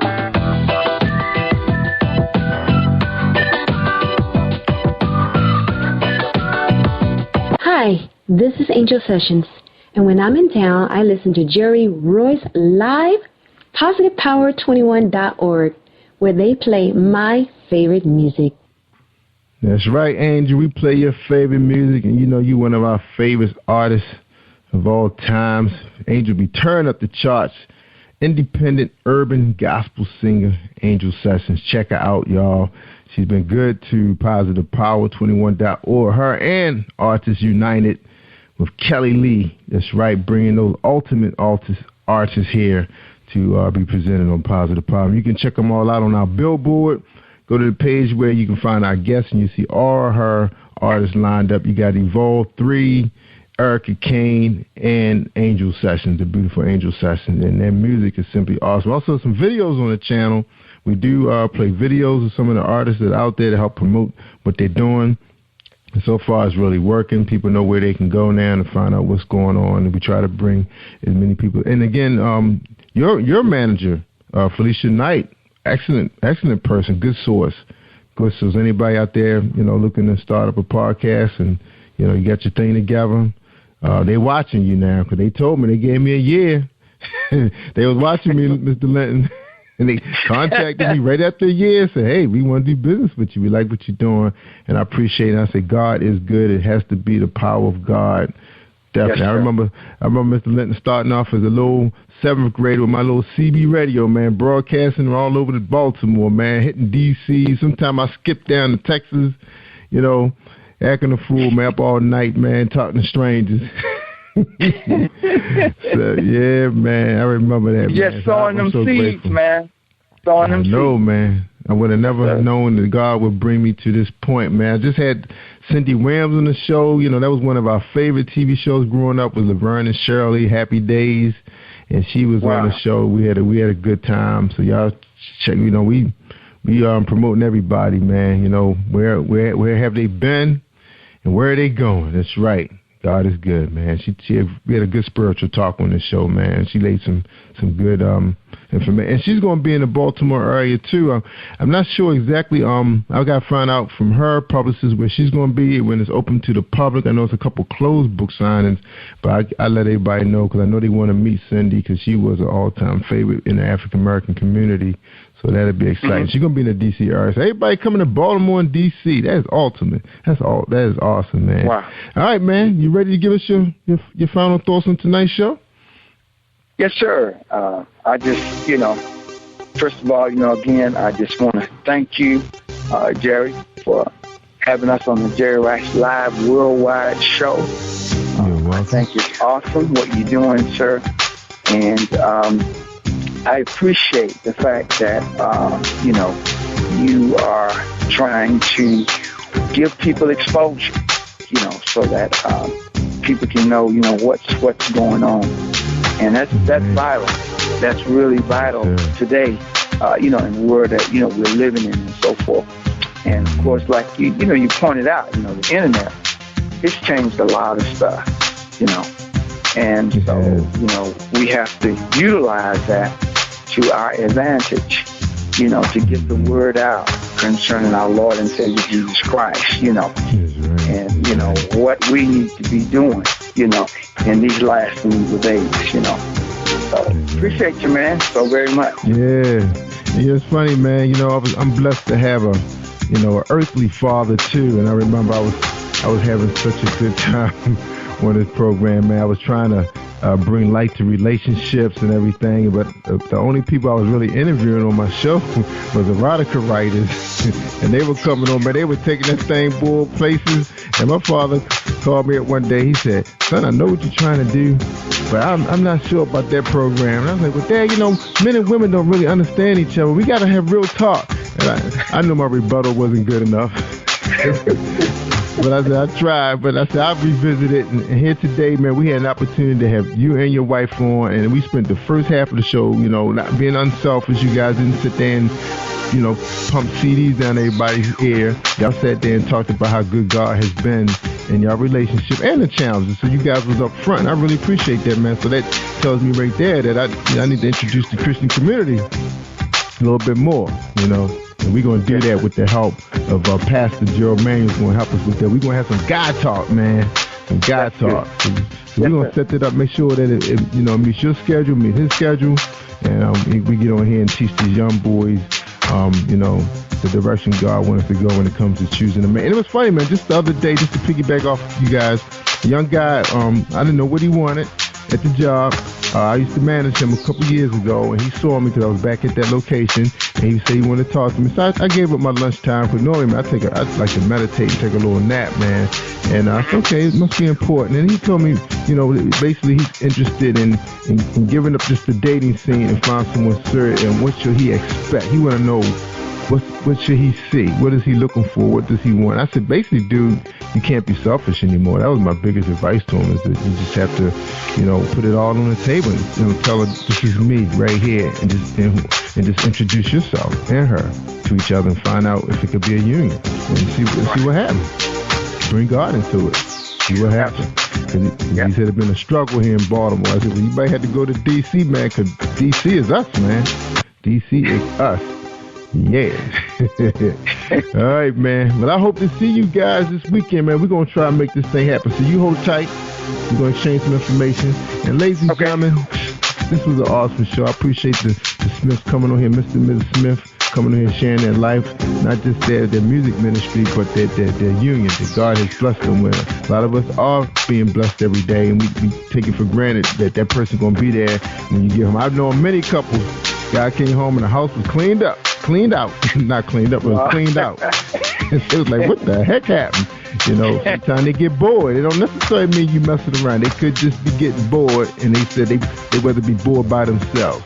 So I was glad, man, that you and your wife laid it out there like that. That was a blessing.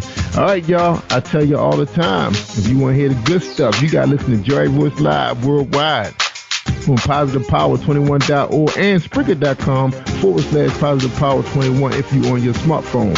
All right, y'all. Take care. And thanks for listening in, because I'm Jerry Royce Live, and I'm worldwide. Thank you for tuning in to Jerry Royce Live on PositivePower21.org and Spreaker.com/PositivePower21. This is a Royce Enterprises production. And don't forget about replay on Facebook.com/Jerry Royce Live.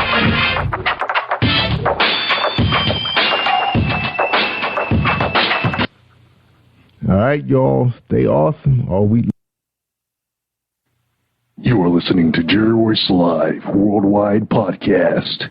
Hey, this is Tiffany Boyle, CEO and Editor-in-Chief of Emerge Magazine, the new voice of business. Here inviting you to come out to celebrate with us at the Emerge premiere May 29th from 6 p.m. to 10 p.m. at the City Club of Washington, D.C., located at 555 13th Street Northwest, Columbia Square. Again, that's May 29th in Washington, D.C.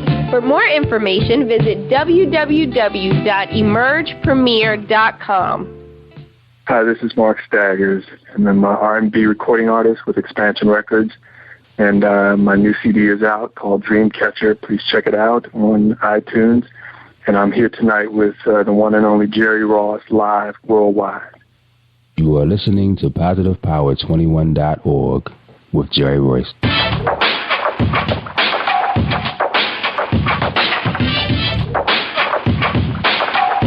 What up? It's your boy Kano Kingston. Hi, this is Angel Sessions.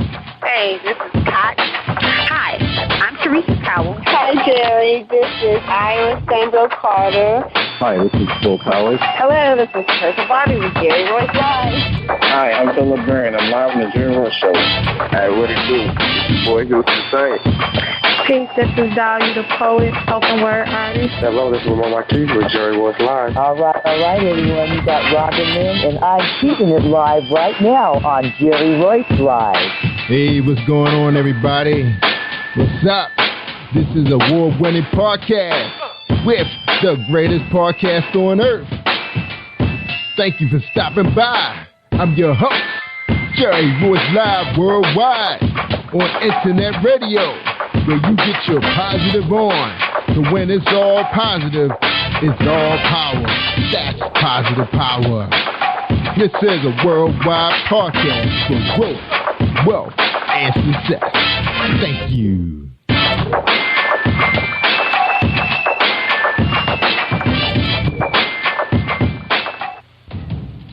Think you know how drugs get in those little brown bottles? Think again. Set in the green hills of western New Jersey, inside the gilded halls of power of a U.S. pharmaceutical company where decisions are worth billions of dollars and human lives worth less. Nicholas Harding, a young executive at Marshall Pharmaceutical, finds his career, family, and life in jeopardy. The Farmhouse, a suspense thriller novel by Bill Powers, published by Donna Inc. Publications, available at Amazon.com or DonnaInc.org. Go to Bill's webpage at www.authorBillPowers.com. Are you looking for the next great read?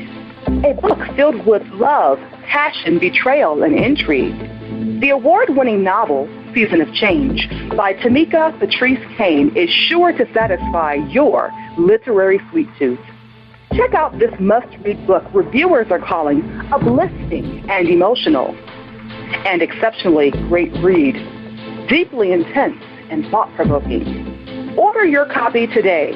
Available in paperback and ebook on Amazon.com or at www.tamikapatrice.com. Are you an author looking for promotional services or a reader looking for a great read at low prices? In this competitive world of books, Writing Royalty Promotions is dedicated to bringing authors and readers together to build a greater respect for literature through our various promotional services and online bookstore. So head over to WritingRoyaltyPromotions.com and check us out.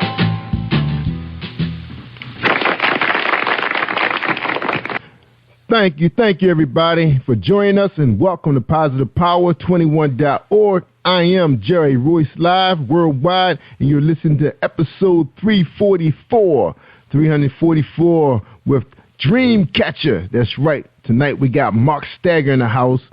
He has a new release called Dreamcatcher, brand new CD with 10 songs. He's an R&B recording artist with Expansion Records.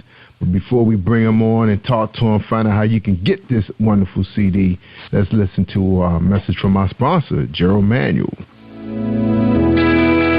Hi, if you're struggling with your relationship or you just can't seem to find the right one, author Gerald Manuel has written an enlightening new book entitled How to Identify Your Spiritual Soulmate. You may order a copy today from Amazon.com or at BarnesandNoble.com. This book is sure to answer many of the questions you may have. Thank you, and God bless you.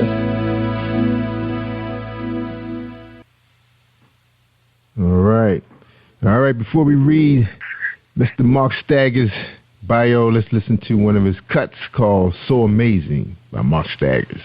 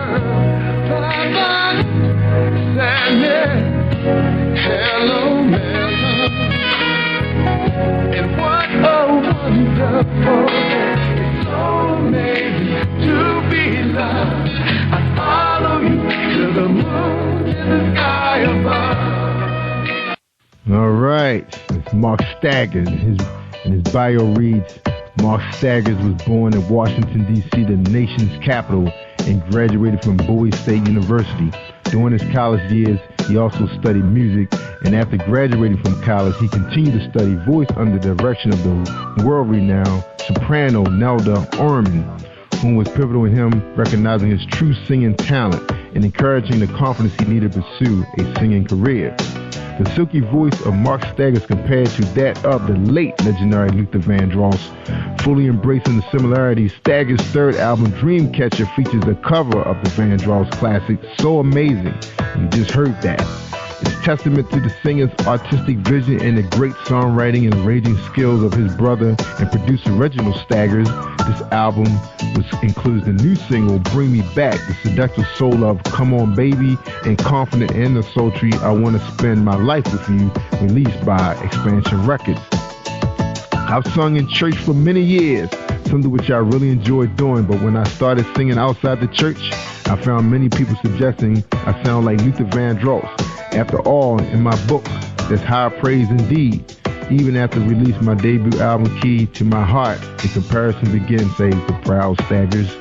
In 2011, Mark released a summertime single entitled Soul Summer Love that reached number 13 on the U.S. jazz charts and still continues to be played in regular rotation on a number of U.S. stations. Soul Summer Love is included in Mark's album Key to My Heart, which features talented artists like composer and arranger John Studdard, well-renowned saxophonist Kurt Whalum, and a versatile soprano Dory Johnson, who appeared in American Idol. All right, if you want to book Mark, you can contact his management company, his publicist, X Entertainment Management. You can find him on Facebook, and you can go out to his record label, expansionrecords.com, or Mark's website at www.markstaggers.com. And of course, you can get him at Facebook and Twitter. All right, that'd be Mark Stagg for Twitter. All right, Mark, welcome to the show. Hey. Welcome to Jerry Royce Live. What's going on? Well, thank you, Jerry. Man, I'm good, brother. How you doing? Awesome, man. Awesome, man. And, man, you got a beautiful voice, man. You do sound a lot like Luther, man. I know you get a lot of requests to do weddings. Probably how you pay the lights. Keep the lights on, huh? Yeah, man. Wow. You know, I've been blessed to be able to carry a few notes in a bucket, so yeah, it's been good. You know, I'm blessed, my friend. But I really appreciate you having me on your show, man. Thank you so much. Oh, my pleasure, man. Glad to have you on, man. I always enjoy having musicians and producers and composers, man, because there's just so much to understand about the music industry. You know, a lot of us non-singers don't know that much about it. But, for the past year, I've been having, some really, really good, performers on, recording artists, and, I'm getting an opportunity to get to learn the industry a little bit and, understand the challenges that you guys are up against. And we're going to talk to you, and we get a chance to talk to you, and you can tell us, some of the highs and the lows of the industry, and a lot of young people listen to the show and be able to help them out. So to start the show off, my first question is always, who is Mark Staggers? Well, Mark Staggers, as you said, was born in Washington, D.C., graduate of Bowie State University. And, Jerry, I wasn't born as one of these people that grew up singing. I didn't come from a musical family.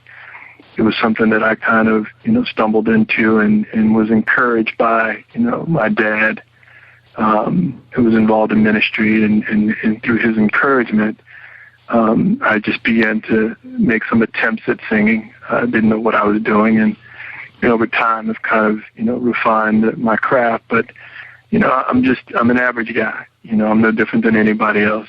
God blesses us all in different ways. And I've been fortunate enough to be able to realize some of my dreams through music. So just an ordinary guy who loves music and just wants to continue to go as far as God will allow me. Yeah, awesome, man, awesome. Now, I'm not too far from Washington, D.C. I spent the many days over there by Bowie State University and Howard University, chasing the parties down, So I know you had a good time in college, man. So did you have an opportunity to, to perform, while you were in school with some of those?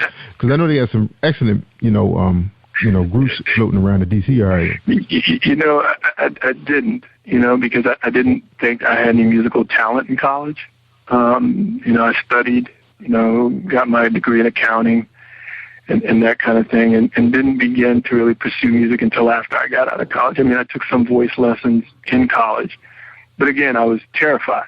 I didn't grow up a confident person, but I was terrified to be in front of people because, you're in music, or when you're talking or public speaking, as you're kind of laying yourself out there, and people kind of looking at you, all eyes are on you, and that used to just terrify me, and just over time, I've been blessed to kind of conquer those fears, and now, it's not the big bad wolf that it felt like when I was growing up. So, I'm happy that I kind of went the path that I did, and I'm really enjoying it now. Yeah, awesome, man. So what were you like, man, growing up in high school? I know middle school was the roughest for people. They couldn't wait to get out. But what was high school like for you, man? High school was, my focus was on athletics in high school. I thought I was going to be the next basketball star, and then it wasn't God's plan. In my senior year, we switched coaches, and that changed the whole dynamic for me. And then I had to get serious about, what was I going to do for the rest of my life? And so, reality set in,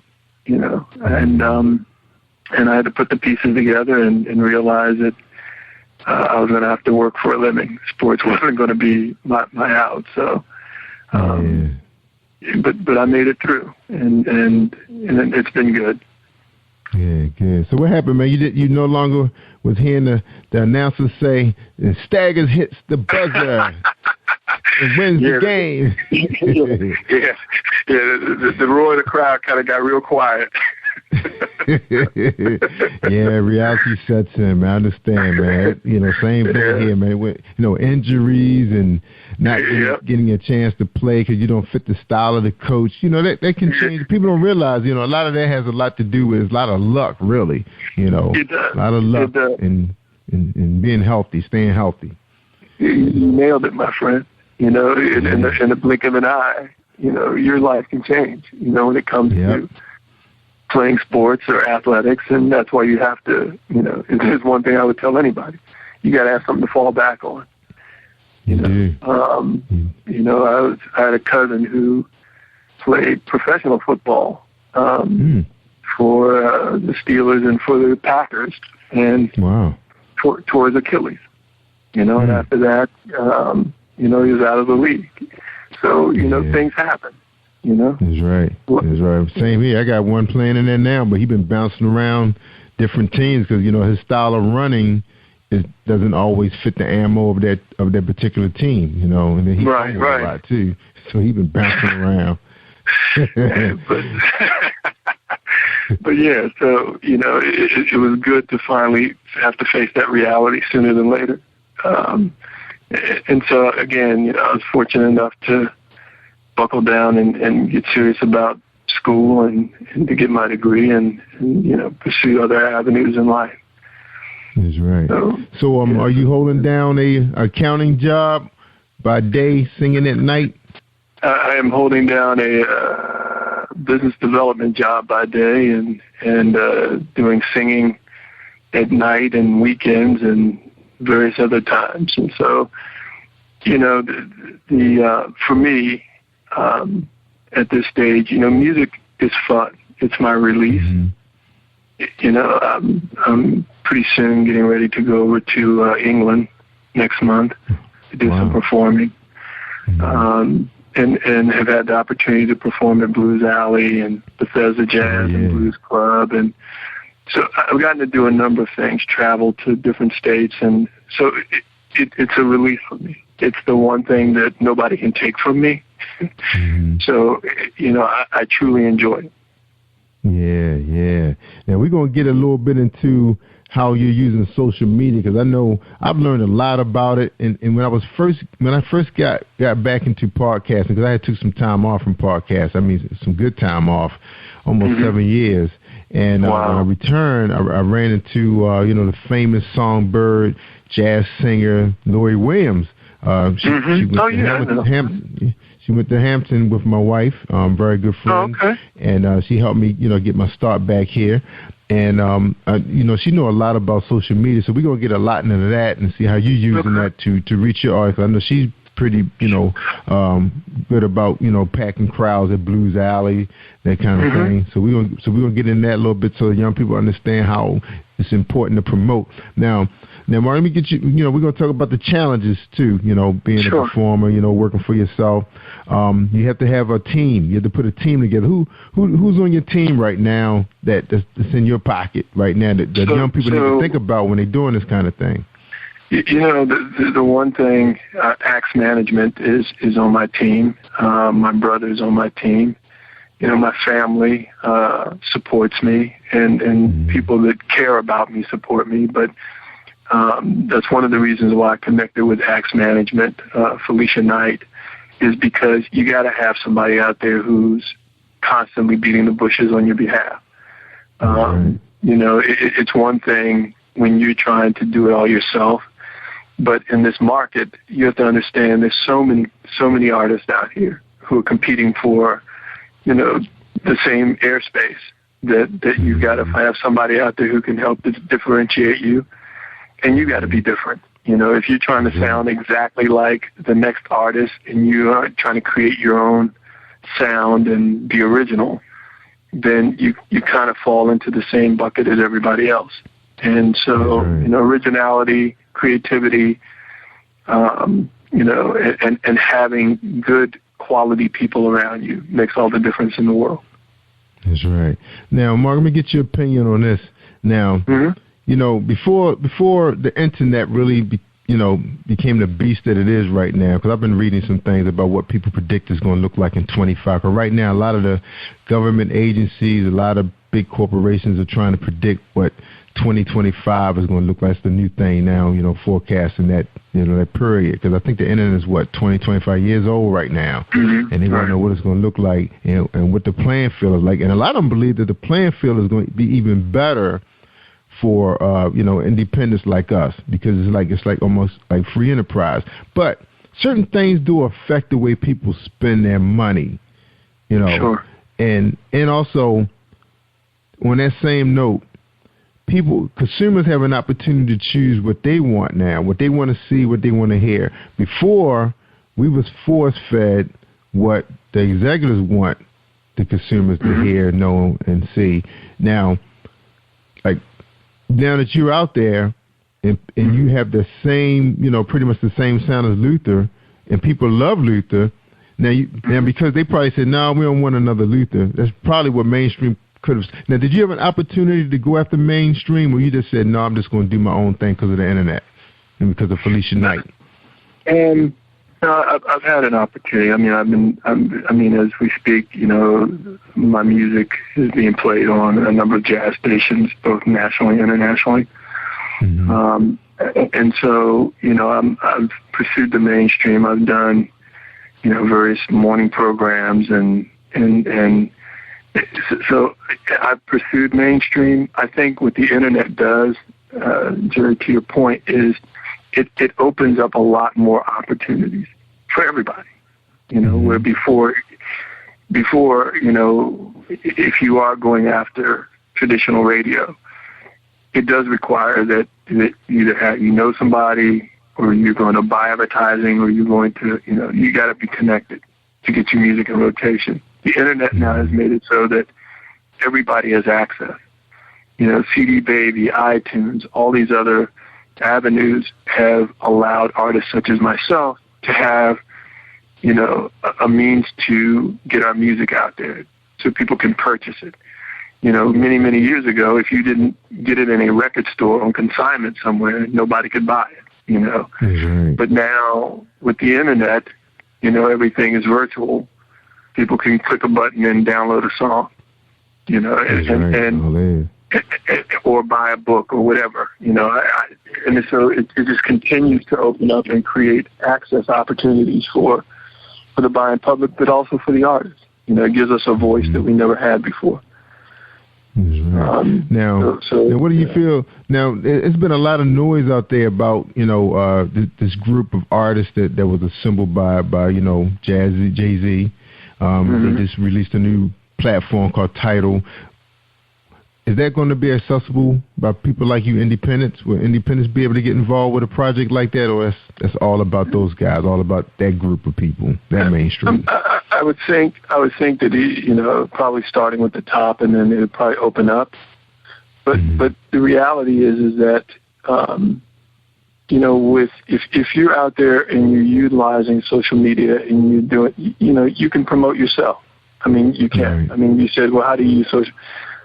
I'm not an expert on it, but I know that you got to stay consistent. People got to continue to see your tweets and your Facebook, and you got to reach out to people, and you got to, it's a full-time effort, but I almost see kind of what he's doing almost like an iTunes situation. Maybe there's a different twist, but it's another means, getting all the artists together so that you can, people can access your music, or you can promote yourself, but it's not a new concept, he's probably, just because of his name, trying to capitalize and probably has a different appeal to attract, different types of people just because of who he is.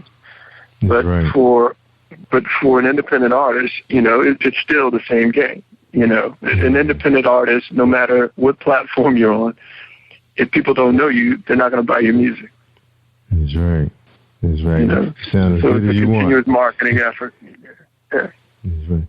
So you feel like at this stage of the game, it's really important for independents to bring their A game, where before mainstream could just select an artist because they had the look and they can dance, and then they can say, well, we can manufacture the sound in the studio, and then we just get them some couple videos, and we can sell millions and millions of CDs. At that time, it was more like CDs. Now, I think consumers are a lot smarter than that, and they want, because our devices are so important to us. It's like video is not that important anymore, except for I think like I had a guy on last month, and he hasn't produced anything in a while, but his videos, he releases videos, and he has like 300,000 subscribers because the women were really going crazy over a couple pieces he released. He just was just having fun with the camera. It was nothing fancy, and he was mainstream at one time, and he got out the game, went into some other type of business. But he was able to make video work for him, which was YouTube. Now, can we find you on YouTube? You can. I've got some videos out there. And actually, I did a video with Tico Wells. A lot of people remember him from the 5 Heartbeats. He was choir boy. Mm-hmm. Right. We did a remake of the Luther Vandross, Gregory Hines tune. So there's some music out there on YouTube that certainly you can find of some live performances I've done. I did a live performance recently in New Mexico for the jazz station down there. And so, yeah, I've got music out there and some live performances and different bands that I sing with from time to time. But, yeah, I'm utilizing that as well. Yeah, because I noticed that I was out on the site today, and I noticed there was some guys that were in a radio studio singing. It was a podcast show, and someone was videotaping the guys rapping and singing and just having fun. Nobody was dancing. It was just good sound. And I'm thinking, okay, so what are the consumers asking for now, Mark? In your opinion, what are they at? What do they want? What do they really want?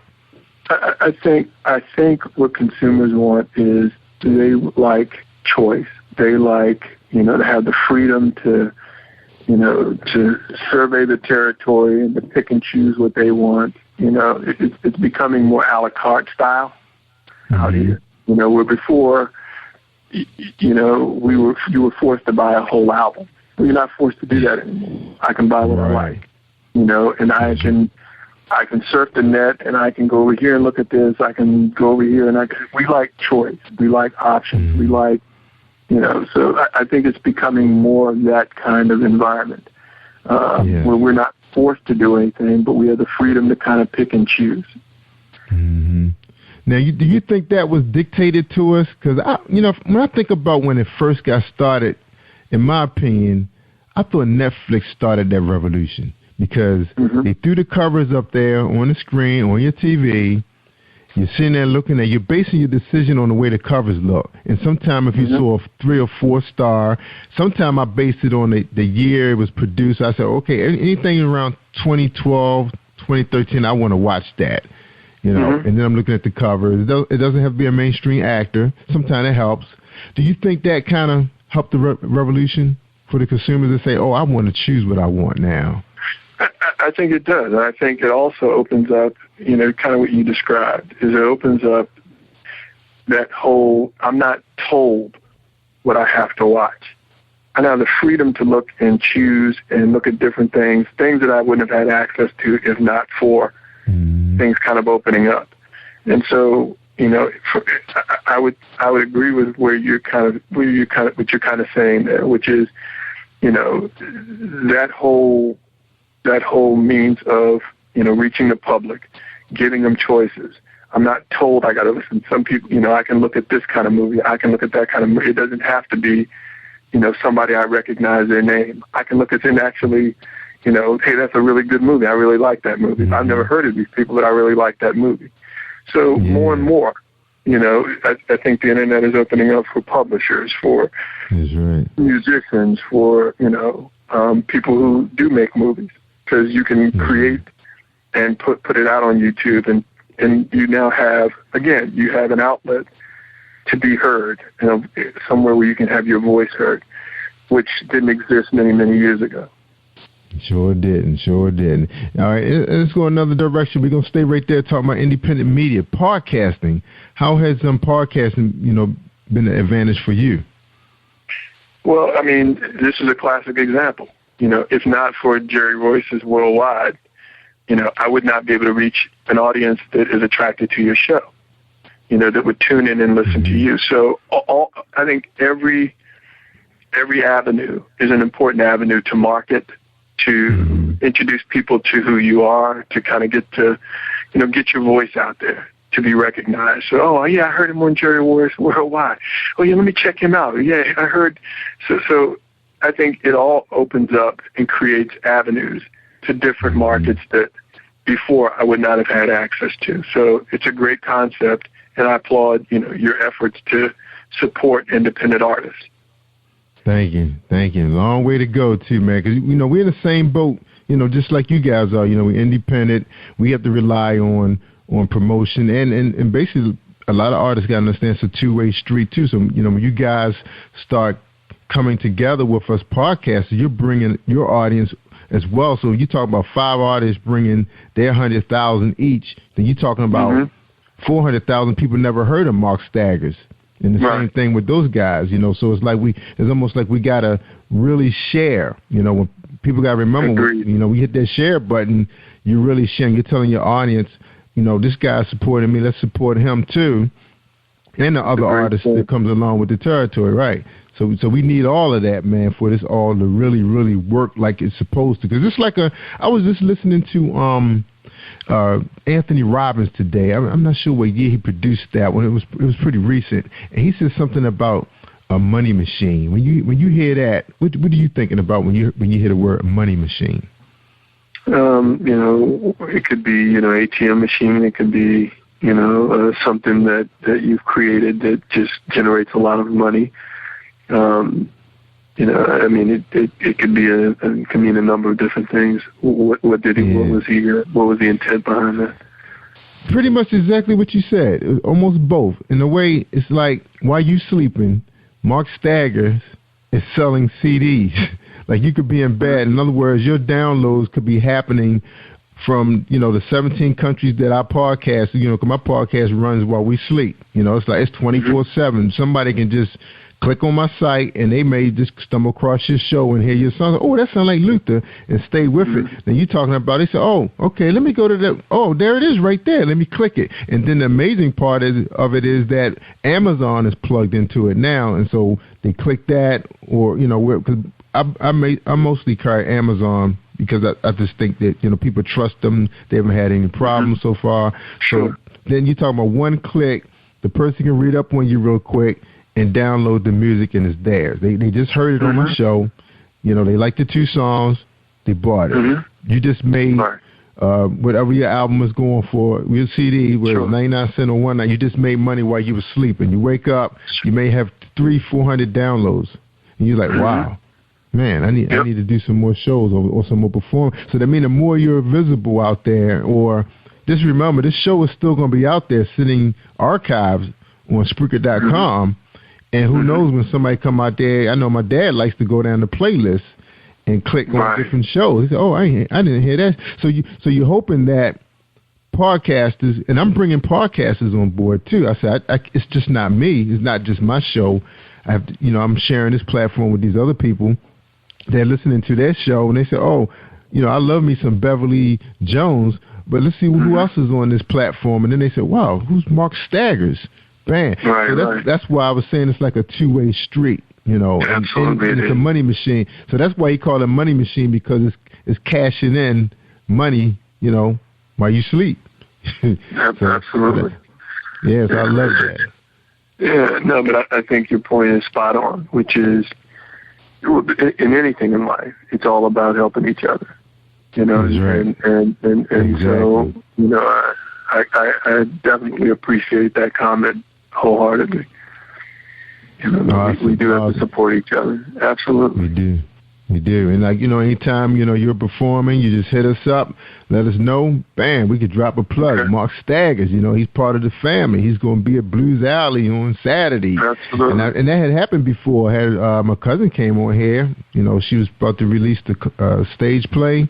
Man, I showed up on a Saturday, man. The doggone place, I mean, she actually just rented out a small senior citizen hall, and it was standing room only, and everybody there was from Facebook in Baltimore. It was crazy. I was like, how did you find out about it? You said you just announced it on your show. I said, you listen to my show? So a lot of times, going back to listen to what Robin Lynn said a couple days ago when she was on here, she said sometimes you can't really get the true numbers from some of the statistics that come from some of the podcasts, like Google and the analytics, because they can't always measure how people are sharing the files and who's hearing what, you know, because of the different devices that they're on. And that makes sense. Yeah, so that makes sense. Yeah, so you just never know. It can't measure every platform. All right, Mark, we're going to take a quick break. We're talking to Mark Stagg, and we get back, we're going to listen to Bring Me Back. And we're going to listen to a quick tune to one of my favorites. She was just on here a few days ago. We're going to get a chance to hear a little bit of Kimberly. But first, we're going to get a message from my girl, Merlin Dunn. All right? Y'all support the sister. She's bringing it. Hi, I am am recording artist Marilyn Dunn from St. Louis, Missouri. If you are looking for some soul-stirring, anointed, spiritual, and heartfelt music, visit my website at www.marilynnDunnMinistries.com. Or you can also find me on CD Baby, iTunes, and Reverb Nation. For booking information, contact Mr. Kevin Dunn at 636-856-0551. That's 636-856-0551.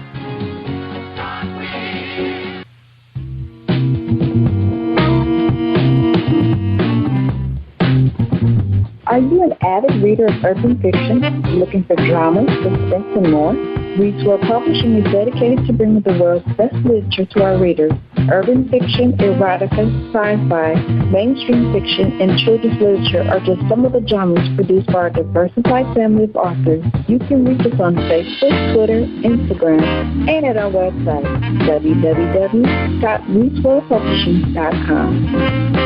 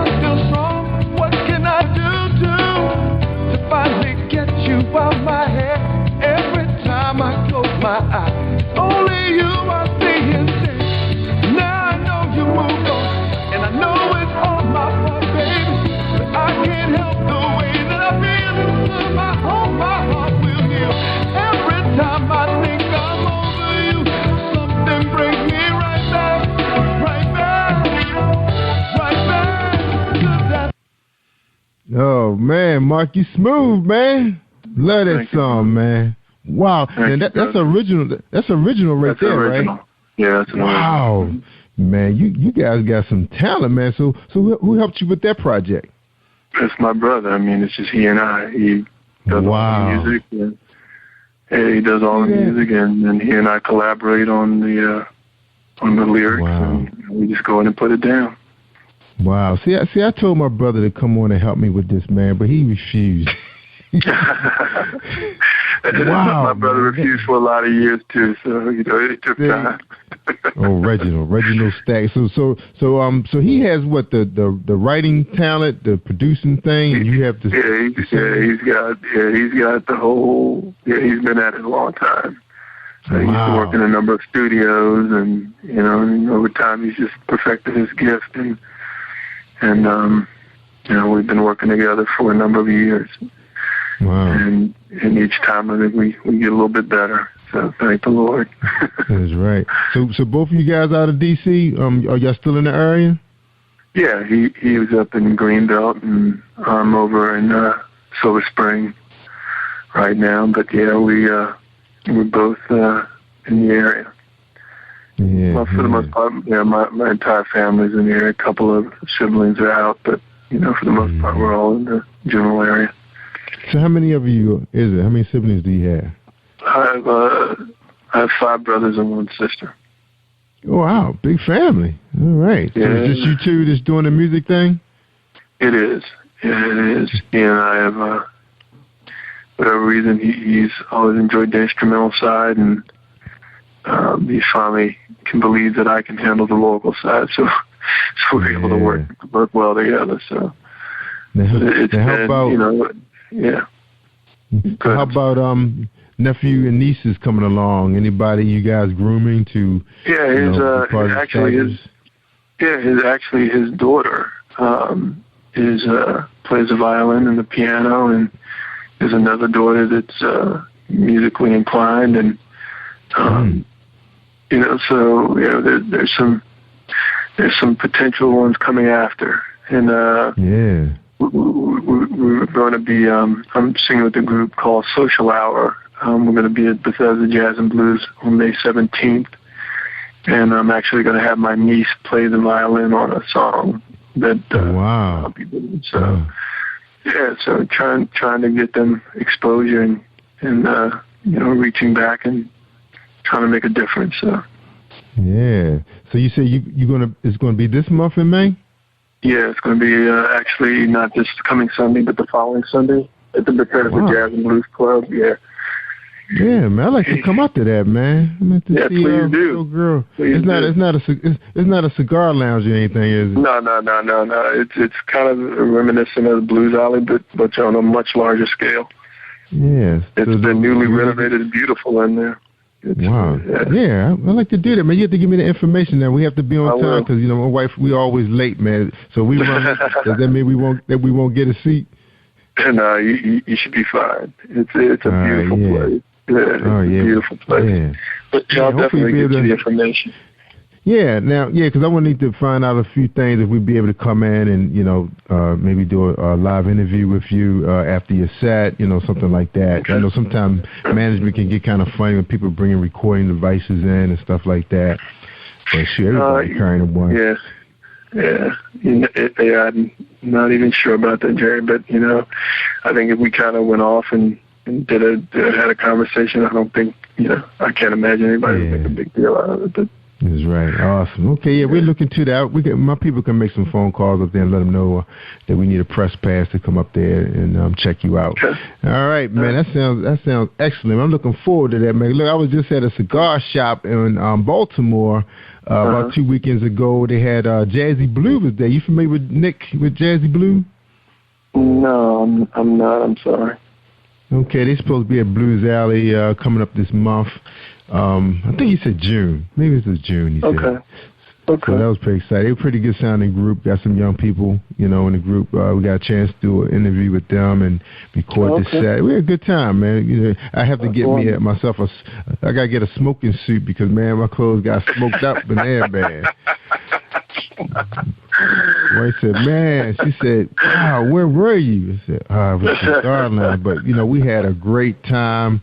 People was wonderful. Everybody was real. So, we looking forward to the same thing, man, when we get up there to see, go down to see you because we actually going south. All right, D.C., here we come. Jerry Royce Live. And that's going to be awesome, man. Get a chance to see your niece in action, man. I know you're pretty excited about that, and I know her dad is too, man. Yeah, I am. I just enjoy, music, and so an opportunity to do something with a family member is always pretty exciting to me. It is, man. So how old is she, and what's her name? Her name is Cecilia Staggers, and she's about 19 years old. Wow. Yeah. Okay, she's old enough to get in there, but not old enough to drink. Yeah. Which is good. That's right. That's a good thing. All right, man. So tell us, a little bit about this album, man. Dreamcatcher, Expansion Records. So who is Expansion Records? They're actually out of the United Kingdom. They're a record label. They've been around for a lot of years out of the UK, and this is actually my second project that they've picked up and distributed worldwide for me. And so Dreamcatcher, for me, I think it's finally, for me, it's really my breakout I put out other CDs, and but for me, I really feel like, okay, I could be myself. I didn't have to sound like anybody. After all these years, I could just kind of relax and just be comfortable in my own skin. So there's some great tunes on this CD, and it's really has that old school appeal and adult contemporary appeal that has done well for me. It's opened up, as I said, it's opened up some doors where I'll be going overseas next month and doing a few things. So it's been received well across the globe. I get Facebook hits from Japan, from England, from France, Africa. You talk about how social media made a difference. You know what's too, man? People, I noticed that too when we have musicians on. It seemed like our hits on the Spreaker network and the website is wide. That's how I got into those 17 plus countries. Every time I have a musician on that's kind of popular in that region, like like Canada, just love people that come out of DC for some reason.